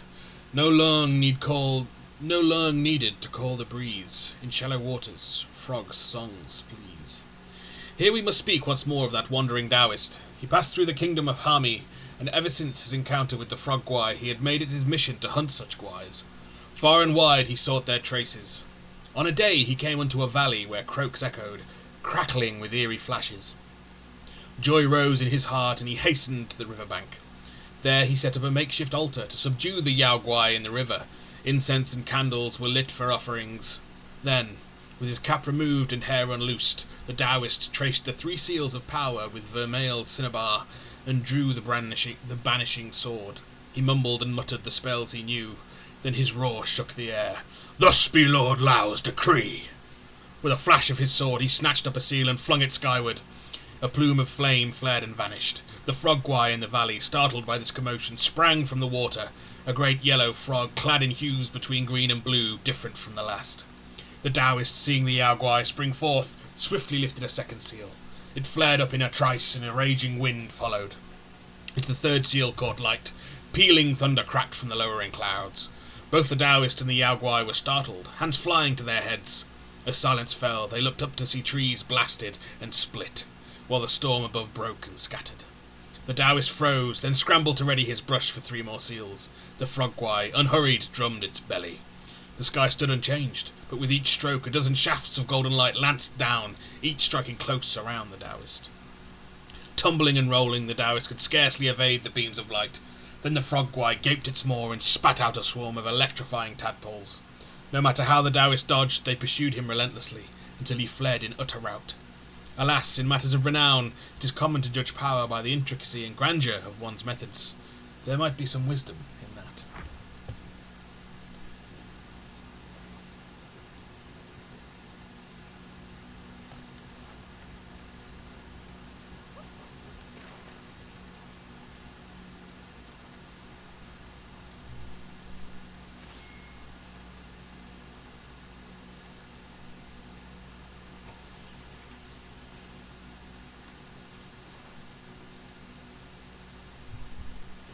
Oh. Why, hello there.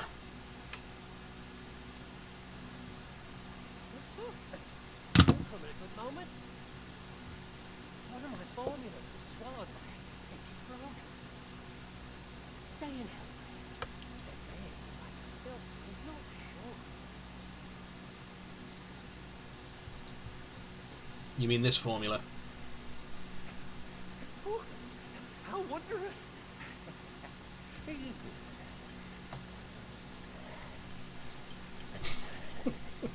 Like a fucking junkie. Follows earth, earth follows sky, sky follows Tao, Tao follows nature. These common pills, I grant you. Hereafter, you may craft more yourself at the shrines. Woo! I must retrieve the furnace forthwith. Pray forgive my departure. Cheers, brother. Oh yeah, you seen how Orange Man is doing? Yeah, mate, it's fucking ridiculous, isn't it? Fucking insane.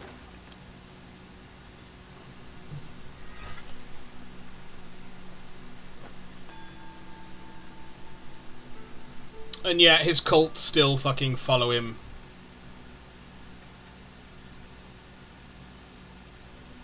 I just don't get it, mate. It fucking pisses me off so much.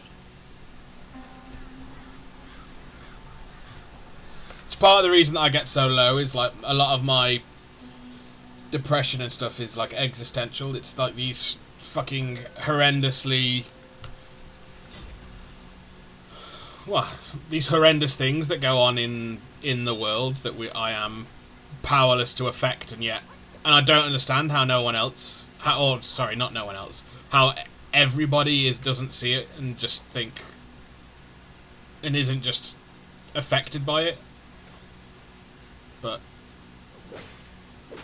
alas, they aren't, because if they were, then that would affect like genuine change.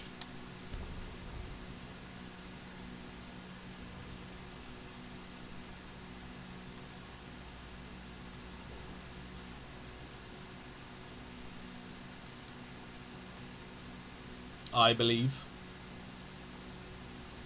because the people would be galvanized, and I know that some people are.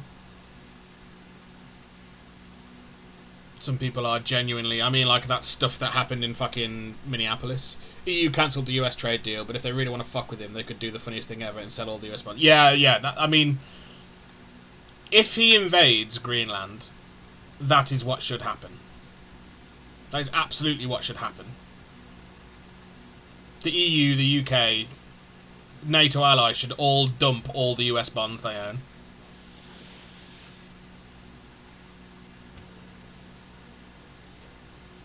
It's gonna fucking suck for the American people, don't get me wrong. But hopefully it will signal that they need to do something about him. That's what I reckon will happen. Yeah, I don't think you're wrong.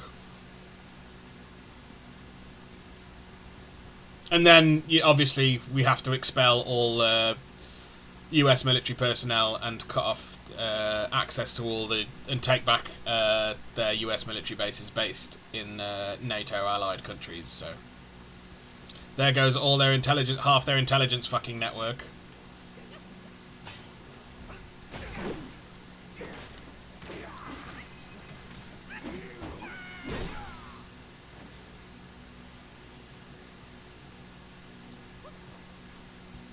And all because they elected a paedophile and his friends.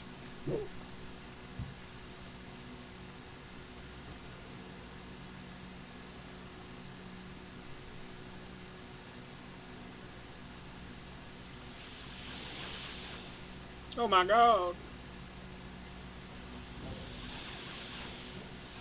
Why are you doing this to me?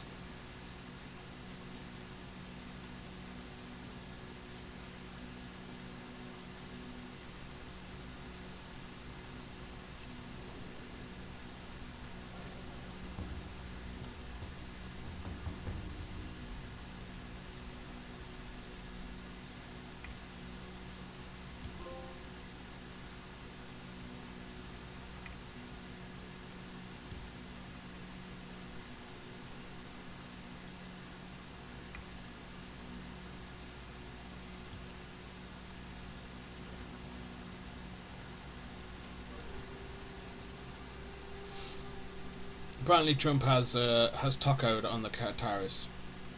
But the funny thing about us Europeans, once you light a fire in our arse, we don't touch it. Yeah, exactly. I mean, I've always been of the mind that I wish, like, we were a bit more militant like the fucking French are. Because there's not a chance our country would be in the position we are if we were as fucking... like, what's the word I'm looking for? Willing to stand up for ourselves, essentially, as the French are.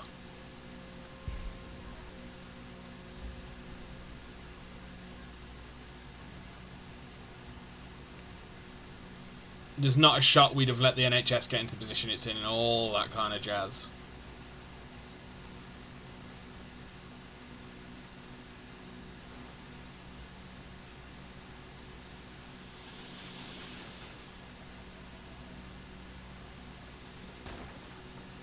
Or the fucking COVID fucking... Mind the gate and check every house. There's a bounty for that traitor. Or the PPE fucking nonsense that happened.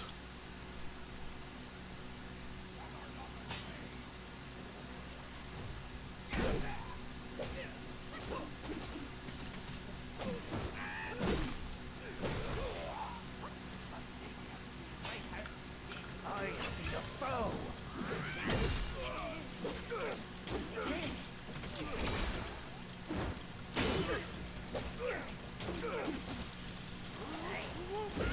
Whoa!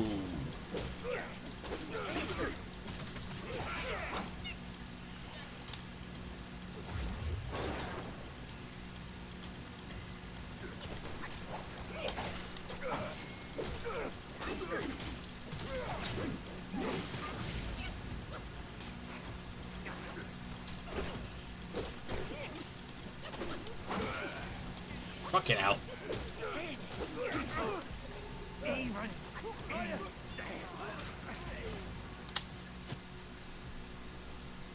Like, we are so... Oh yeah, we are definitely petty. Rat Captain. A visage strange with shoulders wide, two heads upon them side by side. My valours from royal trust made, my steadfast heart will never fade. In the kingdom of Zuzi, a woman gave birth to a two-headed child, causing great horror throughout the cities. People lamented the unfortunate fate of the woman and her child, predicting that the child would be difficult to raise. Contrary to their expectations, the child not only survived past infancy, but also grew stronger and healthier than most others. The folks then again speculated that while the child might grow up, he would surely be a fool. However, as the child matured, he proved to be quite intelligent. His two heads gave him a unique perspective, allowing him to come up with ideas that others could not. Disappointed by their failed predictions, the folks declared the child to be an ill omen, foretelling future disasters. The constant rumours eventually drove the two-headed youth to leave his hometown. Years later, a beetle with a stone-carved Buddha head attacked the fort border of the kingdom of Sahali. The king dispatched his army to defend the city, but they suffered repeated defeats. Morale plummeted, and as thoughts of retreat began to plague the soldiers' hearts, a tall, two-headed man in the army stood out and volunteered to lead an elite squad in a raid against the Yao Guai. On the day of the battle, he arranged his elite soldiers in a line. When the Yao Guai attacked, they threw coal dust on it and then sprayed strong liquor from their mouths to create pillars of fire that detonated the coal dust. Terrified by the fire, the Yao Guai quickly withdrew into the desert. Seeing that this tactic could temporarily repel the Yao Guai, the king was greatly relieved and appointed the two-headed man as captain. Learning that his children were also two-headed, the king decreed that the position of the captain would be hereditary in his family, encouraging his children to join the army and strengthen the forces. One can only wonder what the folks from his hometown would say upon hearing such news. Went down my local pub for the first time since moving here 10 years ago. Friendly place, a lot of English people are lazy bastards was a common combo. L-U. Yeah, I'm assuming that meant lol. Yeah, mate. Yeah, it's true.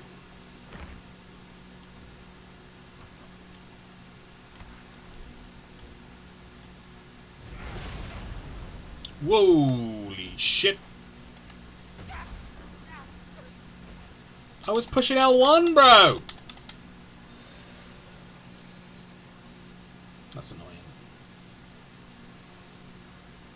You've been job searching, applied for a job as a bin man, ain't heard back yet. Ah, my brother works for Veolia. Not as a bin man. He's in like the TV recycling part of the place.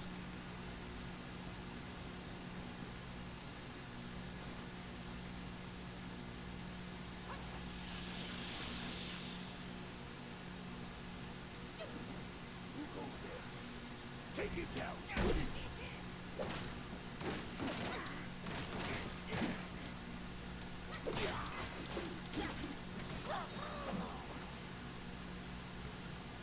Underappreciated, undervalued are the bin men, in my personal opinion.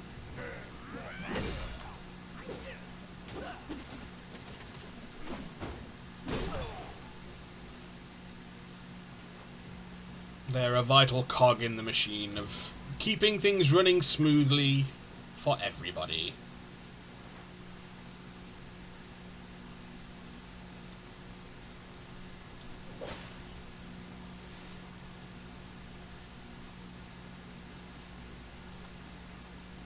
Agreed. The application was bloody odd though. Oh really? In what way?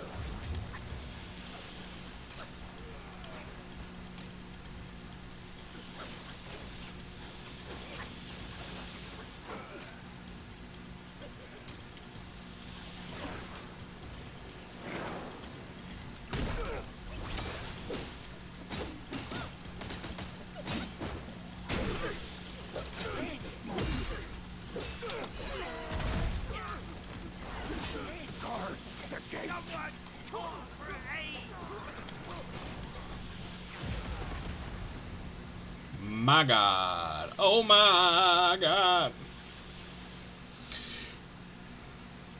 Just some of the shit they asked, like higher education, 2,500 word limit on way. Yeah, that kind of stuff does my fucking head in on like applications and stuff. Especially when it's something like that. It's like, do you care? Why does it matter why if I have a higher education, if I'm applying to be on the bins? Or my higher education?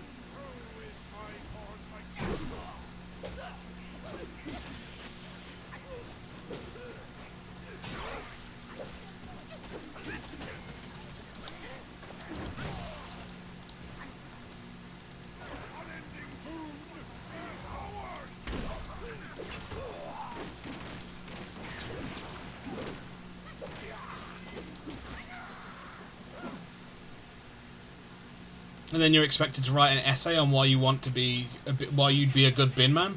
I genuinely don't understand it, mate.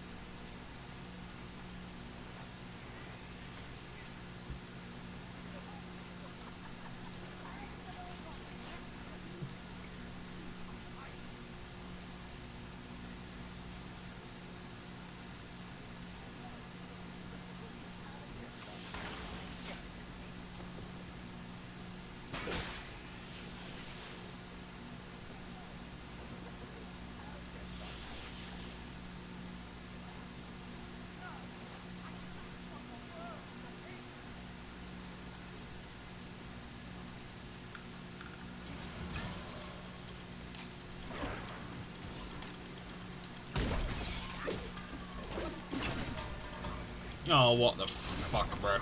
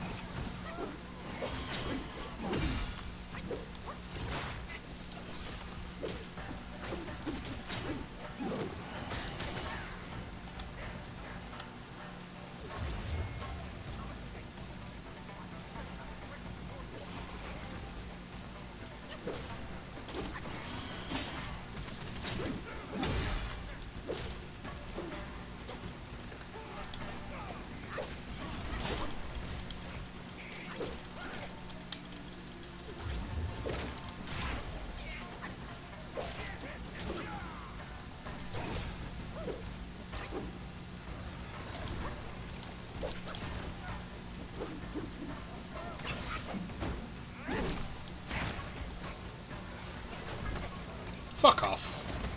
Fuck off, bro.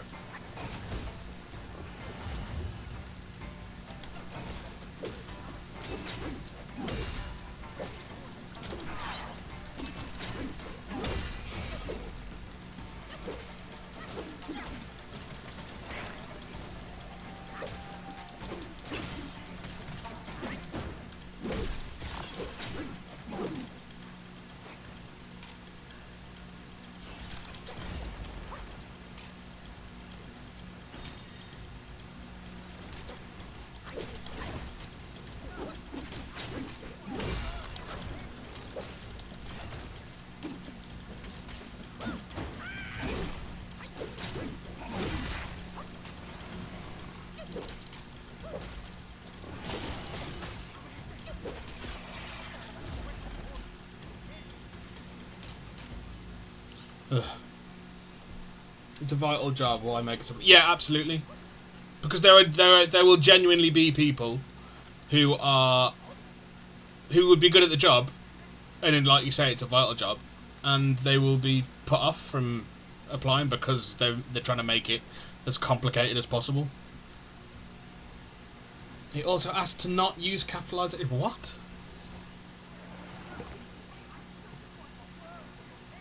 Does it mean like all caps?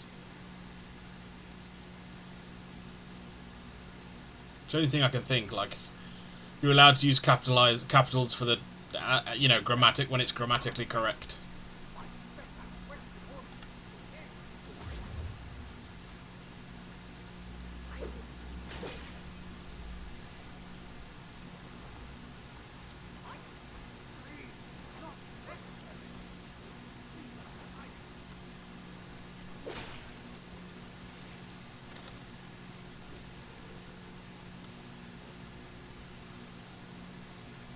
I don't fucking know. Yeah, yeah. There you go. Want a word with your kid? What brought you here? Fate binds us. From the Black Wind Mountain to here. Meet again. It's our horse friend. Rats. They tied me up on sight for no reason. Yeah, I don't think that's entirely true. Prepare me for their king's table. This place crawls with Yaoguai's eager for a bite. Don't worry. If they bite into me, they'll bite more than they can chew. This place is a jumble of rats and cats, all at each other's throats. The yellow wind sage keeps silent. How odd. Who would swear fealty to such a king? Let's make haste and go. Never linger at a peril such as this. Just leave. These rats are no match for me.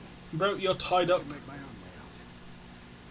You are a skinny one, but these rats aren't picky eaters. Flee. The quicker the better. I won't die here with my task undone. There are too many eyes around here. We'll meet again if fate wills it.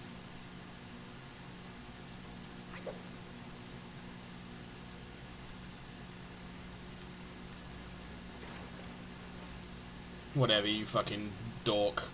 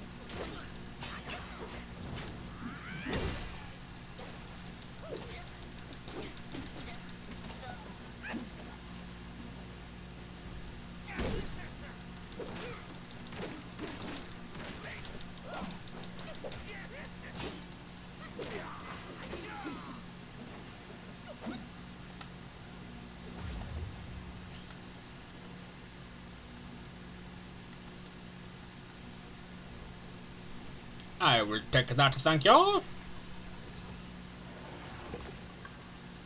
Rat Archer Spirits.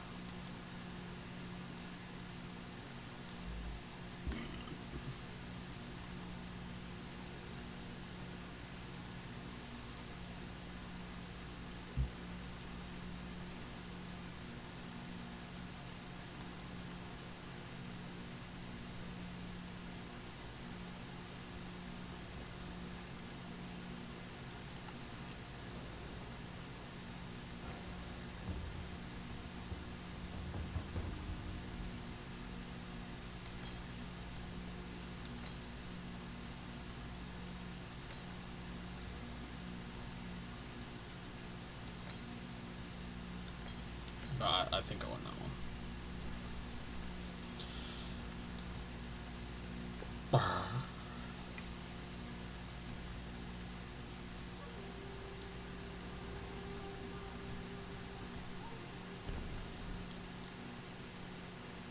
We need more will. Okay, okay.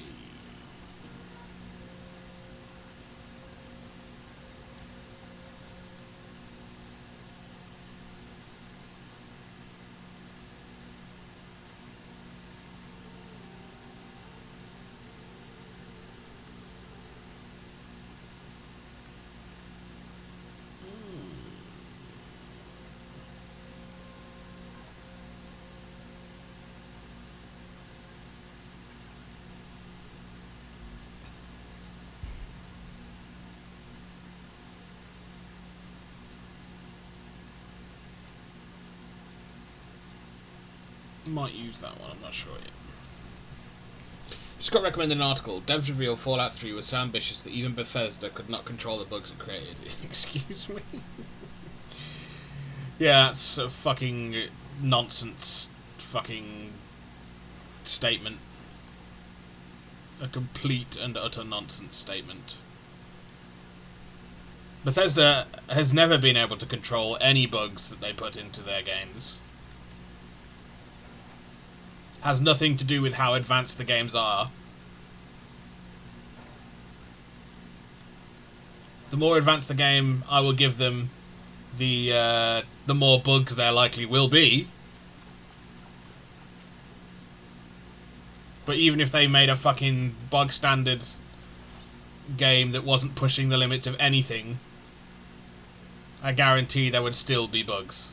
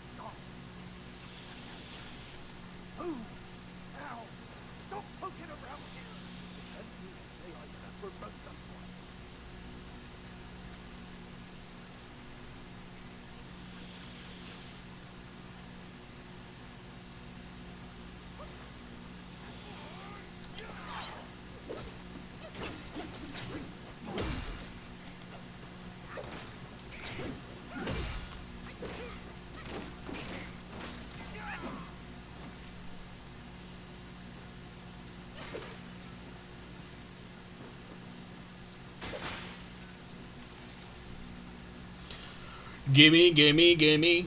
This is Bethesda we're talking about. Exactly.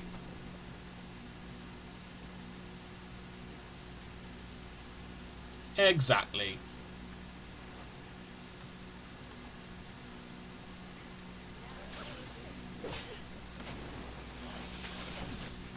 What do you mean? Oh my god.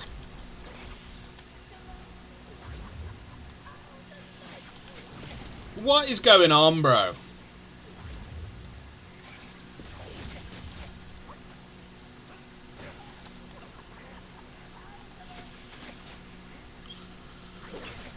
Oh my god. I'll lose my fucking mind.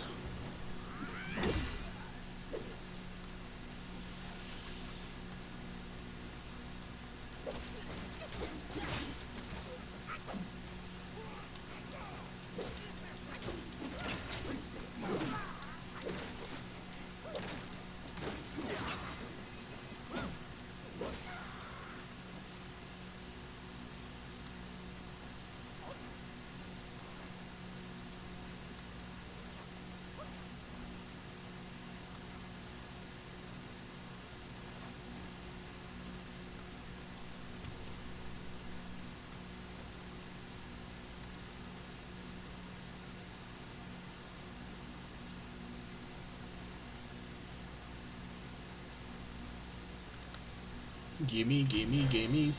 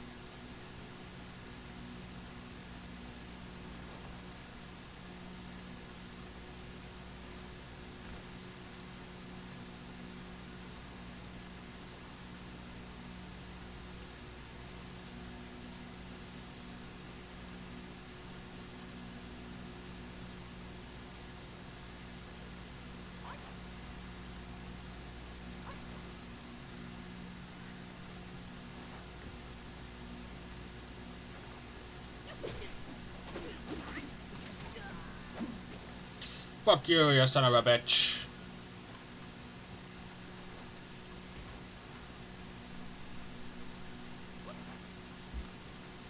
Pardon me. Our misfortune back home has led us to exile. We hope to rebuild with the Rat's safest guidance. But I saw that vanguard of his feasting. Our king has lost his way. Escape is the only choice. The two heads are the best fighters. Now, they are hunters of their own king. We'll starve hiding here. Let's get out and get this over with. Please, for him. Don't put me in danger. Be off. I'd never take part in slaying king. Now that you have rid me, it's time for me to go. With a blinded king, we could never rise again. Is he a... He sounds like a two-headed rat. But he's against rats. Remember? Look at us now. I recognize it. Not one bit. The king honored rats. That's why the Third Prince left. Some claim to have seen them far away, somewhere in Buddha's realm in the west. We must find it then. But where? And how? The king honored rats. That's why the Third Prince left. Some claim to have seen them far away.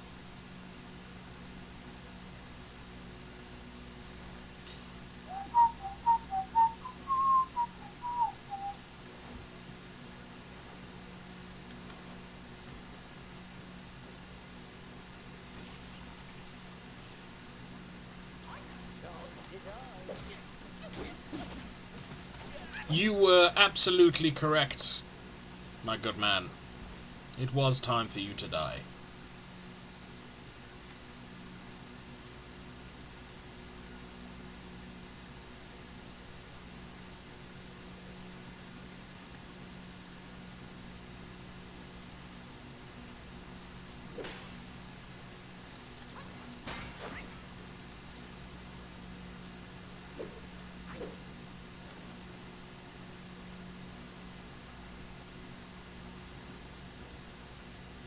And this is where we would have found the little spirit thing, the will thing.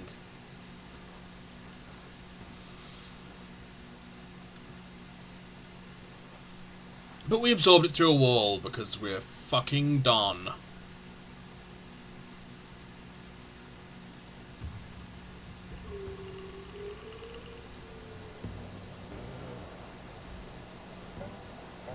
Son, I hear you loud and clear. How can I not know your sufferings? But before our master returns from the valley, Second Rat Prince, we King have of tough it Flowing out- Sands. Tough it out to survive. The lads went out to see the altar the other day. Said it's stinking worse than ever, and covered in bones. Is he going to be the king? Or livestock, but littered in the remains of our kin. And the big one's the prince. Furry jackass. Oh, maybe not then. Wait until Master hears about this. Hush. Hush, you fool. Our restoration. We can't say it out loud now. Oh, you poor brother had...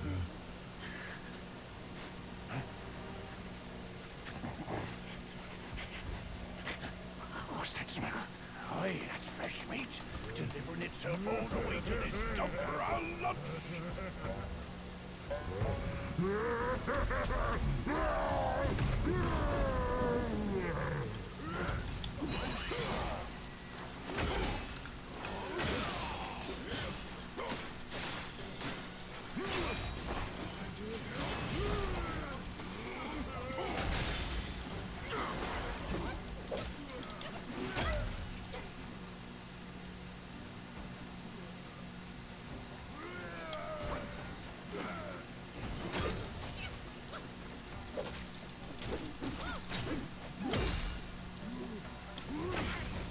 Oh, fuck off.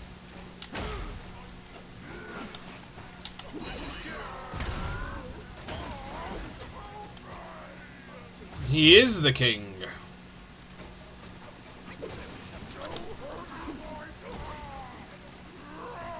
Don't hurt my dad.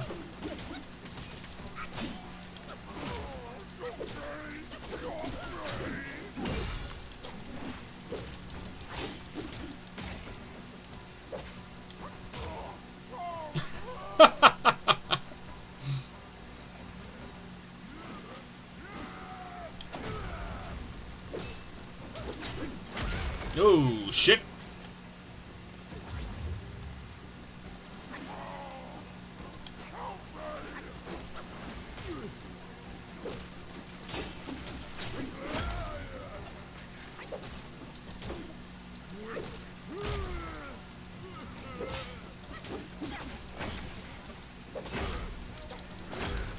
Oh my god.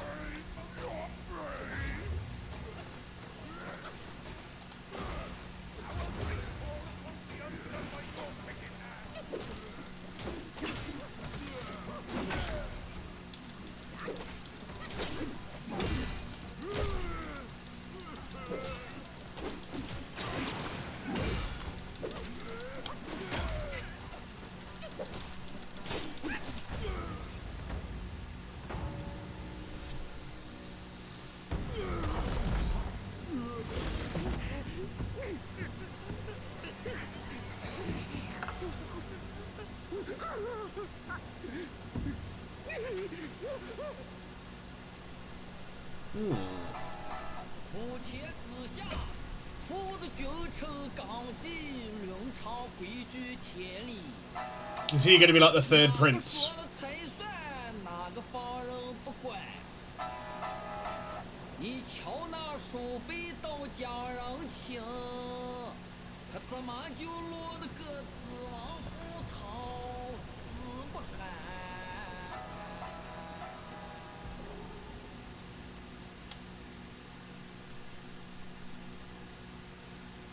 The royal family of Flowing Sands. A foolish son, a clever father.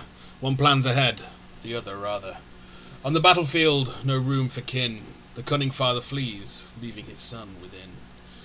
The kingdom of Flowing Sands had 3 princes of the royal line. The eldest prince, favoured by the king, was a renowned warrior for his valour in the battles against the Fuban.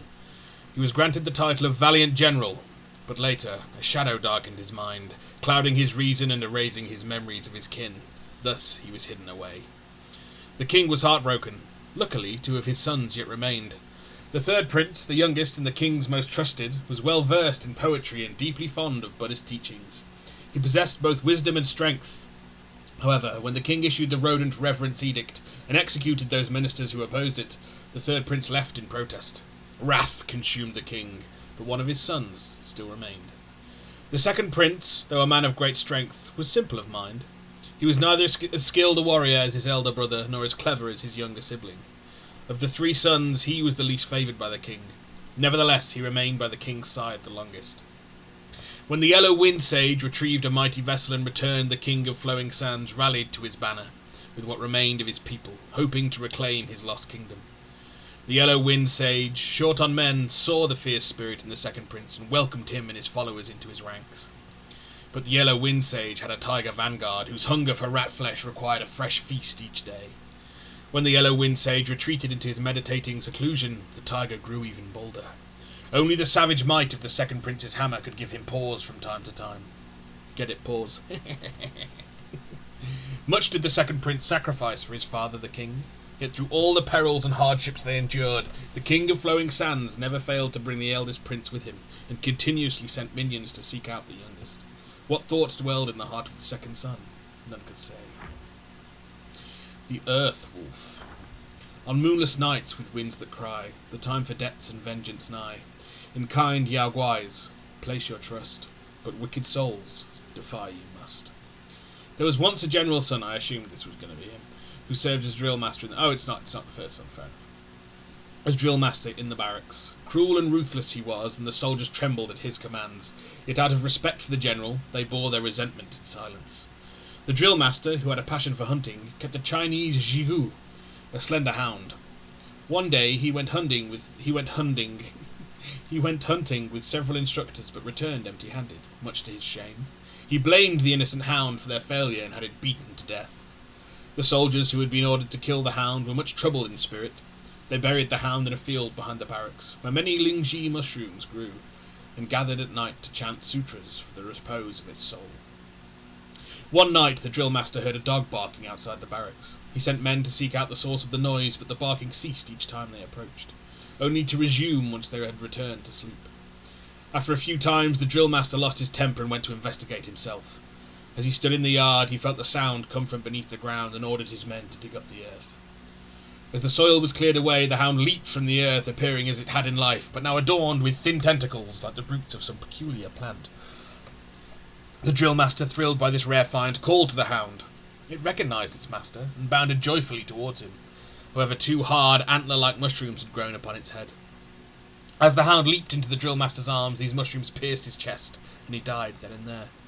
The soldiers rushed to call the healers, shouting in panic and confusion. Amid the turmoil, no one thought to catch the hound. Later, no matter how they searched, they never found a trace of it.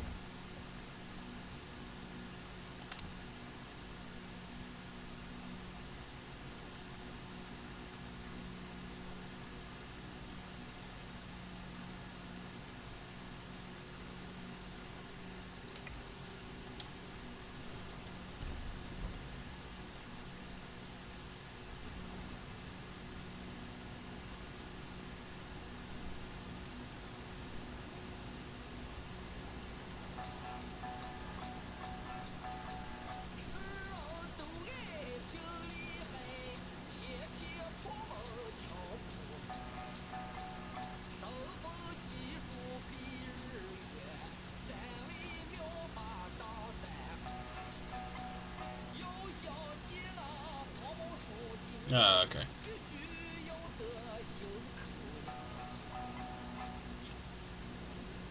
It's enough of that.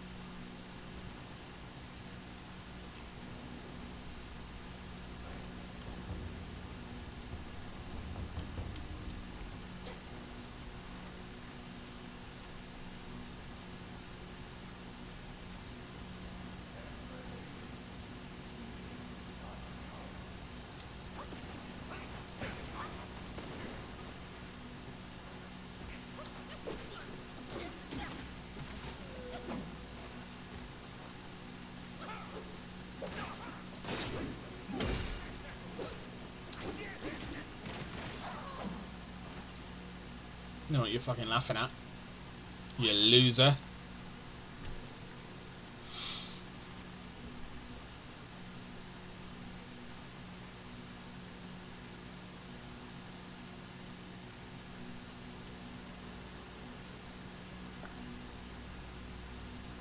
Of course it does.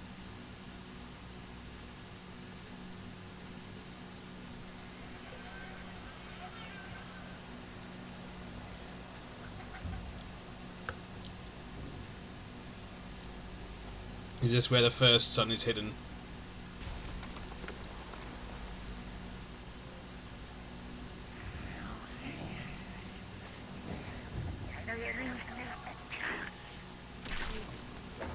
Life for a life. He must pay.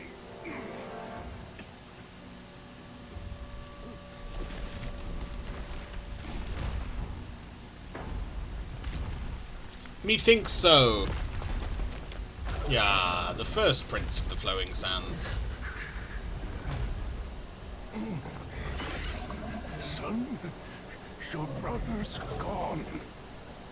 Help me and atone for your past now. Gonna eat him. No! Are you mad? Go and hunt the monkey. I'm your father.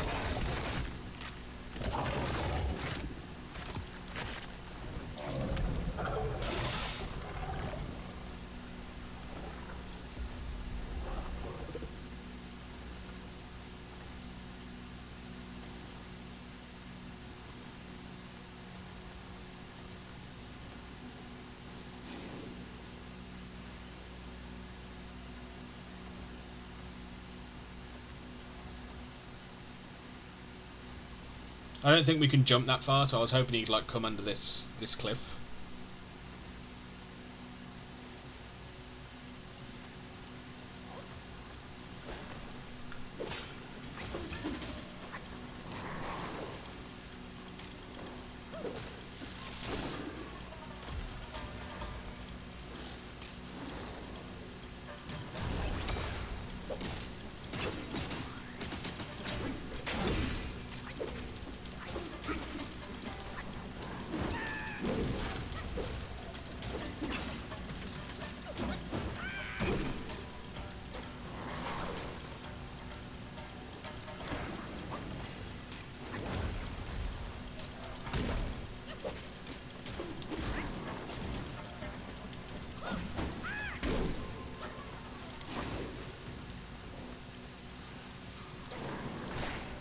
Oh, he got me.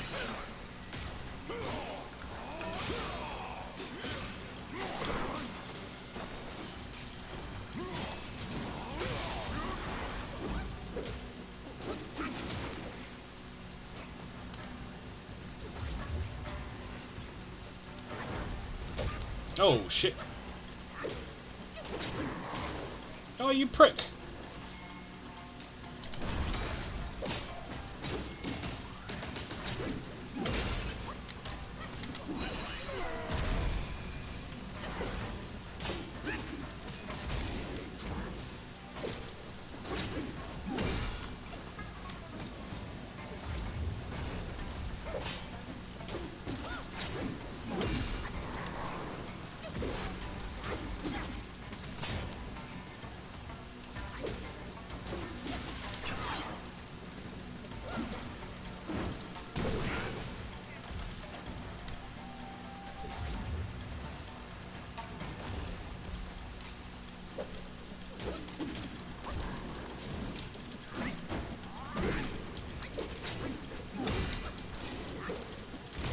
Oh, fucking prick.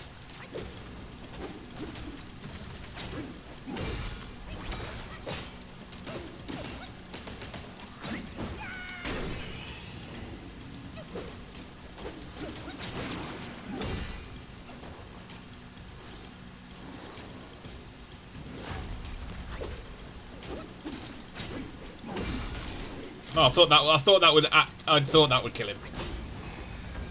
But he was really easy.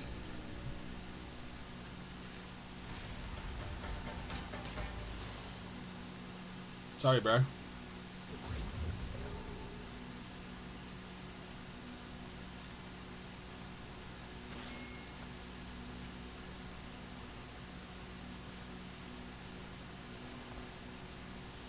What the fuck are you?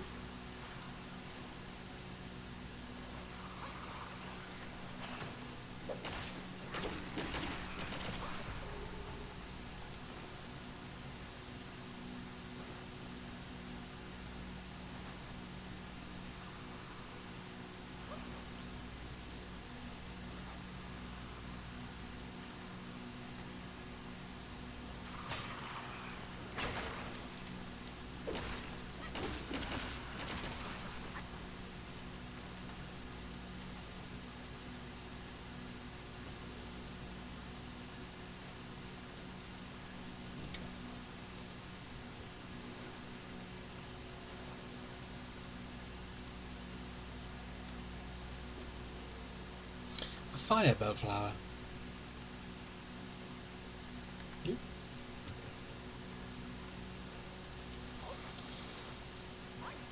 White. I take it this is how we came in. Oh no, don't think it is.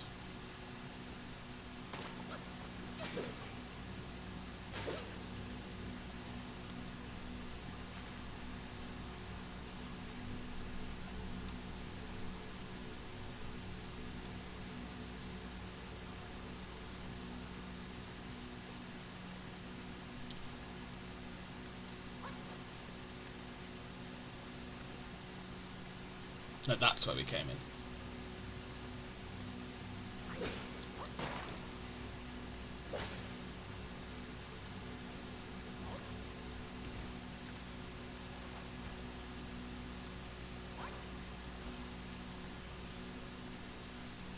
Go in.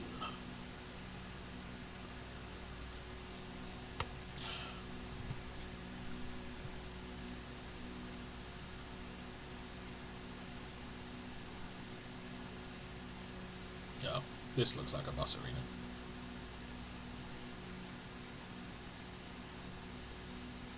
Are we going to open this and then the bus is going to jump down? Is this how you're going to do me? There's a monkey.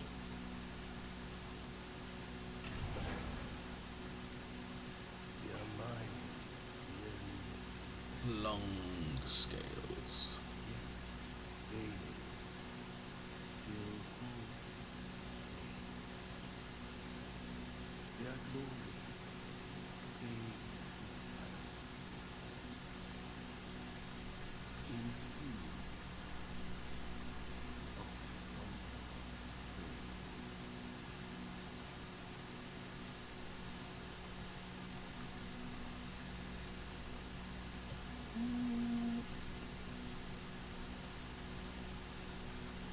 Apparently we're just gonna leave.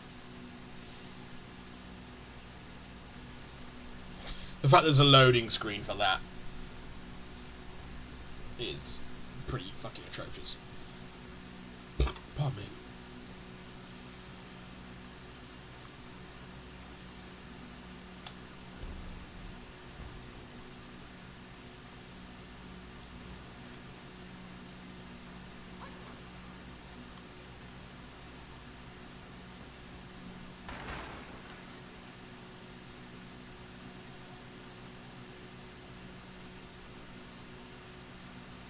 I can see you hanging like a bat.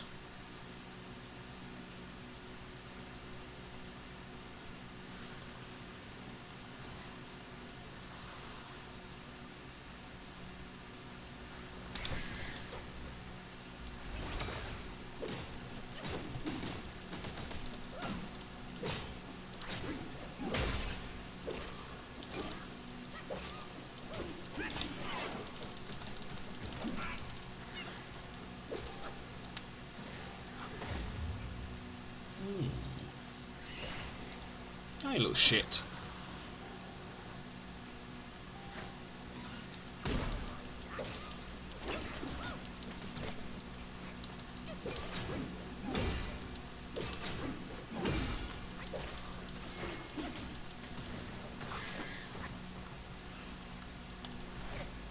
Ah, fucking douche.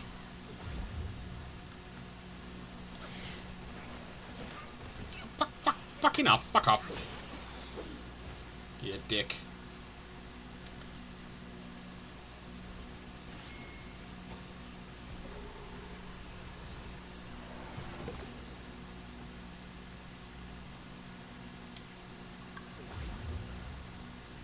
A swift bat.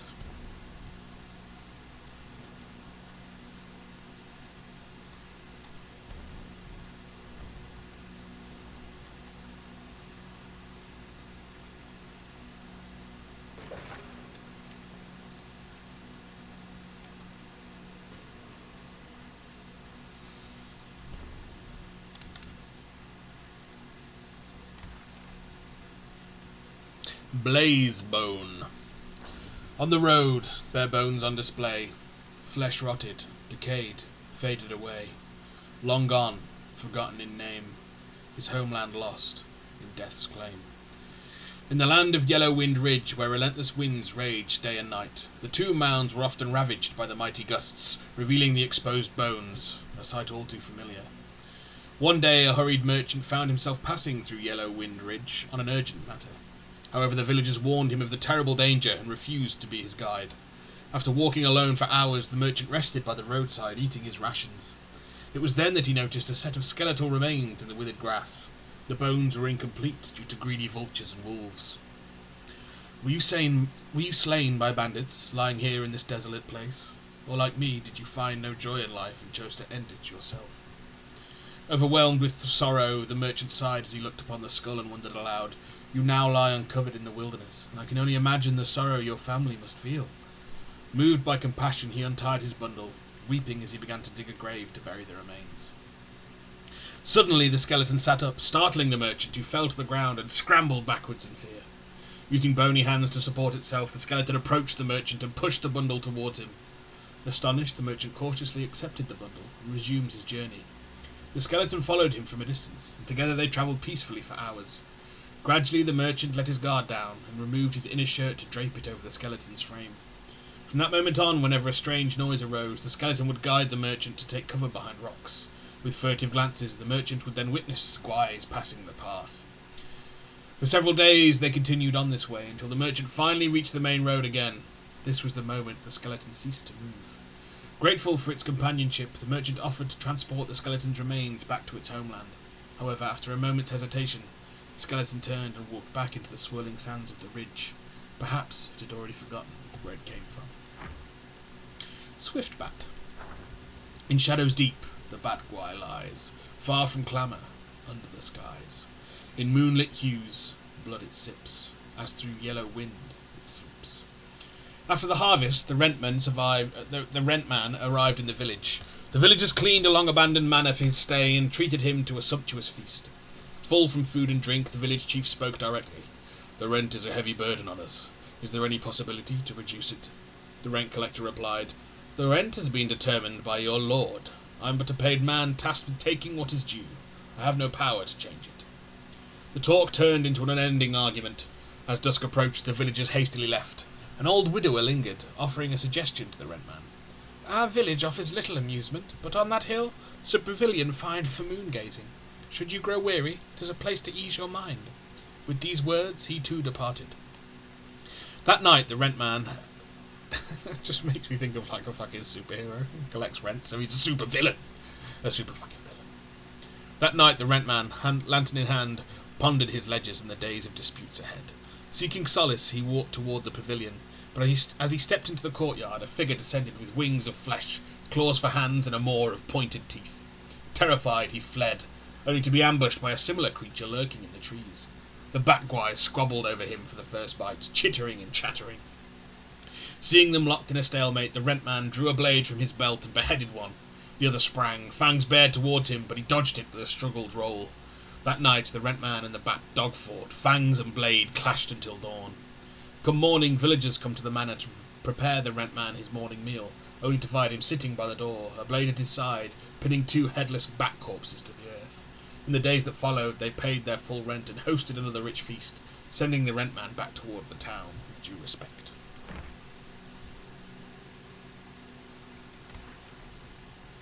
The first prince of the flowing sands.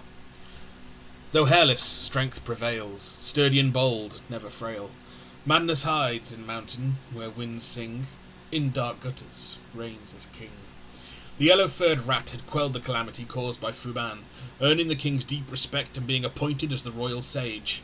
No matter the state affairs or the minutiae of daily life, the king would first seek his counsel. At the sage's suggestion, the king issued the Rodent Reverence Edict, prompting rodent guys from all around to migrate into the city. The first prince, having distinguished himself in battle, was conferred the title of Brave General and was basking in his success.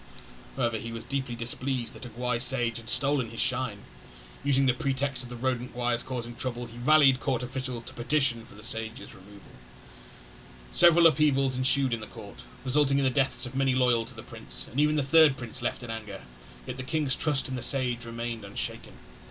On the sage's birthday, the entire kingdom worshipped his statue, and even the king paid a visit to the temple of the royal sage himself to offer incense and prayers. Unable to contain his fury, the first prince overturned the incense table in public. Such an affront to royal authority could not be tolerated. Enraged, the king imprisoned the prince.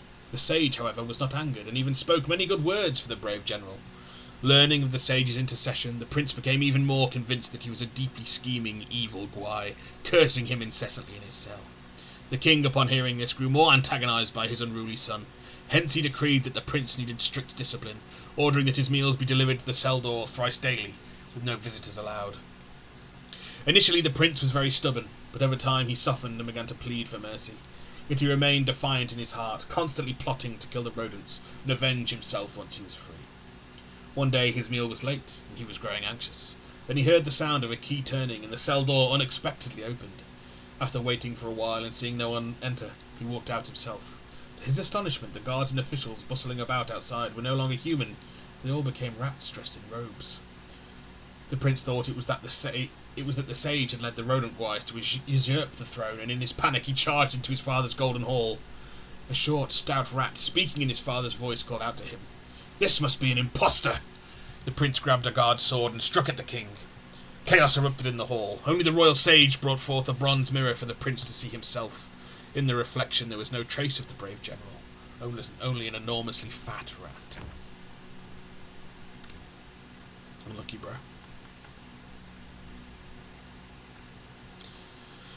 Long scales. These ancient long scales occasionally flicker with lightning. They seem to be calling out to their former owner. Arhat gold piece. Peeling gold from an Arhat statue's face. How outrageous. There surely must be a reason behind such an act.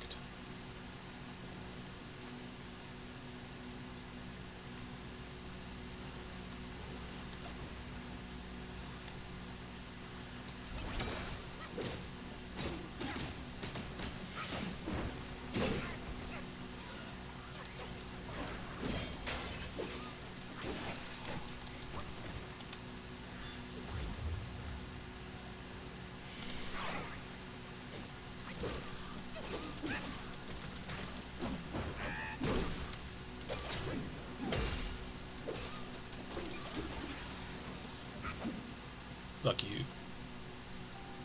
You son of a bitch.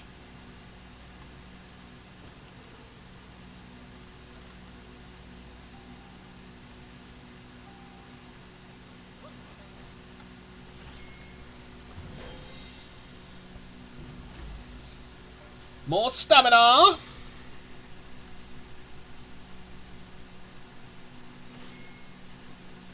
I accept your stamina.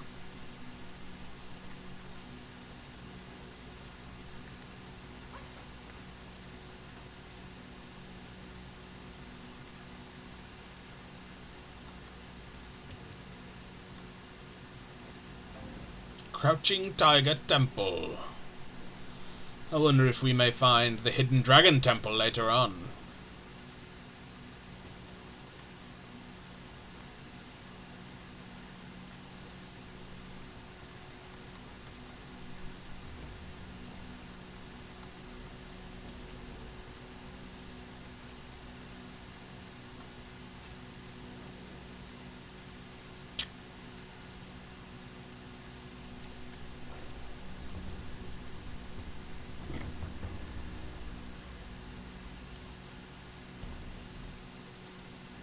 Not far off.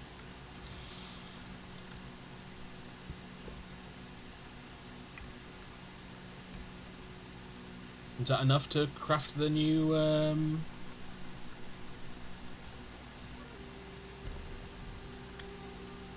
It is.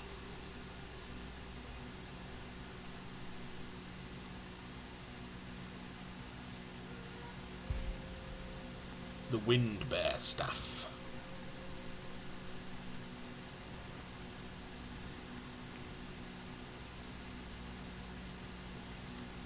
Sweet. And then we're going here. And running up to the statue.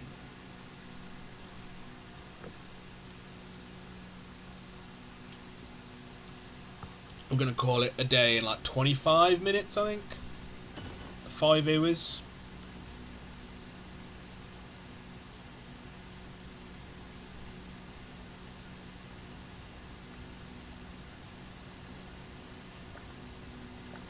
Sternness of stone, keenness of tiger. Okay.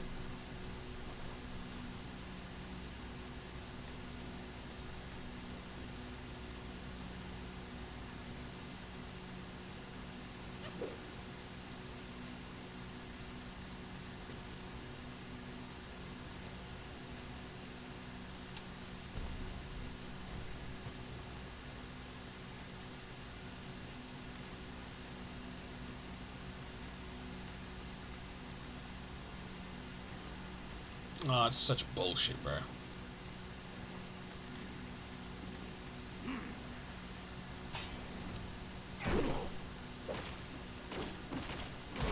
Yeah, I saw that coming.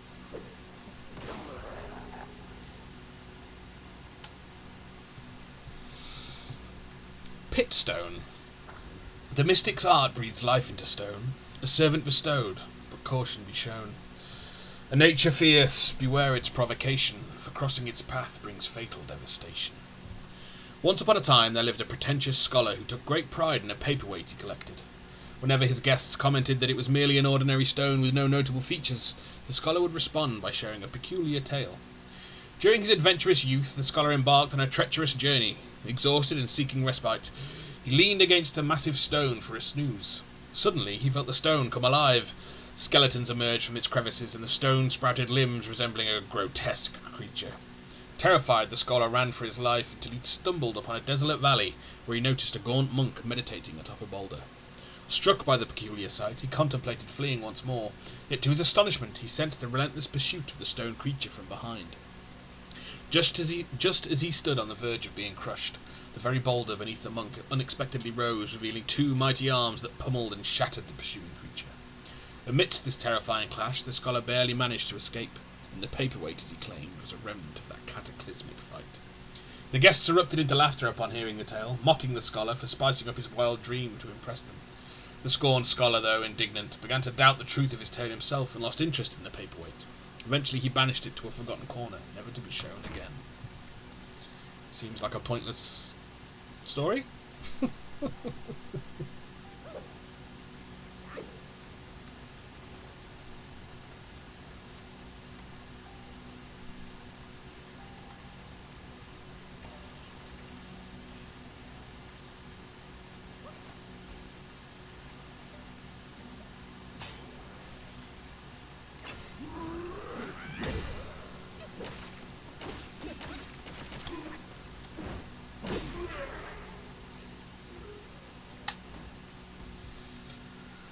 Spearbone.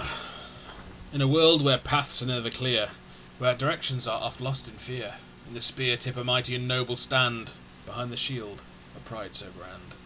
The priests of Windrest were proud warriors. Their shields were emblazoned with the tiger, and they danced with crescent-shaped spears, commanding a presence that frightened off gwais. During funerals they would lead the procession, striking their shields and proclaiming themselves as leading generals.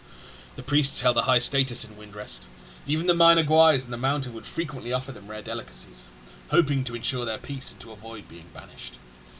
One day a settler noticed an increase in the mountain's gwai population and sought the advice of the sorcerers. Dismissive, the priest responded, "The gwais and us, we inhabit the same mountains. An encounter would be inevitable. Since they present us with tributes, we might as well spare them." A few years later, strange winds began to sweep across the valley, stirring up chaos.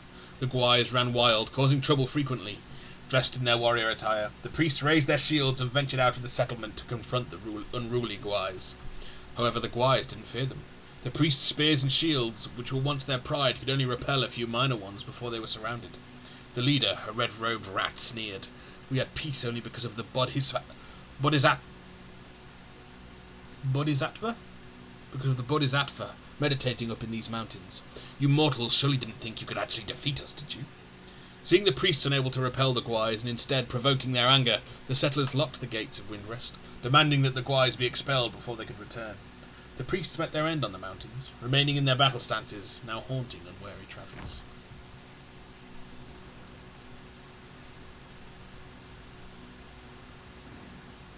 Fright Cliff.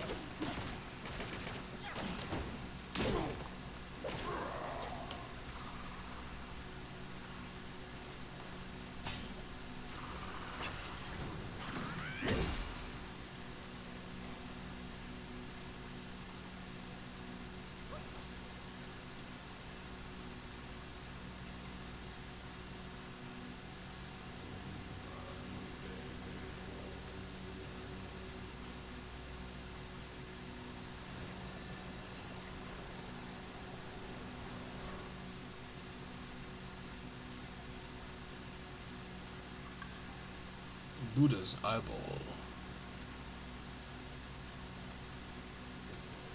I always wanted one of those.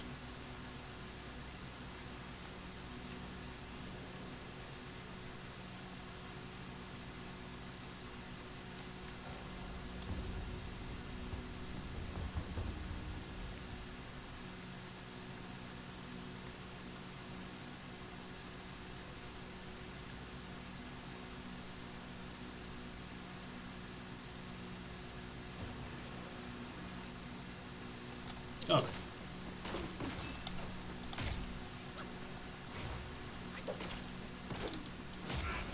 Yeah, fucking hell. And then he fucking splooges at you.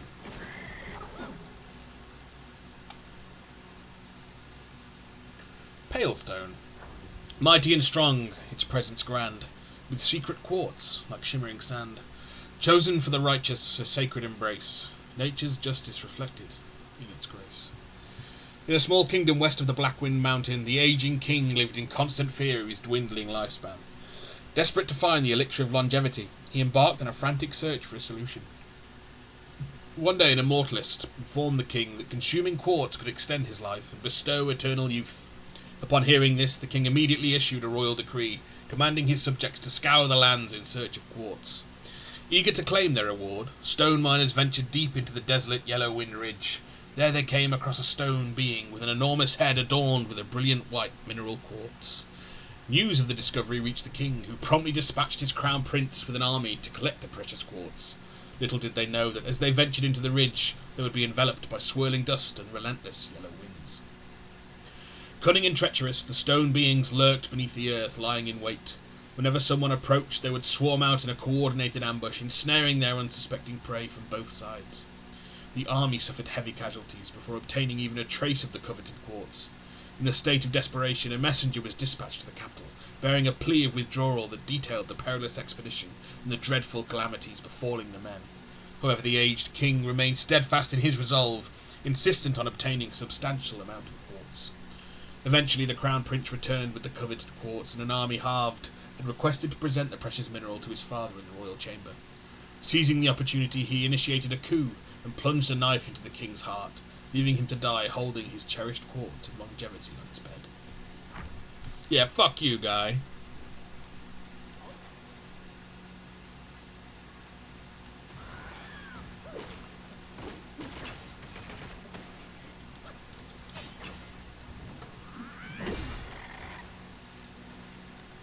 Get wrecked, son.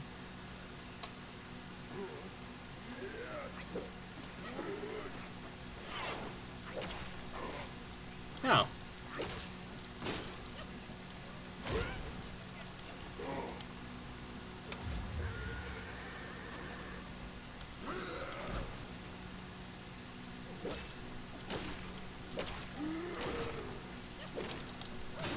I fucking dodged, bro.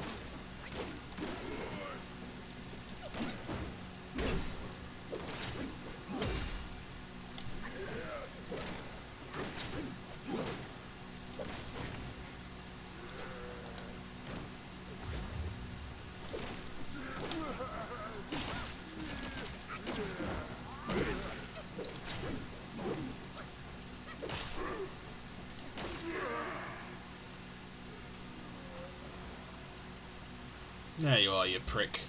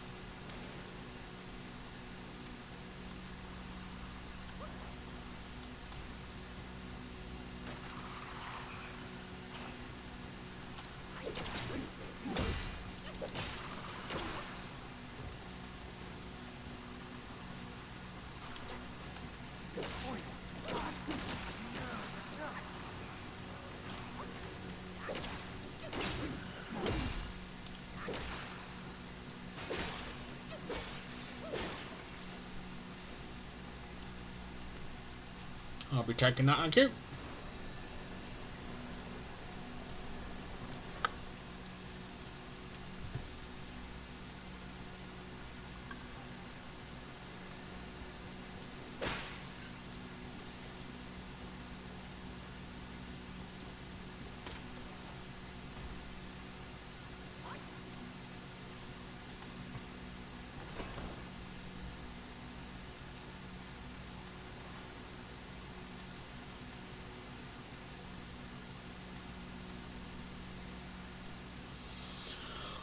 Onward!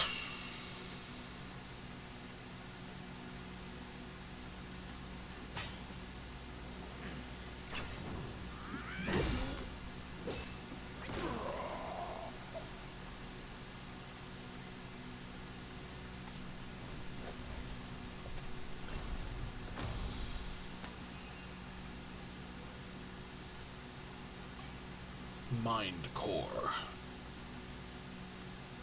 I'm assuming we can't jump off here. Yeah, nah. Yeah, nah.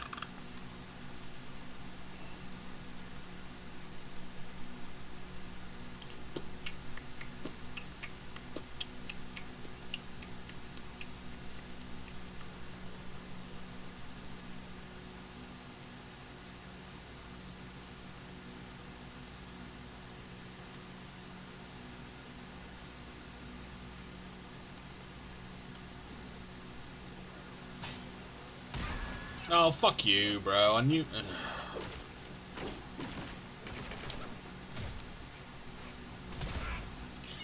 Bruh.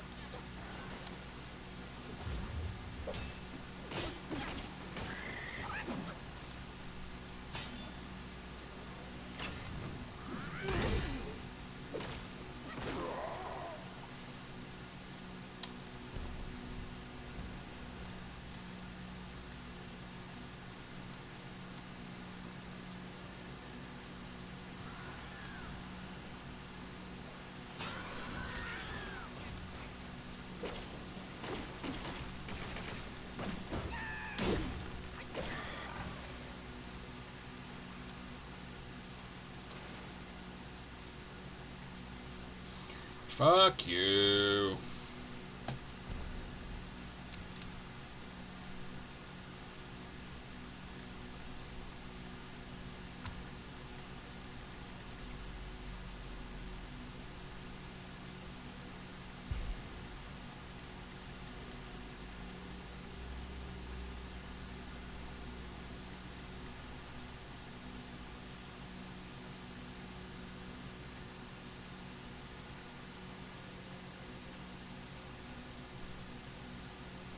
Oh well.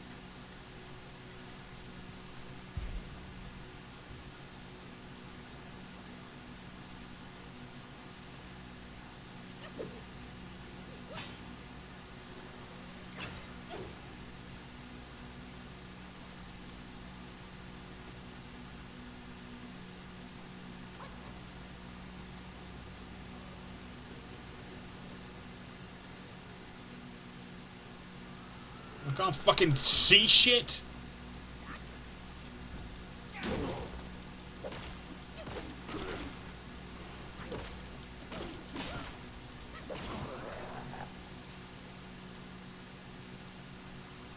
I can't see shit, bro.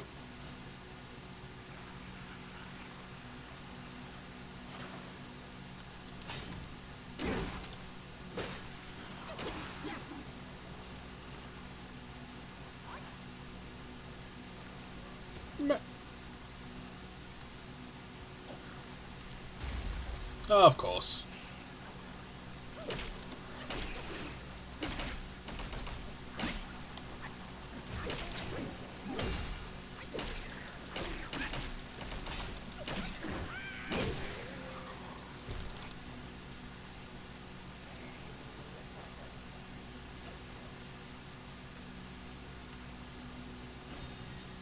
How did I get poisoned then, bro?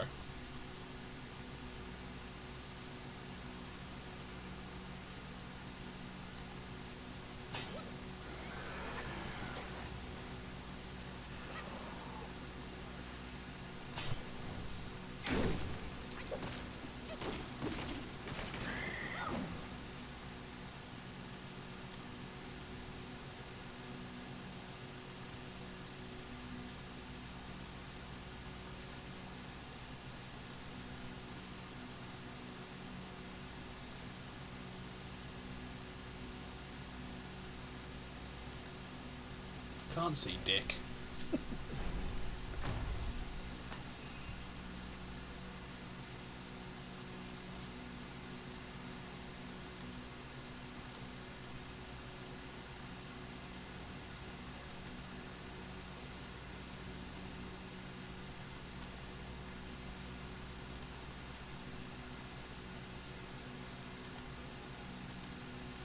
Fucking...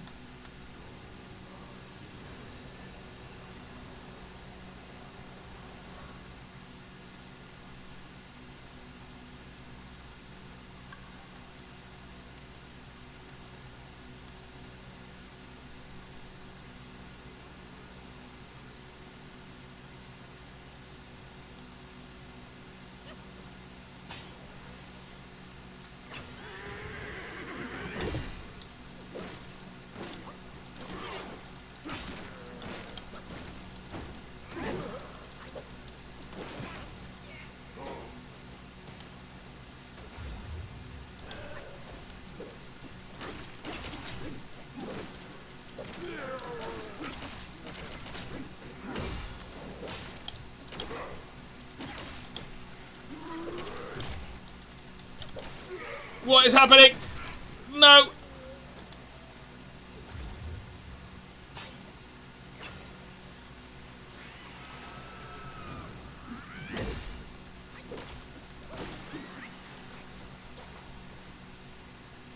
Are you what poisoned me back there, you fucking dick?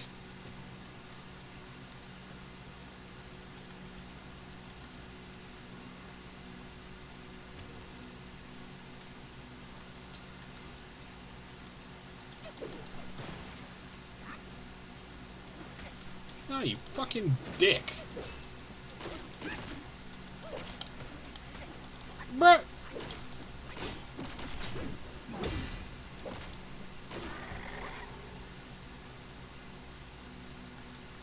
Oh, and you're here as well.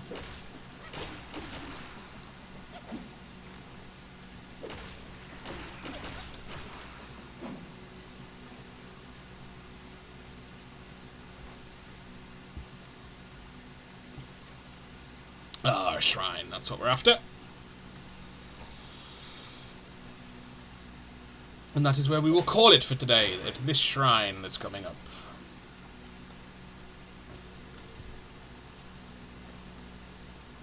So what I will do is turn off auto ads so we're not getting an ad in like the next few minutes. Well, I'll do it in a minute. If I need to.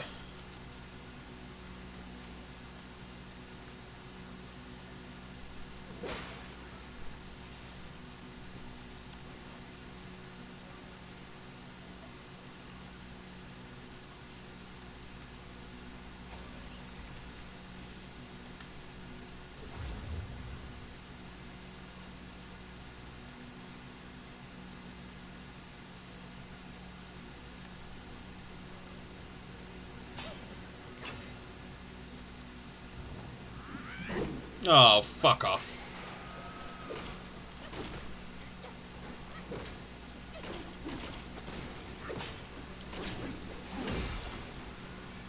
Oh, and I've got no fucking anti-fucking venom shit.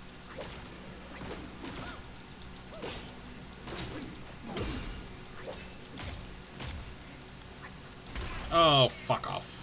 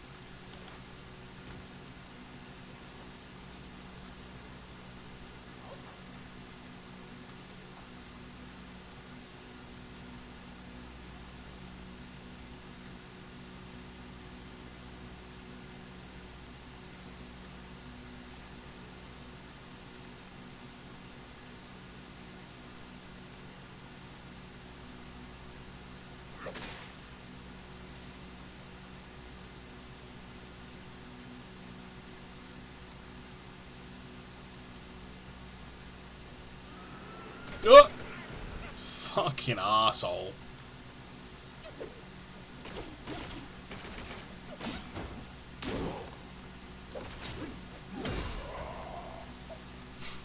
Fucking little prick. I'd have been so pissed off if that had killed me.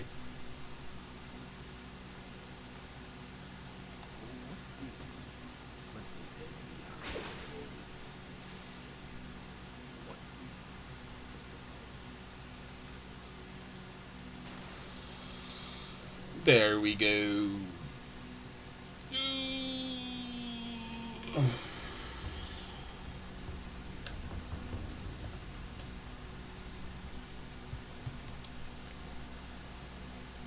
Right then. That is us done for today. It's good. I still think there's bits and pieces that could be improved. For me, it's a solid 7.5 out of 10 so far. We'll see if that persists. If it goes up, if it goes down.